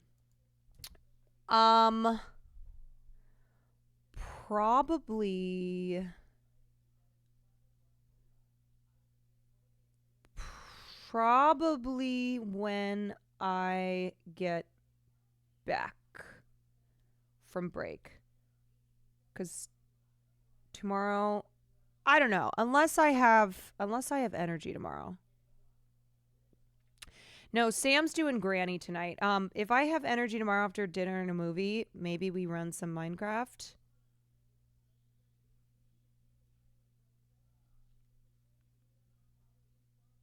But then otherwise it'd have to be when I get back.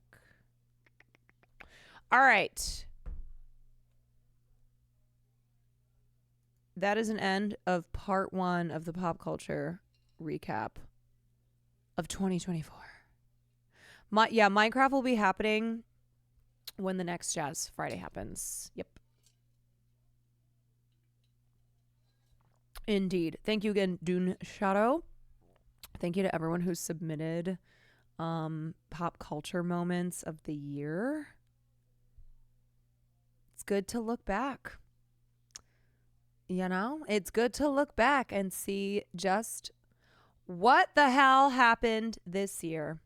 What we want to take with us into next year. What we want to leave behind. What we're saying that, you know, wish we had more of this or wish this had never happened in the first place. So we do these recaps. We reflect. Flunky, thank you for the 10 gifted subs. All right, peeps. Let's watch a Disney Channel movie. Let's watch a Disney Channel movie.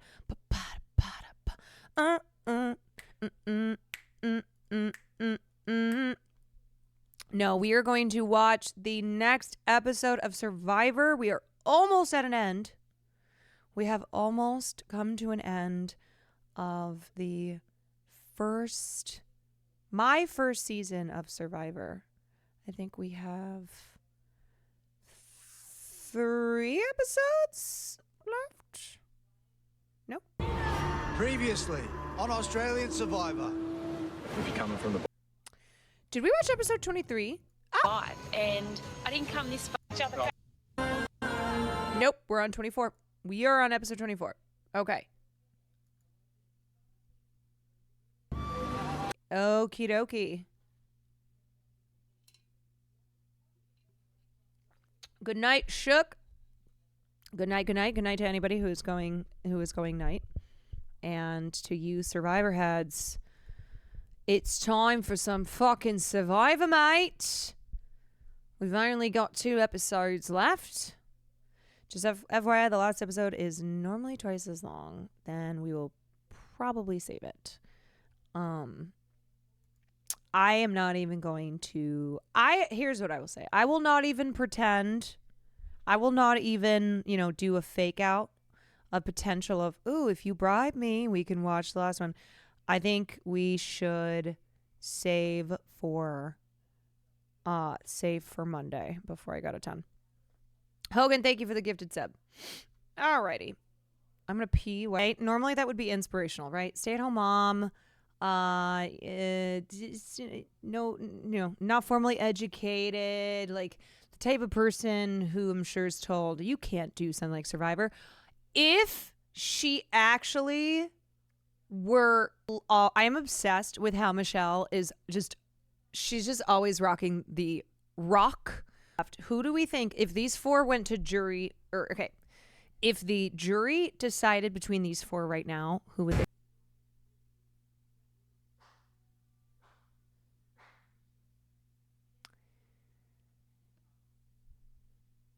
Tara is actually, she has to be pretending. There's no way. The person who has never been received 1 vote now has the ability to vote out someone on the jury. Okay, I have to say I would send home Lockie, because if Tara makes it to the top 2, Lockie is voting for Tara. Those analogies and metaphors, he has been training for this moment. Jericho has been training. Tara Tessa thing goes back to the beginning of the season when remember when Tessa was like kept being on the chopping block, and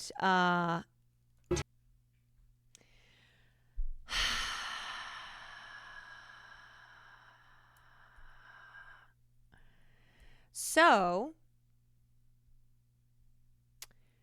this either means that he, like, the advantages for Tara. Okay, the advantages for Tara, because he just voted out someone who for sure would not vote for Tara.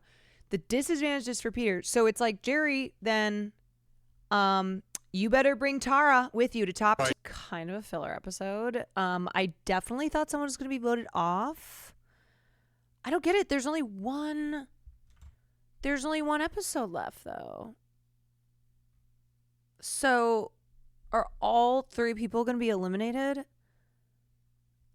The next episode isn't the finale. It's literally the last episode on, like, available. Wait, someone said the last episode isn't on that website? Oh! Wait. The last episode is not on that website?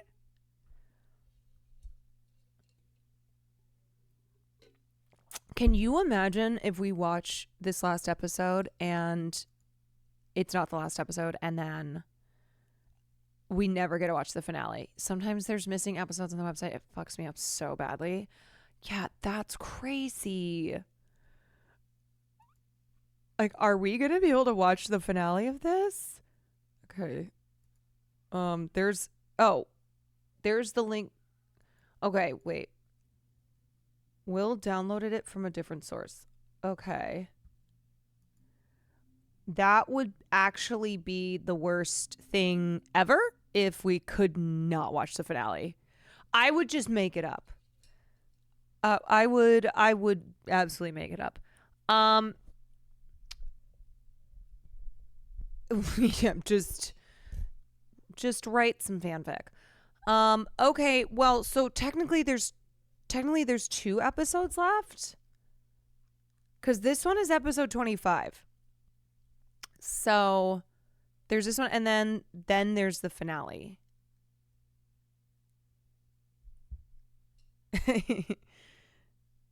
Yeah, Pete wins in the end. Okay, well, maybe I'm open to bribes then. Maybe I'm open to bribes, because I thought the next episode would be the finale episode, which is going to be really long, and I was going to save for another night. The last episode is on YouTube. Okay. Yes, the lobbying door is open. I will take bribes. That I will. Baby Matcha Latte, thank you for kicking off the bribes. Thank you for the 10 gifted subs, Baby Matcha Latte. Drooch, thank you for the 5 gifted subs. I know there's more. Survivor Oilers, where the bribers at? Anybody got a prime sub? Any primers? Ori, thank you for the 9 months. This is how I do my extortion. This is how I do it. Can I bribe to not watch one because I want to sleep? You would have to do double what the bribers do. Oh my goodness. Yankee Doodle Doo, thank you for the 5. Lindsay, thank you for the 5.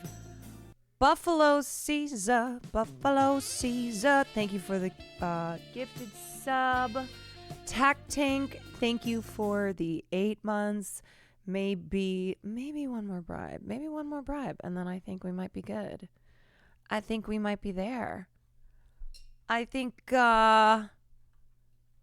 we're feeling pretty nicely oiled, but maybe there is one more person out there. Maybe there's one Prime sub that has not been used yet. Oh, iBud, thank you. There we go. One last gifted sub from iBud. Thank you so much. Thank you to all those that have sponsored this next episode. Everybody say thank you. Everyone thank the survivor. Right. The first responses were the jury villa. It's quick. It's literally 3 minutes. From me than when I was voted out of the game, because when I was voted out of the game, I understood, I guess, that so why we're there. Most of us are getting voted out, you know. I am very disappointed I won't get to see that final tribal council. In a way, especially because at the moment it's really still anyone's game. Besides I was concerned that I would be one of the people that Jericho had a question for. I honestly answered Jericho's question just completely honestly. I did want him to understand the sort of juror that I am, which is a game player, a fan of this show. I think disappointed is probably the best word for it. If Jericho's mind was already made up and nothing I said would change whether I went home or not tonight, I'm glad I at least got to have a little say as to why I think that Tara should not be our sole survivor. Bye, Jury Villa, I loved you. It definitely feels worse than the first time. I mean, this time the game is actually over for me. My part in this is done. I'm about to leave Jury Villa for good. I've got whisked away from Tribal Council. I sort of quickly got to hug everyone goodbye, so I'm writing a quick note with, I guess, just some last thoughts and goodbyes. Oh my God, she's just writing over and over again. Anything but endlessly grateful for the opportunity to play this game. It was the adventure of a lifetime. It was exhilarating. I was stimulated the whole entire time. I'll say goodbye, Survivor. I love you.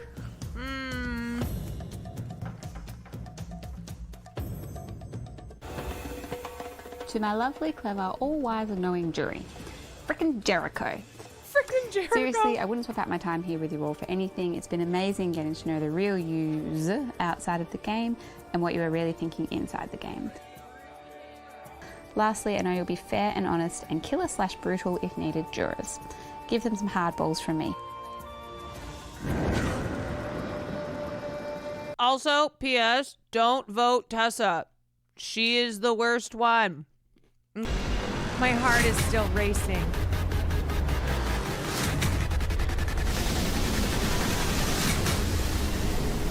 And just like that, my God, Michelle versus Jericho. Jericho seems quite confident in his abilities. I gotta be honest.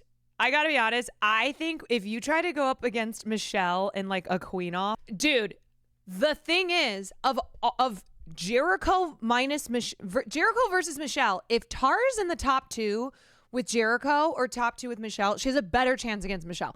Tara should not win regardless. Tara is like the most agreed, like the most obvious goat of all goats that have ever goated. But you know what? Blame the chatter. Chatter, I'm throwing you under the bus. Chatter, I am throwing you under the bus because I was so heated by the Tara thing that when you said, did you go backwards? I just assumed that I had. Michelle, At least you went out fighting. You went out fighting, Michelle. All right, let's watch. Hi, Whoa, I always forget the sound is fucked up on these. I thought Tara was with me. I mean, Tara's a straight shooter. Your jury and villa.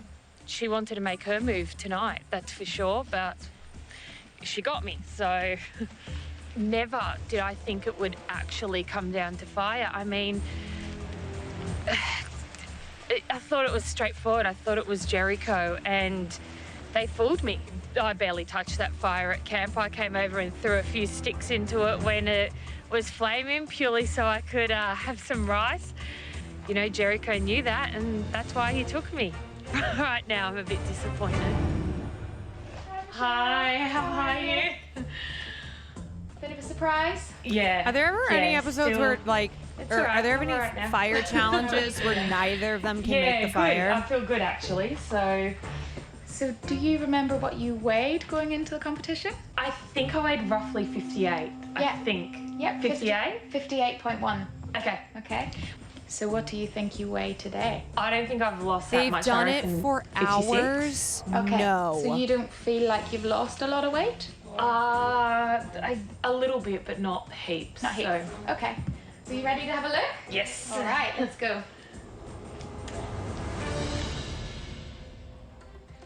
Oh, I have not been this weight since high school. I've always hovered at 58. So I can't believe I'm 53.8. You know what How I've many days has realized it been is since you've like, seen yourself in the you know, mirror? you think the Full length mirror. you think that 52 the days. advantage Full of length mirror. bringing a So, bad you player ready? is that you can Yes. beat them in the end. But what happens is that they're like an automatic through to the next round. And then next thing you know, you got Tara in the top 3. Are there any major surprises? No, not really, actually. So I can see now, like, I'm a lot thinner here. Thank you so much. Thank you. Thanks for everything. It was American You're Survivor, and welcome. Jeff Probst was pissed. Thank you so That is bad. Hours and hours to try to make a fire. They gave them matches. Oh my god! Oh, there's some chips. Oh, this is so exciting. Something so simple like chips. I'm so They're like, what the fuck have you excited. guys been doing on this island? Oh my god, my favorite. They're salt and vinegar. I mean, this is exciting. Who would have thought like chips are so exciting? Rice, beans, and coconut. I never want to touch again. I mean, I'm so grateful for this entire opportunity, and I've come away with a car, and this is my car that I'm driving in. I mean, Oh, she did win a this car. This That's is right. the most deluxe car I'm speechless. You know, no one. Someone's going to come away with the $500,000, and everyone else is going home empty-handed. So for me to come away with this thing, I couldn't be happier. So, But it's it is the curse of the pretty car. good consolation prize. I'm a little bit nervous about going to jury villa. I mean, you were kicked out of the game, and I don't know how they're gonna like. I don't know what they're gonna think, and whether they're gonna be glad that I'm out of the game, or I don't know. It's a bit nerve-wracking, to be honest. I just need someone to say, I cannot believe that Tara is still in.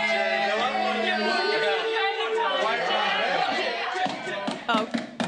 Welcome to Jury Villa, Mitch. We're sure you've got a lot of guts to dish. Before we start, there's a few things to say. You played a great game, you blew us all away. On the bars, we saw Peacock freeze. We camp for you, all struggles were a breeze. In the beginning, no one thought you'd make it this far, but you came forth. And you want a bloody car?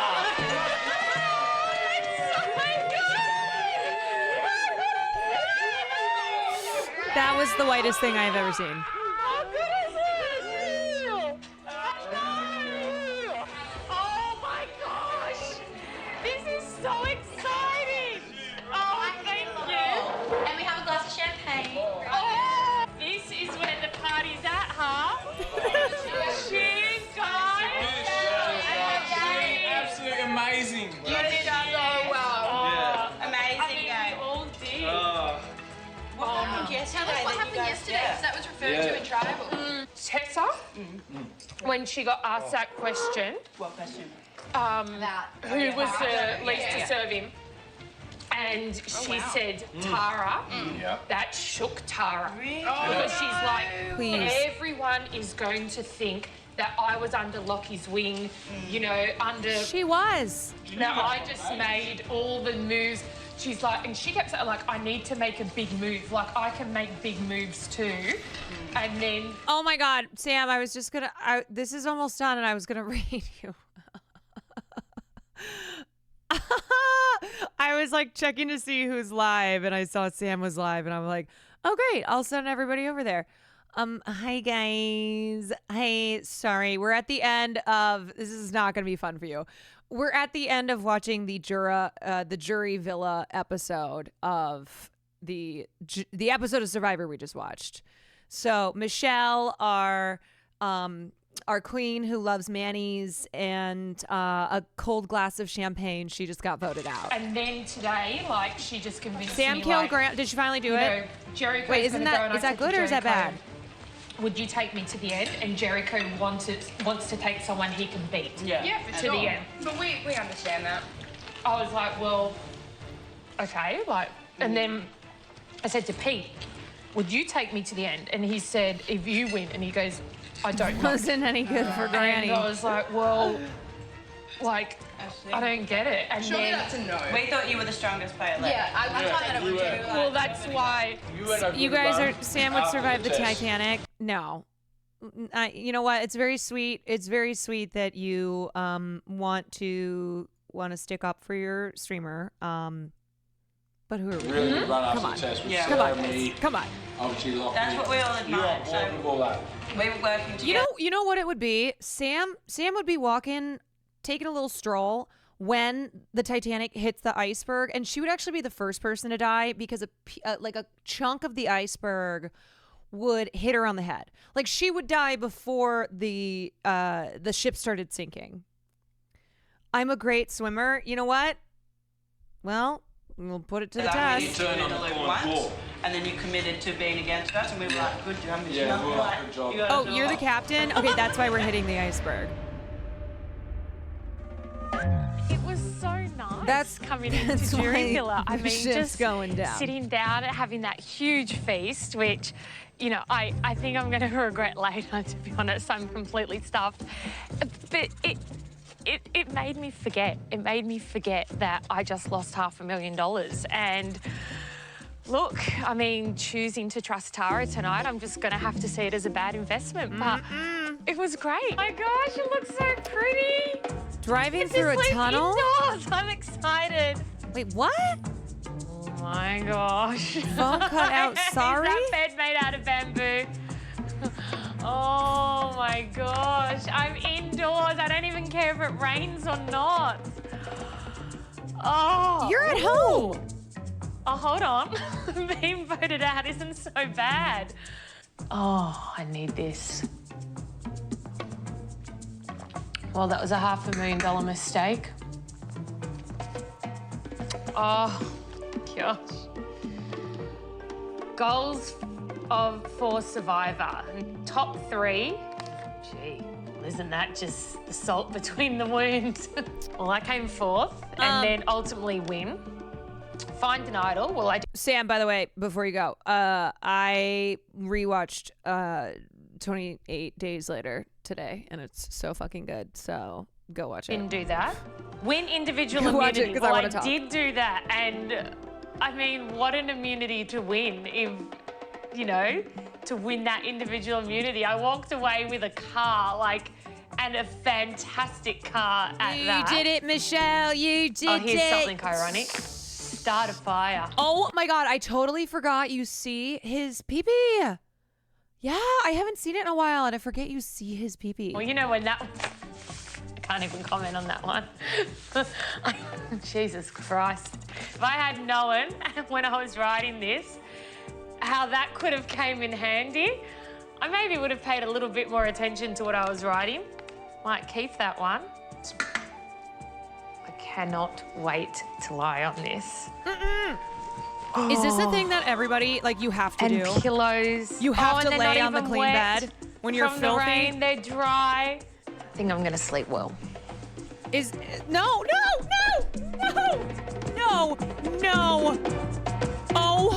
Oh my God. Oh my God, that was the worst yet. Survivor has been one the worst best experiences ever. Not the dirty dogs. I am actually really proud how I played the game. I played better than what I thought I was going to play. I mean, I didn't think I'd They be definitely as do that on sassy purpose. or as assertive or, make crazy moves all of the time. Vote one of them in or be voted.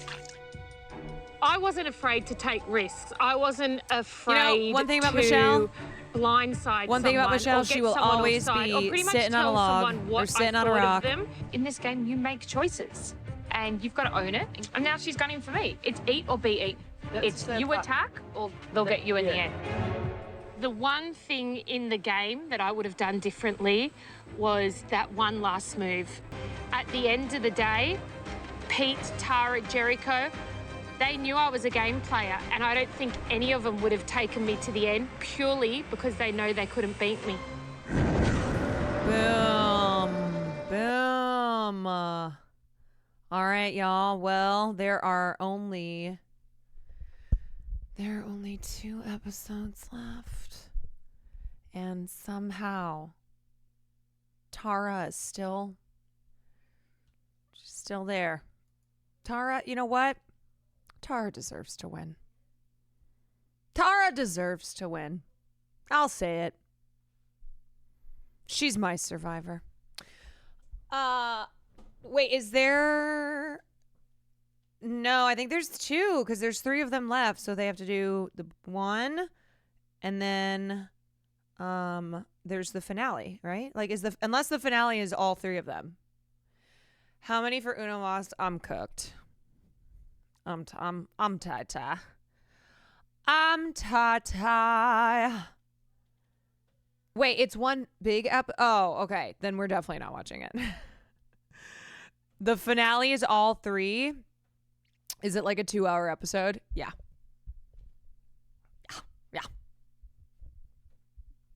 Yeah. Okay, we will watch it. And there's a reunion. We will watch it next time, not tomorrow, because tomorrow I have dinner and a movie.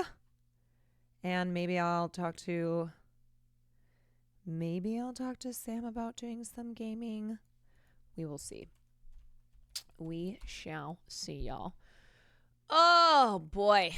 Well, that's all I got. That's it. That's all. Oh, thank you for joining me. I will see you all tomorrow. Got to figure out what we're making. Yeah, maybe we should do one last Christmas theme. It's the last dinner movie for Christmas. Okay. I'm gonna send you guys to Will. Thank you, Madame, for the amazing stream as always. Thank you for joining me.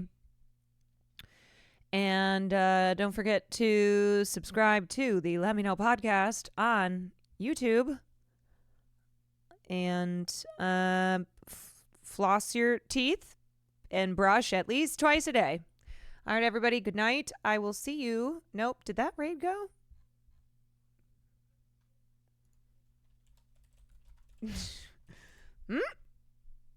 Oh. You know what? We're just gonna end 3, 2, 1. There we go. Okay, good night.